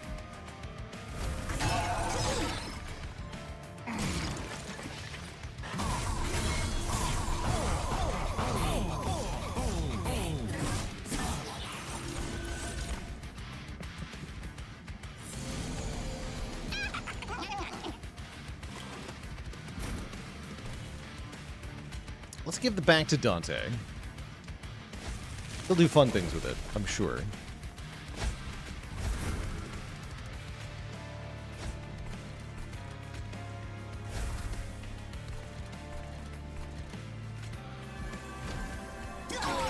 Blah.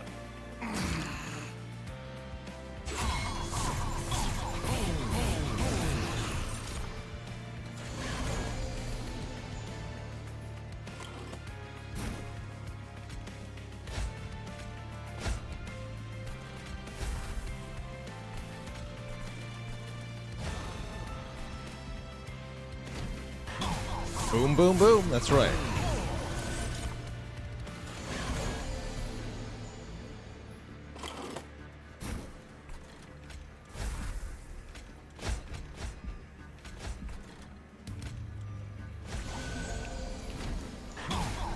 The Rage Power.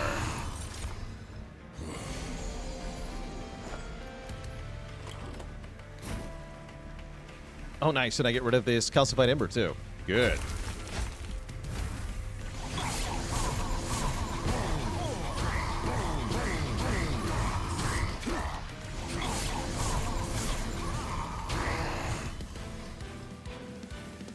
Great. Okay, now if Dante never takes another hit, he still has 28 permanent rage, which is super good. Glorious. And then we take a combustion suit. Mark II. I think still no. But it is very silly.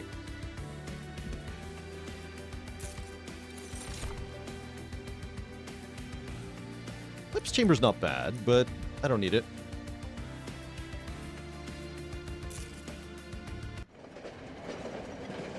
And Dante shows up, saying, hey, bud, would you like to have the best relic in the game? Giving your Pyre Titan skin too, and the answer is hell yeah. I would, in fact, like that.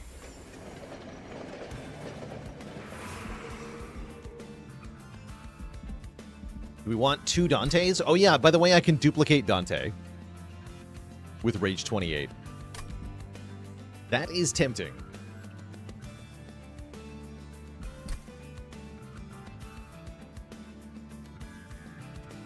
I don't see a very good reason why I shouldn't do that.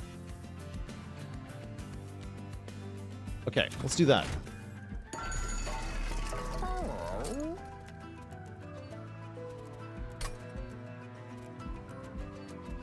Holdover Phase Blessing is insane.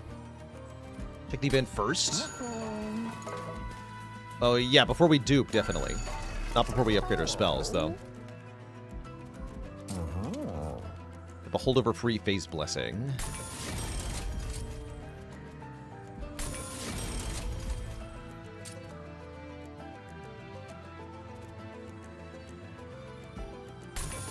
Freeze the Heaven Ball. Consume this Acid Shower. Garfield.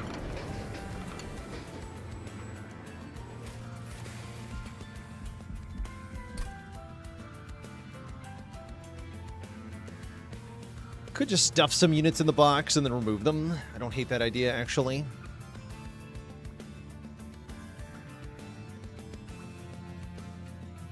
Or I can get more cards. Random card sounds good, actually. Let's take the large mystery box, giving us 1 random card that's not in my deck per turn, which, well, we'll see how that goes. And then, yeah, I'm just going to dupe Dante the Dependable. This is broken.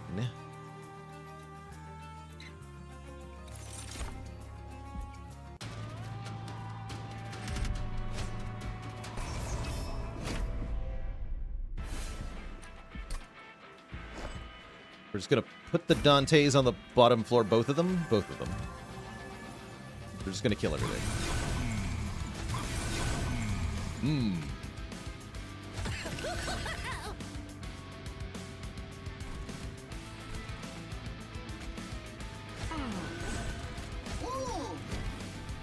Just live up there. You're not going to matter, though, because nothing's going to get past floor 1. Ever. Ever, ever.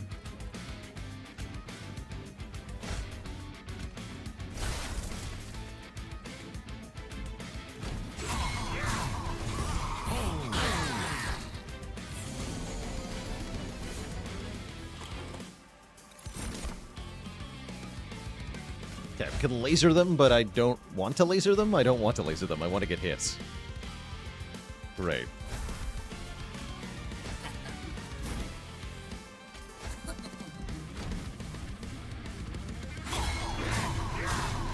How's it going, Jankoviak? What's up?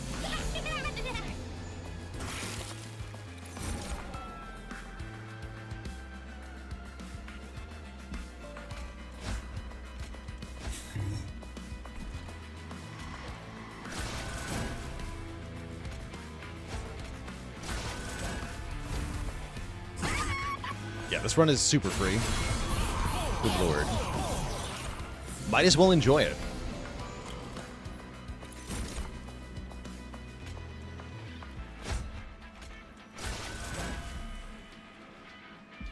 Doesn't even matter. Or armor. Dante is immune to damage now. Still gets revenge, though.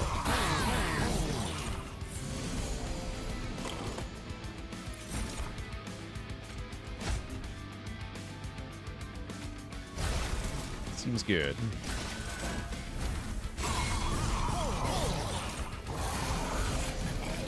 And then we kill this thing in 1 volley? Excellent.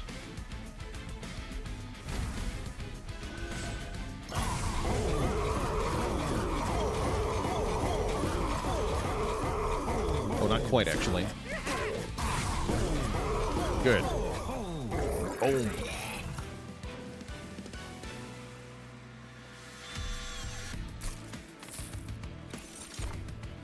Okay, this card is unmastered. Take it.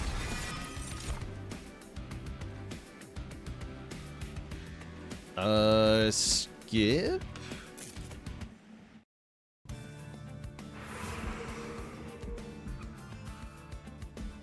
We go to another Trinket Merchant here. It's a little bit tempting. I like the heal, too. Remove 2 is also solid.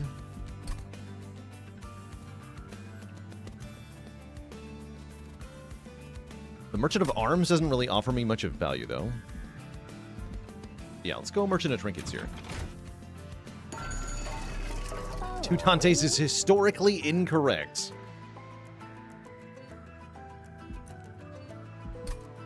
Draw a non-damage spell from your deck. Do I have a non-damage spell? I could draw Phase Blessing, I guess. Not that bad. I'm just gonna reroll here.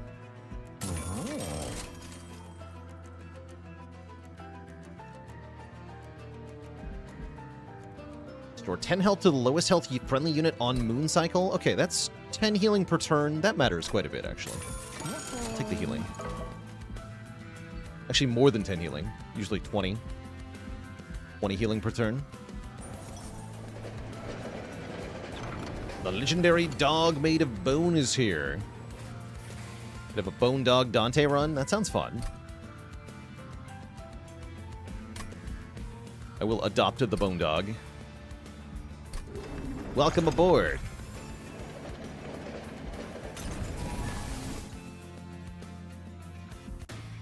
And we're going to absolutely dumpster Kale. It's not even going to be close. It's going to be a little unfair, actually.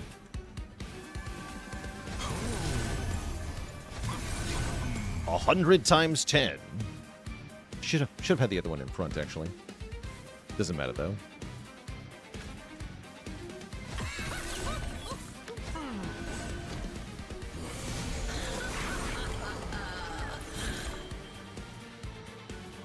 Minus a lot.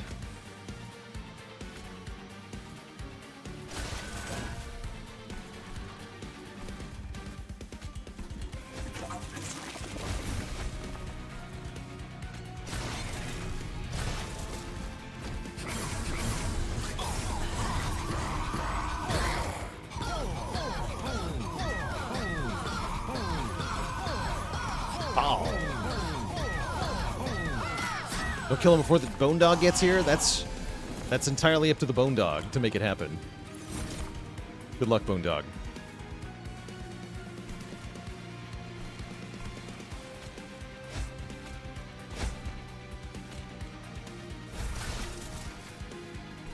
I guess I'll avoid playing Phase Blessing to avoid holdovering my card. That's fine.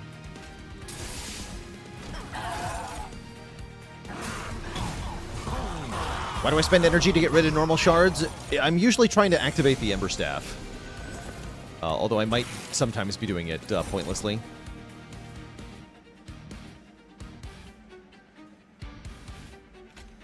If I'm playing it in the same turn as a candle, then I'm doing it pointlessly. Barf.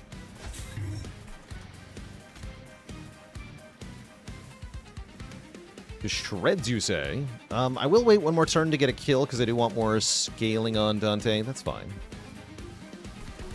Good to see you.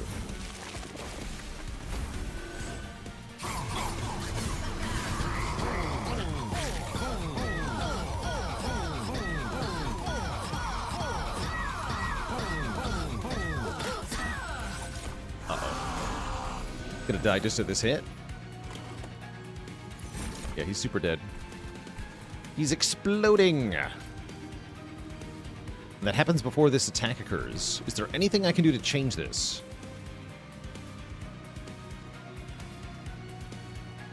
No. I can do this.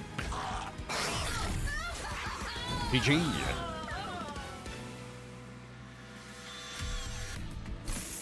Great. A real Dusk Mantle for our dear Grand, I'll take it. And I might actually just take more energy per turn. I think that's what I want. Yeah, that is what I want. Just take energy again. For reasons that will soon become apparent.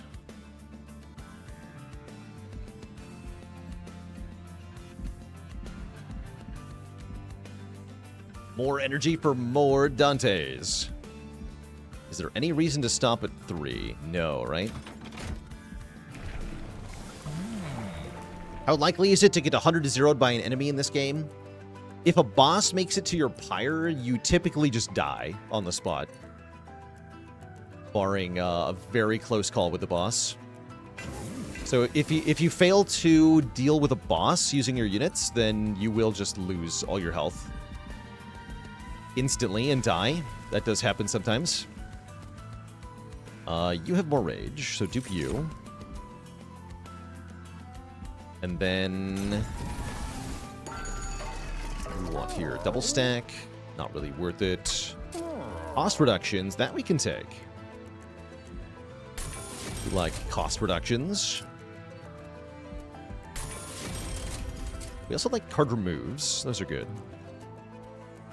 Some Bedlars can go away now. We don't need them. They're mastered, right? They are.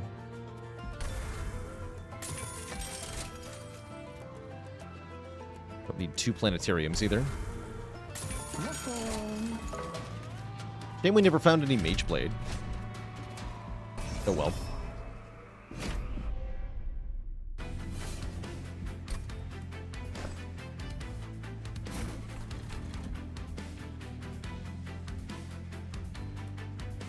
I would say that energy is generally quite good in Monster Train 2. It's because of the deployment phase. Essentially, every 1 energy you take is 2 energy for deployment, and every card you can play during deployment is equal to 1 card draw, since you don't have to draw it out of the deck now. So that's why energy ends up being so good, is that deployment energy is also card draw.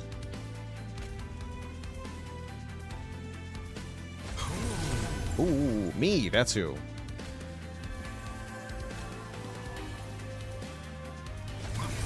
In fact, I have too many deployable things, and now Dante can't get deployed properly.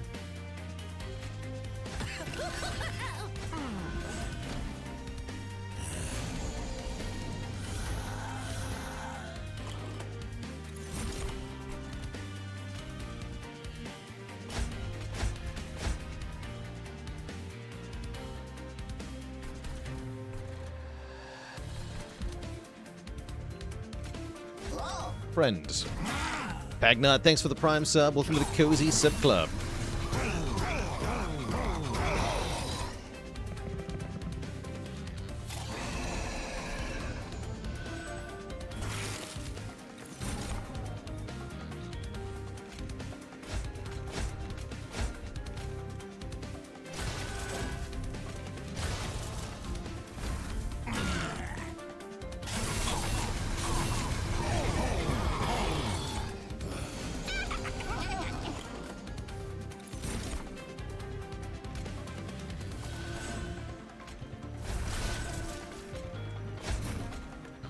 Don't play this. Don't do it.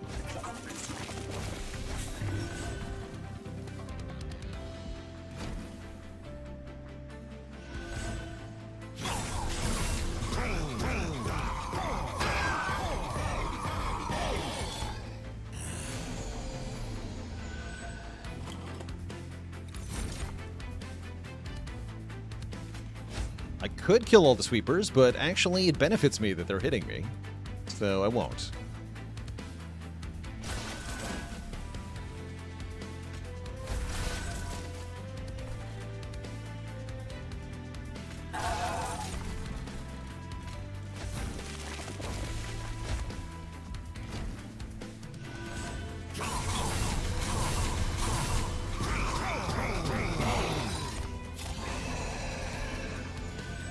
Okay, there is a limit, though.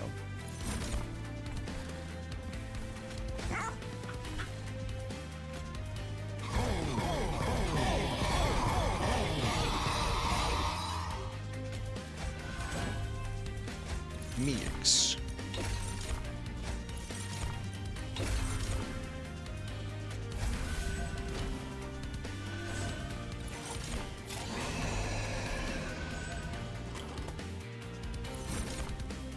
That's right. Titan skin is like tungsten rod. And we have it both for our unit and for the Pyre itself. So we're kind of immune to curse damage, which is super nice. We're going to like that a lot in the Titans fight, especially.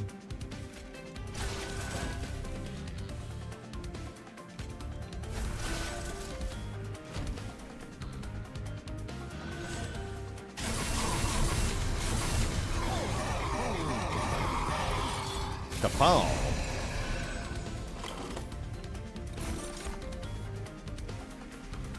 We win. No need to overthink it then. Just take the W.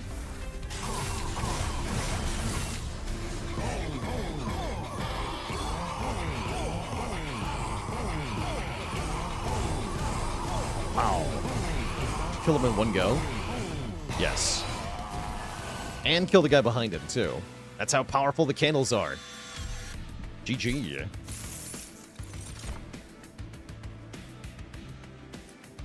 Weaponized prosthetic is not mastered. Get in the deck.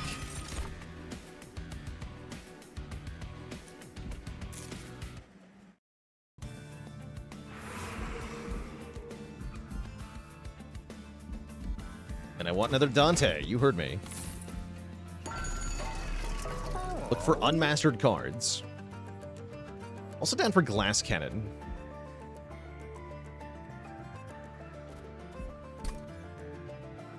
Seems good.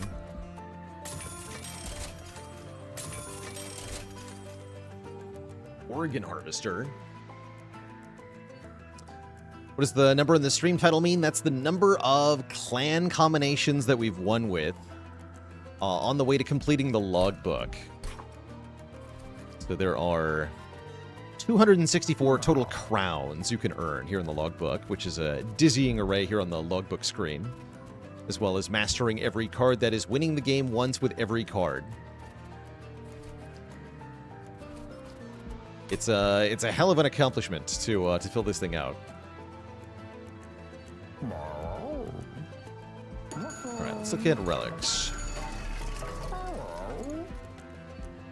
Volatile Gauge is funny. Might be good, actually. My units are very expensive. You know what? I'm into it. Especially with 5 base energy per turn. Yeah, let's take the Gauge.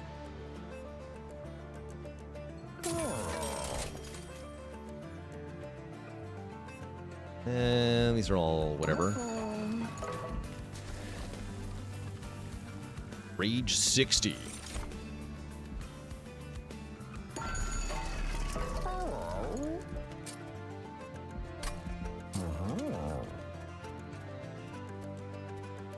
Okay, remove you.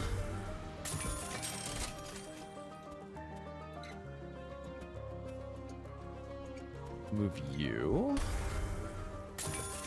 Could dupe the dog. True. I will not be duping the dog. We could. Move you.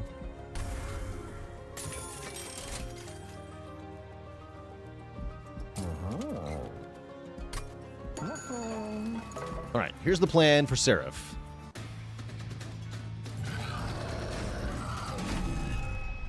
We kill Seraph.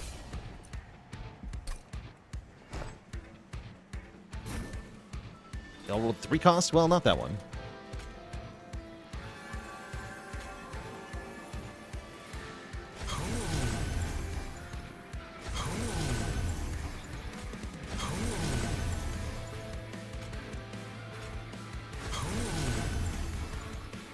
Right.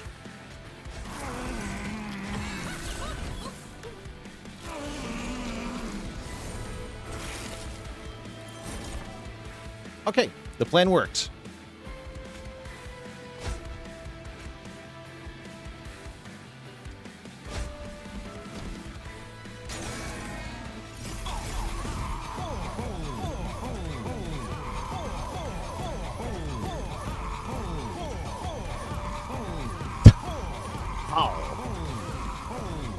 Boom. Is that my first turn 1 Seraph kill? It might. I don't think it is. I don't think it is.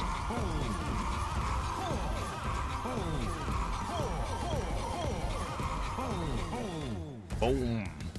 All right, Seraph's been boomed by the four distinguished gentlemen. We get a 10-turn boss rush for double points. Yeah, can we put one of those guys in the Pyre room?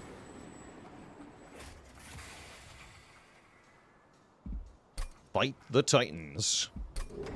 This is going to be a funny Titans fight because we're going to bring the first two down to nothing immediately, and then we just have to wait for Dominion to die.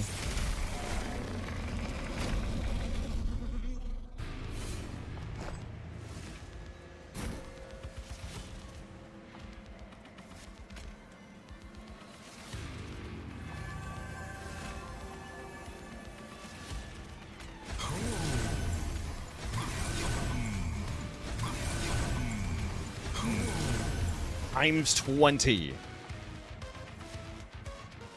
Absurd.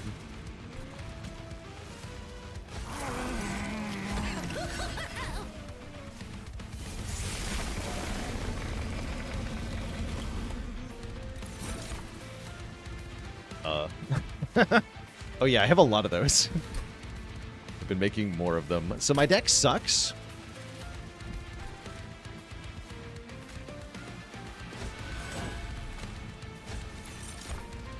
Alright, this goes melee weakness, right? Sap is good anyway. Yeah, there's melee weakness. I'm gonna want to hold on to that.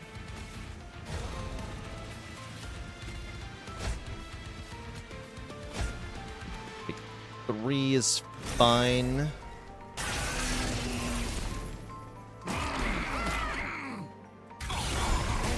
Yeah, does it matter that the deck sucks? Not really, right? Because we do this.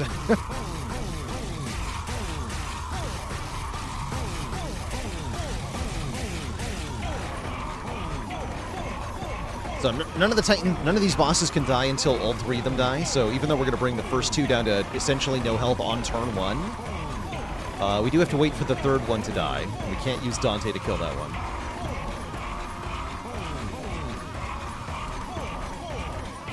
Oh. Okay, that was extremely funny. Unfortunately, they're going to do that whole animation every time. So we better speed this up. Yeah, they're going to do that whole animation every time. That's not great.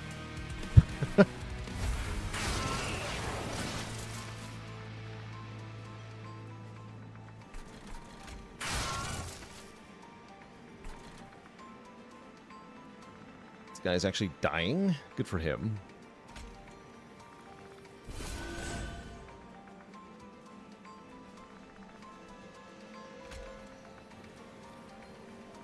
Actually, and yeah, you'll have the Organ Harvester too. Perfect. Great. It takes some small damage, but it doesn't matter.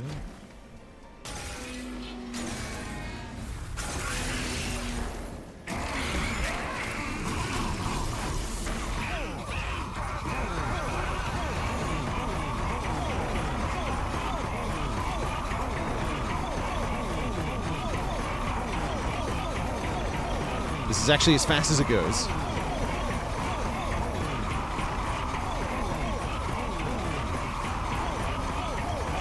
You got it, Dante. Absurd.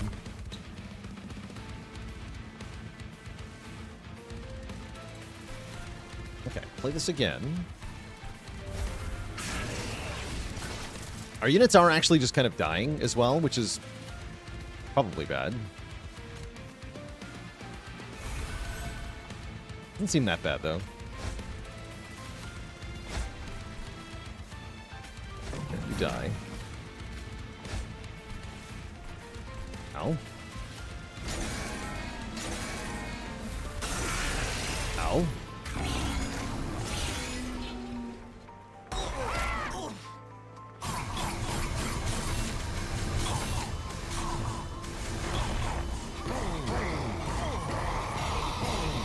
The shreds, you say?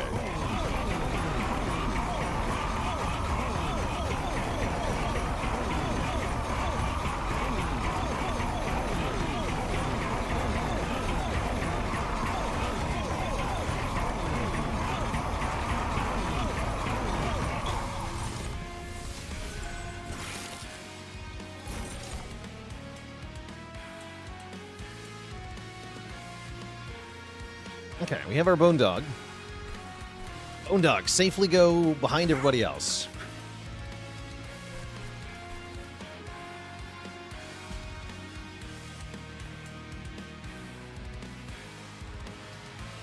And then just keep playing Pyre every turn. There's only so much I can do.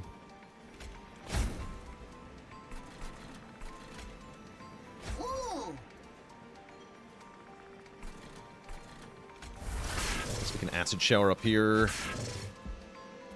Spell Shield. It's something.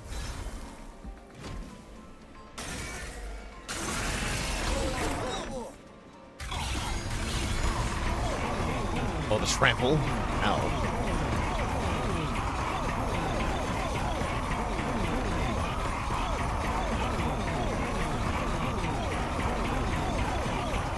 How's it going, Jap Export? No, I'm not planning on trying out Guild Run.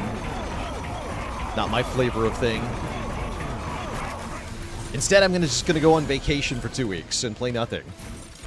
That's my plan.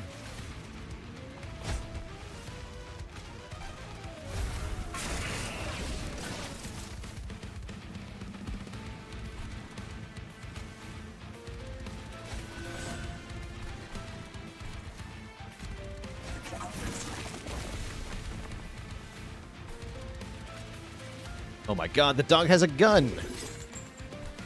Who gave the dog a gun?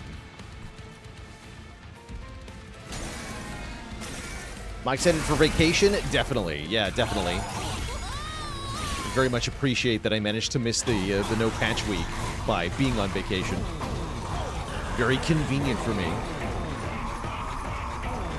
Also really excited to just kind of lie back and enjoy the summer for a bit. Been working pretty hard all summer, so it's nice to stop that for a bit, stoke up some sun.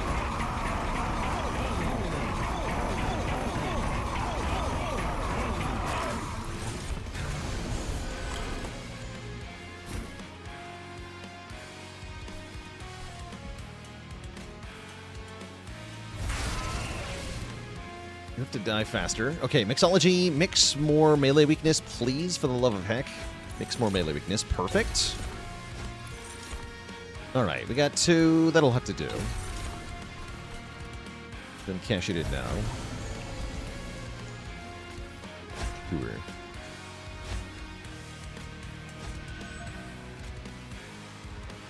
Sure.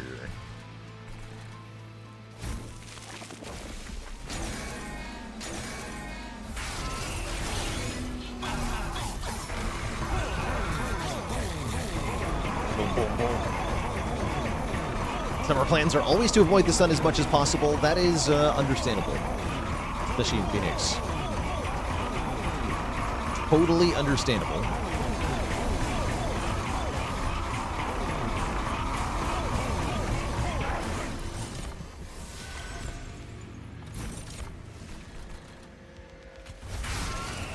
Okay, I think we get it next turn. Yeah, next turn. So, one more round of nonsense. One more round of savagery actually killing the secondary Dante.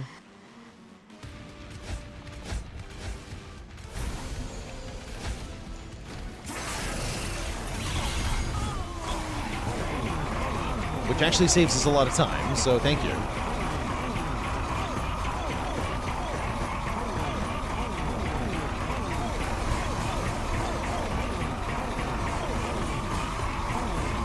Alright, we're finally at the end here. Then the Pyre Light. GG, it's over.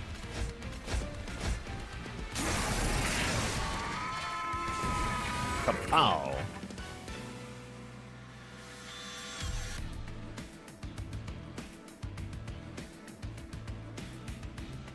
Do I expect Baylor Edition 2.0 to take more than 2 attempts to complete? Yeah, without a monthly allocation of mission resets, definitely, I think it'll be a little harder. Hopefully. But I ain't sure. GG. Oh, we had a nice 69 going on there. That's a pretty good score overall. Heck yeah. 3 mastered cards, including some real crapper, real stinkers that I wouldn't otherwise want to put into my deck. 3 different Lazarus cards mastered at one time. Very nice. Good progress today. Unfortunately, that is all the time I've got for our stream today, Twitch chat, so I am going to get on out of here, but we will be back tomorrow with some more Spire, probably some more MT2 tomorrow as well. Catch you later, Sidequester, MC Deep, Argits Blarg, Zavern, Aaron W, and everybody else. I'll catch you all on the flip side. Until then, my friends, stay cozy and have a very good one. Toodaloo, and night-night. Bye-bye.